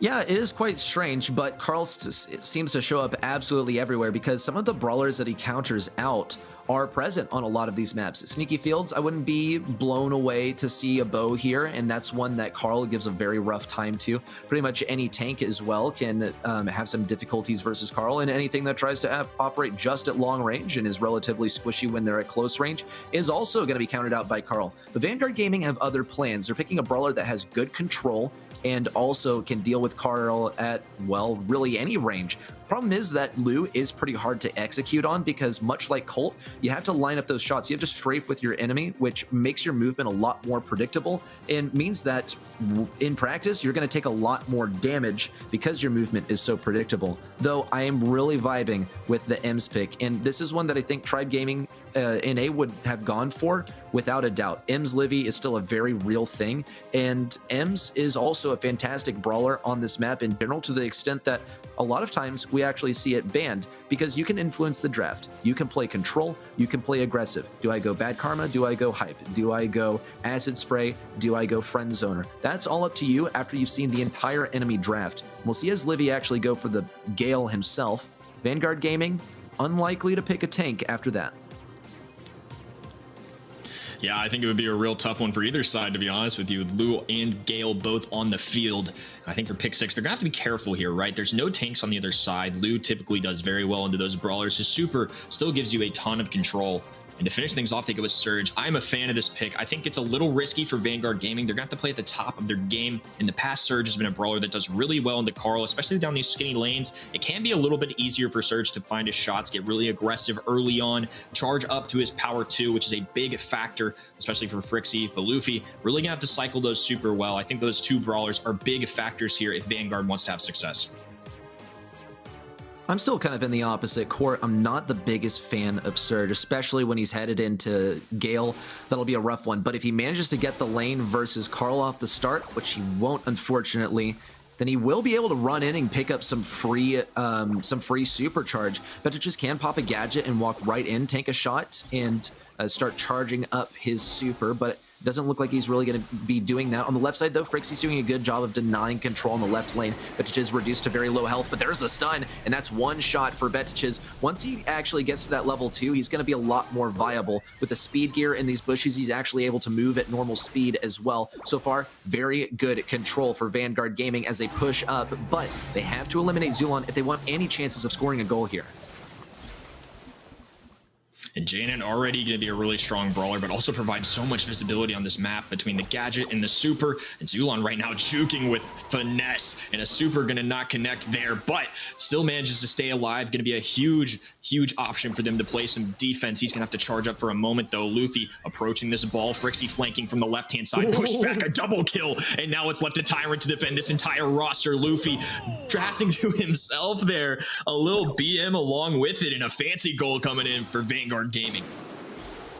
Yeah, what was up with that? Why do you have to dribble to the backslide like that? That was a killer play by Frixie, but Luffy has to show it to him. That's the thing. You got to disrupt the momentum on the enemy side. Tribe Gaming NA are 1 game away from a match point, and you got to get in their heads. And we saw how relieved their reactions were just a moment ago when they played versus Vatra, so maybe they'll be a little vulnerable to that thanks to Vanguard Gaming. Still, though, Betich is going to be a little bit late on that super on the left side, but was that even his his plan. He was trying to stun things out. He doesn't have a super for his level 3, it looks like, which is going to be an unfortunate situation, but it's one that he got himself into, unluckily. Here's the pass up to Frixie, and he will be able to stun out, or rather slow down Zulon and pick up a kill off of that. Oh, and Luffy interrupts the super shot, but he's able to put it in himself. Well played by Vanguard to take this game, interrupt the enemy momentum, and prevent themselves from going to a match point. And that was really needed, I feel like, from Vanguard Gaming, especially considering how that last set went. They start things off very hot here in Brawl Ball. It's set number 3. If there's a time to come back, it's now. And they're going to start off with a 1-0 lead. Tyrant taking to the mid, fighting against Luffy, as Matucha is once again going to be looking to charge up that super. It's only going to get harder, though, with that Janet gadget. However, Luffy going to clean up there. Super available as well. Zulon going to fall, and it's just as Livy to play some defense now. Matucha's flanking. Luffy able to grab this ball. Frixie walking forward. Pass over to the left, and a clear goal for Frixie. And this Brawl Ball set has been all Vanguard Gaming so far. 29 seconds, that's all Vanguard Gaming needs to get their first goal, and another one could be well on the way. Tyrant's going to be circling overhead, trying to get some damage versus Luffy or Frixie. Frixie is forced to walk forward, gets stunned out for just a moment. Betic is narrowly going to stay alive as well, and as Livy is the next one who needs to go down, but Betic ends up getting taken down, despite as Livy being trapped in that one spot. But Luffy staying at mid is all that needs to happen. Great shots versus Zulon, even more versus Tyrant. Frixie approaching on the right side, gets stunned. 1-2 shots by Zulon. That's not a cycle out of his super. Betic can approach and go for some damage, and he will get pushed back as soon as he lands too. No stun onto Gale. Tyrant and as Livy advance forward. It's just Luffy to advance them from coming in, as Livy wisely uses the flying hook to get out of that super, and he's going to remain alive. In fact, Zulon, though, is equipped with this super, and he's ready to push things back as soon as Vanguard Gaming try and get in this push. They've got two great goalkeepers on each side. Zulon, though, playing a little offense on that one. Luffy trying to defend the ball. Going to be pocketing in this bottom left-hand side. Is Livy going to be weak here? Super going down. It's going to force Tribe away once again. 45 seconds to go. And as Livy and teammates need to make a move. Fair enough. I suppose you can lock down that bottom left or bottom right side if you have a Lucifer on your side. Zulon and his Livy will remain barely alive. Luffy, well done on the health, but Betic will get taken down, and Luffy has to defend this left side once again, but that's all they need to play. They just got to play the defense game. This doesn't need to be a lightning-fast game like last time. As long as Luffy can defend this ball, he's got it, and as Livy is going to stay alive just barely, Tyrant also making a move for this. Zulon could get a super and change everything, but time is of the essence. A pass out is all that is needed. Frixie with the super shot into the side. Betic is also clutching up, and Luffy with the final super. Well done by Vanguard. It's going to set number 4.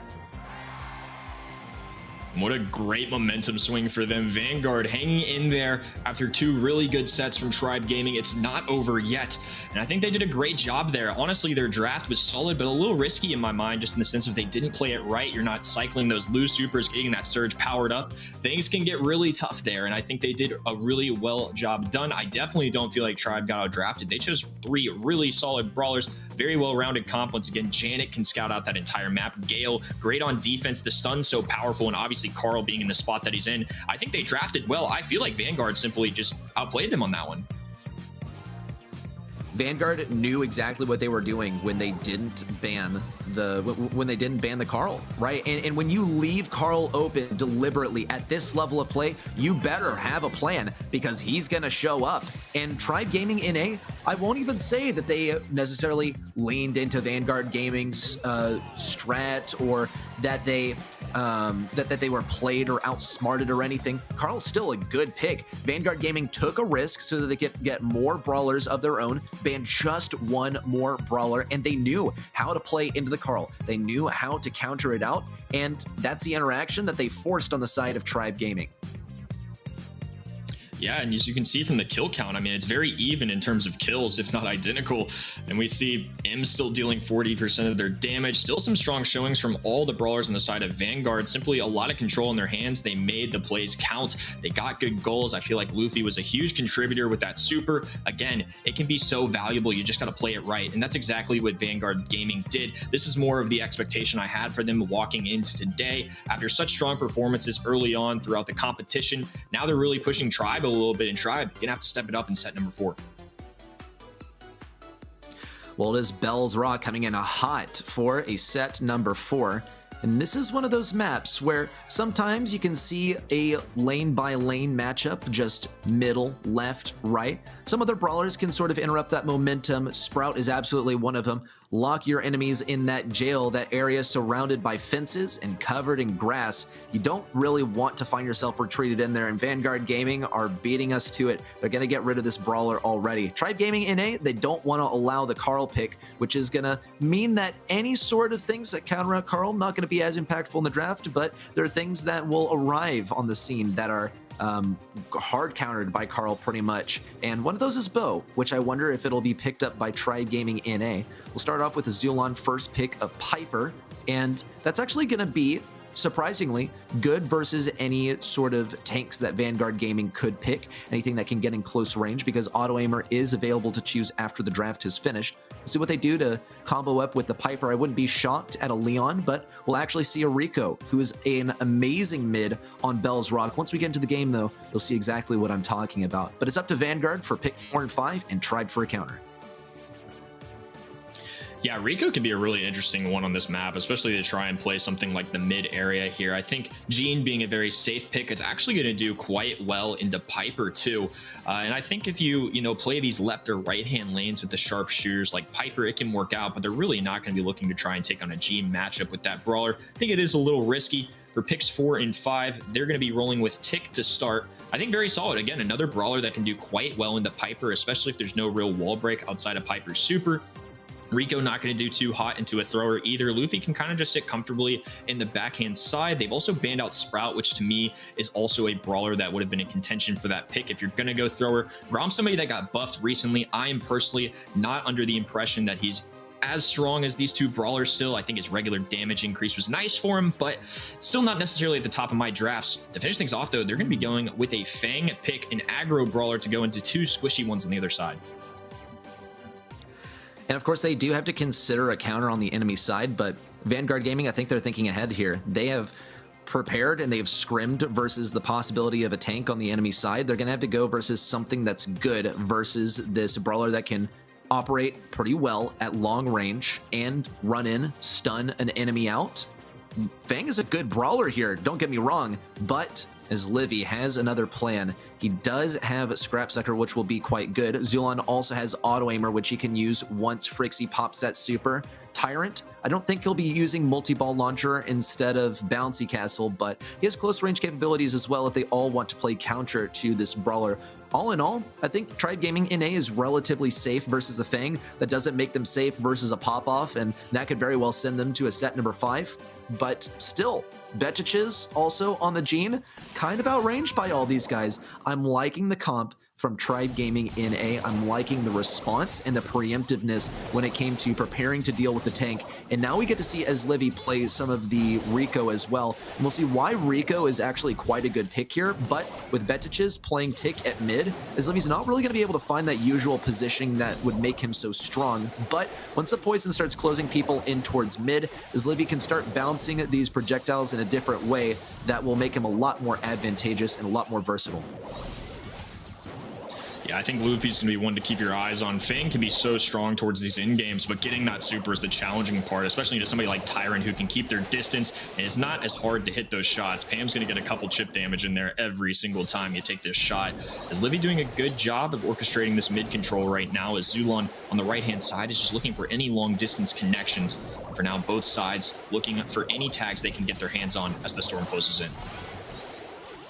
Zulon's doing a great job. He's not even running Auto Aimer. In fact, he's going for Homemade Recipe. Takes down the Tick Super in close range. Frixie gonna go down. Good takedown on the left side. Luffy is gonna try and make this happen. Frixie has a super, but it's not gonna be enough. Or rather, whoever was on the Rico was not able to make it work.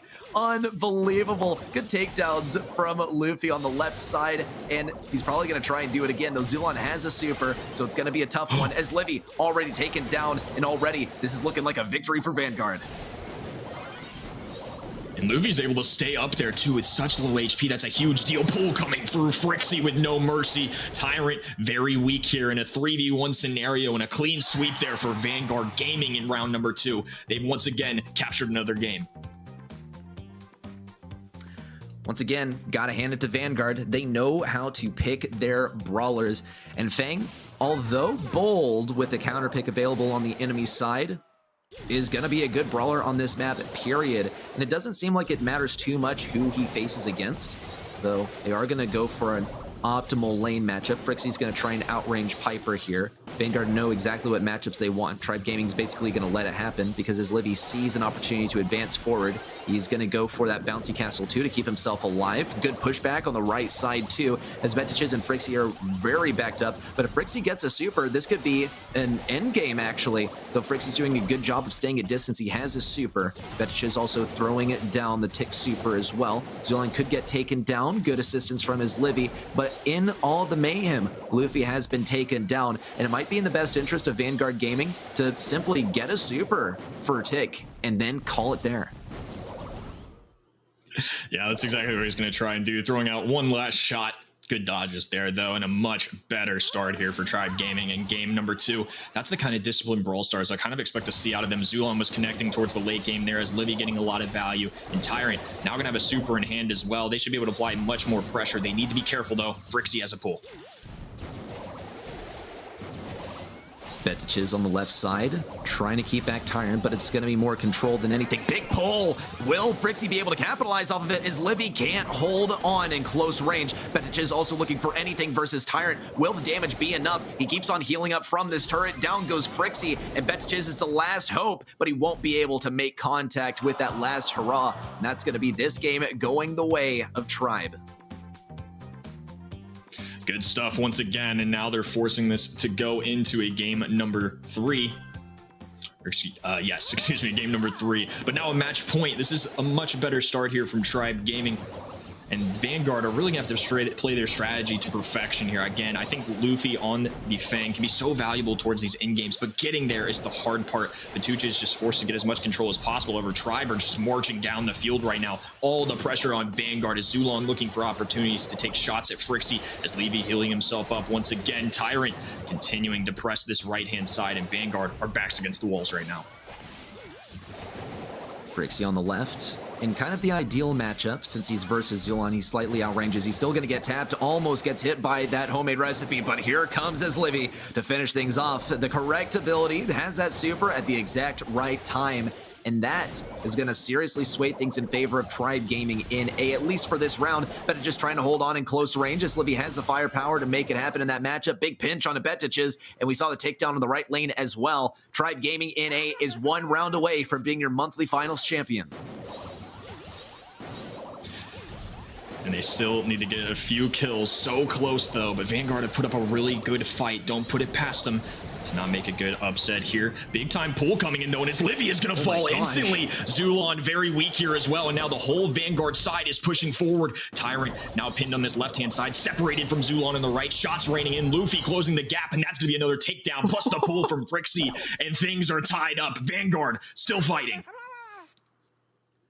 And it looks like Luffy finished off that round with a super as well. That's a pretty close range kill versus as Livy if he wants. Zulan, though, has to keep Vetiches back to keep the control from pinning as Livy in place. Tyrant is ready for absolutely anything on the left side. Luffy not going to use the stun, not in time at least, and he won't be able to get that kill. In fact, he gets pinched by Zulan. Frixie also feeling the heat as well, does have that super ready to go, but he is faced versus a 2v3, and with Vetiches only at his side, there's not a whole lot of kill potential on this duo, but Frixie still is going to bide his time, flash this super, and hope for the best, as Vetiches needs to weaken these enemies and charge up a super to make anything happen. It says Livy and Zulan first, and then Tyrant on the Pam last. They cannot afford to give him a super, and they have to make something happen before this poison starts making them close in towards the center.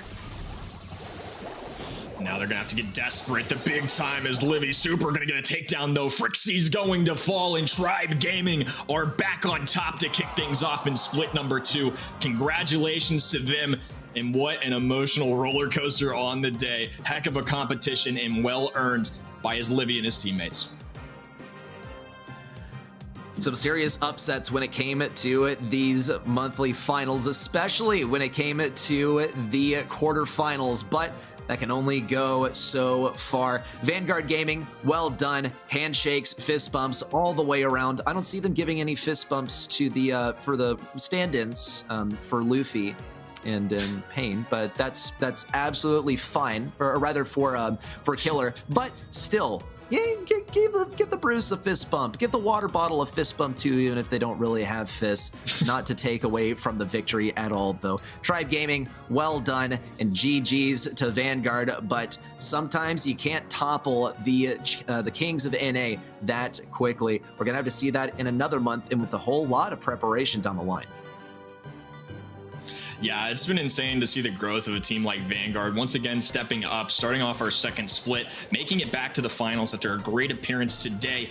They put up a great fight, but at the end of the day, it is Tribe's consistency that prevails. And I think overall, just a good top to bottom team effort from them, as you're seeing here, even when Vanguard was making some really good plays. We had some great shots come in from Tyrant, really dealing with the pressure well. Frixie taking some tags there. Zulon able to connect along with the teammate. Overall, I just continue to be impressed with Tribe Gaming. Their consistency, their mechanics, everything about them. I never really feel like they're getting outclassed too bad. I mean, the only time really today that I felt like they were overwhelmed was in set number 3 in Brawl Ball here. And other than that, they really cleaned things up even in the finals. Even the best are gonna get outdrafted sometimes, and Vanguard Gaming, they played to their strengths as well. It's hard being on top, and it's hard staying on top as well, because you gotta always be staying ahead of your enemies, and Tribe Gaming NA have shown us more than anyone how challenging it is making their way through Vanguard, making their way through Vatra as well. And look at these stats as well. Actually, so much damage dealt by Betiches during that last game. I think Betiches shown through as a top member from Vanguard overall, but Tribe Gaming NA simply shown brighter. Look at the damage from Zulon as well. Key wall breaks on the left side. Each one of those had to be earned by dealing enough damage as well. I think drove a lot of the control throughout that last set. Yeah, I think that was definitely a big factor for him too. And now seeing what the people voted for the finals MVP, it's going to be as Livy, and a great candidate for it too. The newcomer to this team for the year has really time and time again shown that he's got it in him, been a huge contributor, 5 kills, 4 deaths, and overall very impressive stuff for his Livy and his team, continuing it to grow. And I know the nerves have been a factor for him in the past, and he's really overcome that. I think going to things like LAN events have really helped him out, and obviously performing well at MSI, you know, last Worlds, and now continuing to do that in our very own NA and LATAM North region. Again, really good performances overall here today. There's the man himself. GG's Mr. Livy. He did a great job, and I think overall, I'm just very impressed with this team as a whole. Yeah, a little celebration there. A W as well coming out from Livy. You got to recognize that it's actually quite challenging being on Camp 2, and he's absolutely rocked it. So congratulations to the guy as well. So seriously, showing a whole lot of mental fortitude throughout these times. And even when things were getting seriously close to a set number 5, I think he did a great job of comboing with his lane, getting that Rico super, I think, as well, which we might have seen in the replays too, but just bringing it up once again. Well played by everyone, but especially as Livy. Agreed. I think overall, very impressive stuff, and good to be with you, Corey. Happy to be speaking with you. Congrats to you and your teammates here today. What was the atmosphere like, especially coming out of an MSI performance? You know, we're starting our second split, double points are kicking in. How much of a motivator was your MSI performance now moving into today?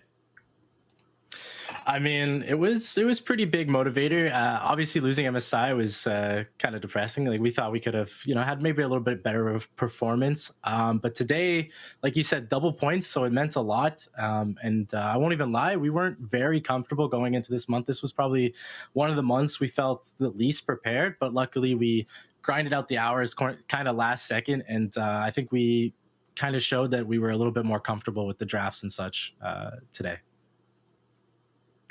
Corey, a team you mentioned at an interview during MSI was Vatra Gaming. Actually, it was a team you all were looking out for in the second half of the year. How highly do you regard them, especially now in that intense match you guys had today?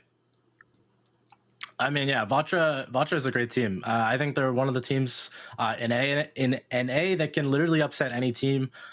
They have some of the best drafts that I can tell, at least maybe in the world. I don't know. I think they're a very good drafting team.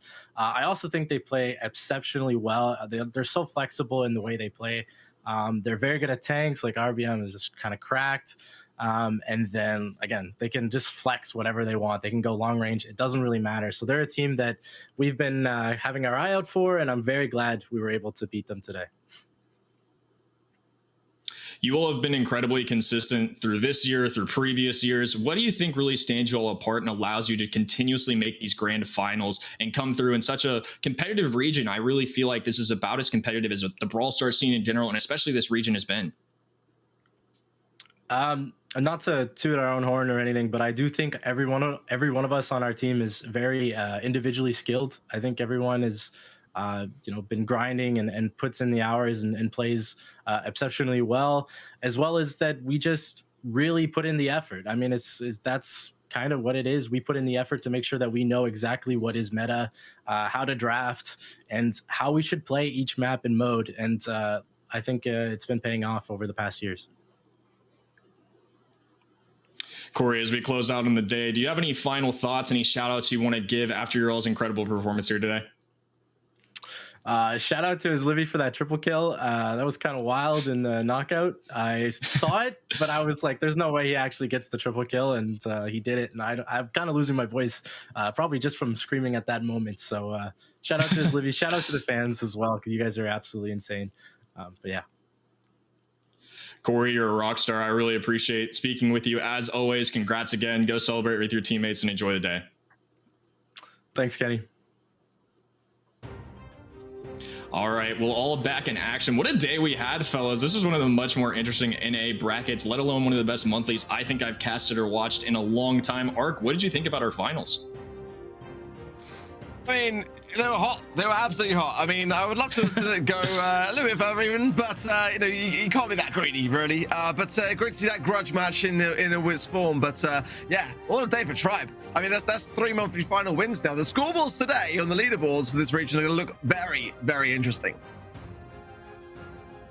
Yeah, I think it's going to be really interesting to see how things shape up here. I think it's going to be a very, very close one. And I think that kind of goes to reflect what it's going to be all throughout the year. But now, hopping into a play of the day ready, why don't you break down the best moment of the entire bracket? It would be my absolute pleasure. Who could forget this moment? Tribe Gaming NA versus Obey Alliance. And a lot of us had an expectation that Obey, they had this one. Tribe Gaming NA, no way of coming back from this. Only about 200 health on their safe. And they were still able to clutch it back. Didn't forfeit a single bit of control. And Obey Alliance, I can't even imagine what was going through their heads this entire time, thinking, okay, let's just get through this one push and get that final tap on the safe, or maybe even and an RC on the Barley, have a super ready to go and get that last bit of damage. But Tribe executed this just absolutely textbook perfectly. It was a beautiful thing to behold from the sidelines. Yeah, that was just one of many great moments here today. Ark, what are your takeaways from looking back at the bracket and just the matches overall? Were there any surprises to you? I mean, yeah, straight off the bat, you got to say STMN against Vatra. I mean, that was a match that we all put into our predictions as being going the way of STMN, but it wasn't their month. It's a tough thing. Roster changes for them as well, and it takes a while to get in that synergy, but definitely, I'm sure for them, rough watching from the sidelines. But I really, was pleased to see, how Vanguard performed today and just bringing things back into the mix. As again, looking at the performance, we just kind of wondered whether they were dwindling just a little touch. Vatra as well, I mean, what a day for them. Taking Tribe, all the way there. There's been some really commendable performance across the board. Agreed. I think overall, this has just been an incredible day of competition. I think STMN, of course, will be somebody that's a good bounce back candidate for next month. But yeah, I think Vanguard and Vatra Gaming, two teams that have looked really good. And, they definitely made things a little bit tougher on my predictions. Sorry to anybody at home that copied me and Ready. It looks like today, though, Ark, it is your day. Way to step up and take on the NA. Ready, overall, any thoughts about the day in terms of competition? Well, I feel like my predictions were a little bit of wishful thinking. Following STMN versus Vatra and Queso, I feel like I should have seen that coming. Also, Vanguard, such a fearsome roster as we saw, making it all the way versus Tribe. And once more, wishful thinking. Chasmac have sacrificed a lot to make it to this point, and unfortunately, they weren't able to make it past Vanguard. In all, though, I think that this is the most competitive we've seen NA in a very long time. I think Vatra is the perfect indicator of that as well. Previous to this, they were sitting at number 6 on the leaderboard, I believe, and even STMN said, yeah, we're a little bit scared of them. And then Tribe said, yeah, we're a little bit scared of them. And now they made it remarkably far, even versus Tribe sitting at number 1. Ark, again, congrats on the good predictions for the day. Do you have any regrets or things looking back that you kind of regret in terms of predictions? No, I think, to be honest, like, you know, I mean, I'm just on top form as always. And again, you know, like, if you're looking for that pin, you know, just, you know, which one to look for. I mean, you know, it was a tough thing to predict. I absolutely agree with Reddy said, though. I mean, like, you know, looking at the history between the quarterfinals 3, those two teams, you know, you kind of, like, wouldn't be, you know, put down for going the other way, but you know, it's a very hard thing to predict against STMN on the best of days. But no, I'm quite happy with my performance. In fact, this whole weekend I've been pretty decent. I'm not gonna lie. I don't tooting my own trumpet, as Corey said earlier in the interview, but you know, yeah, you know, I'm good. I'm good.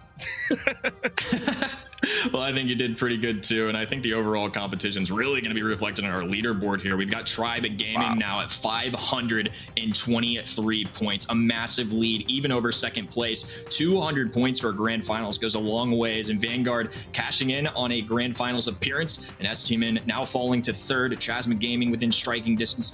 Vatra also doing a good job too. Reddy, what are you feeling about this leaderboard? What do you think moving forward? I feel like this is pretty accurate reflection of the region. And it's a little bit surprising to see Vatra still in number 5, but look how close they are behind Chasmac Gaming NA. I feel like this was an amazing day for Vatra Gaming, a pretty good day for Chasmac as well. Not the best of days for STMN. Hopefully they come to the next month with a renewed vigor, but Tribe Gaming NA, they seem to be absolutely untouchable at the moment. Yeah, their consistency is really coming to fruition here, and now we get to see the leading teams across the world. A lot of things have shaped up. Zeta Division 1 and 0, an interesting race to watch. In East Asia, of course, EMEA Arc was a region you casted yesterday, and Reply Totem escalated themselves all the way to that second place spot. It's crazy to see how much a shift in movement there's been for these double points. It really is. It genuinely really is. OGS as well coming to the mix there. Zeta Division 1 and 0 neck and neck now in that leaderboard situation, as they were, you know, separated for a while, but you know, still in LATAM South though, some similar patterns, but 0 so now creeping in as well. It's definitely shaping up in a really nice way, but I guarantee, don't take any screenshots of this right now. This is all going to change on a monthly basis, I feel, and that's again what I love so much about double points. Yeah, I certainly think that is going to change things up a little bit. Reddy, any final thoughts in terms of how this region is going to progress moving forward? It's absolutely going to be a fight for that number 3 spot, and if STMN can't find their footing once again, maybe it'll be a fight for number 2, but it's not going to be a fight that Tribe is fighting. You heard it from Corey. This has been probably the month that they were the least prepared for, and even that, yeah, there were some close games, but they still took number 1. If that holds to be true, this is going to be an incredibly dominating team throughout the rest of the year, one to keep your eye on, but the other guys competing for those other 2 spots, this is going to be one that probably changes up every single month. Ark, any final thoughts as we close out the day on the region? It was obviously great having you here, and always a good one for NA.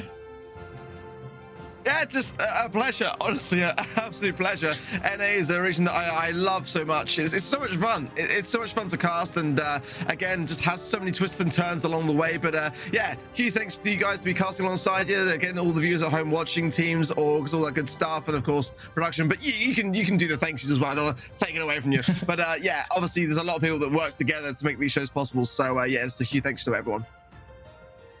Of course, and our next show is actually going to be CESA and ANZ. Mark your calendars. It's going to be August 6th. The world just continues to progress in competition. This has been Kenny, Reddy, Ark. Thank you to all the team that makes this possible. Thank you for joining us at home. It's been an excellent month. July was one to remember. Stay with us on August 6th. See you all then.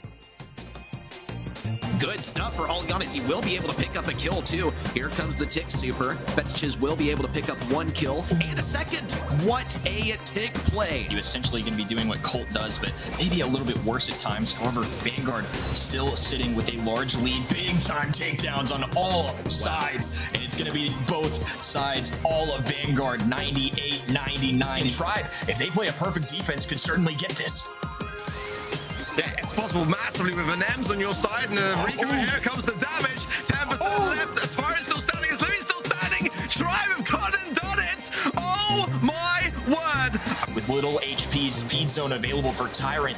Falcon, the only one available to get a kill, and he's going to go down. That's going to be a match for Tribe Gaming. GG's to Obey Alliance. The push through is there, and now Luck in the left-hand side tapping away at the safe, and that is only bad news for Chasmac, who desperately needs to get some damage over on the other side of things. It's not going to be enough. Patchy's already stopped. Toast there, but not going to happen. That is it. Vanguard proceed to the grand final. Though Juan Carlos is going to go for some value versus Tyrant. He's going to get rolled. He's able to get that mark on a Tyrant and avoid all of the damage. This could be a dismantling. We'll see if Ezlivy's able to finish off. There it is, and that's the team kill that we needed to see to finish it off. Tribe Gaming NA, and they have to make something happen before this poison starts making them close in towards the center. Now they're going to have to get desperate. The big time is Livy Super going to get a takedown, though. Frixie's going to fall, and Tribe Gaming are back on top to kick things off in split number 2. Congratulations to them.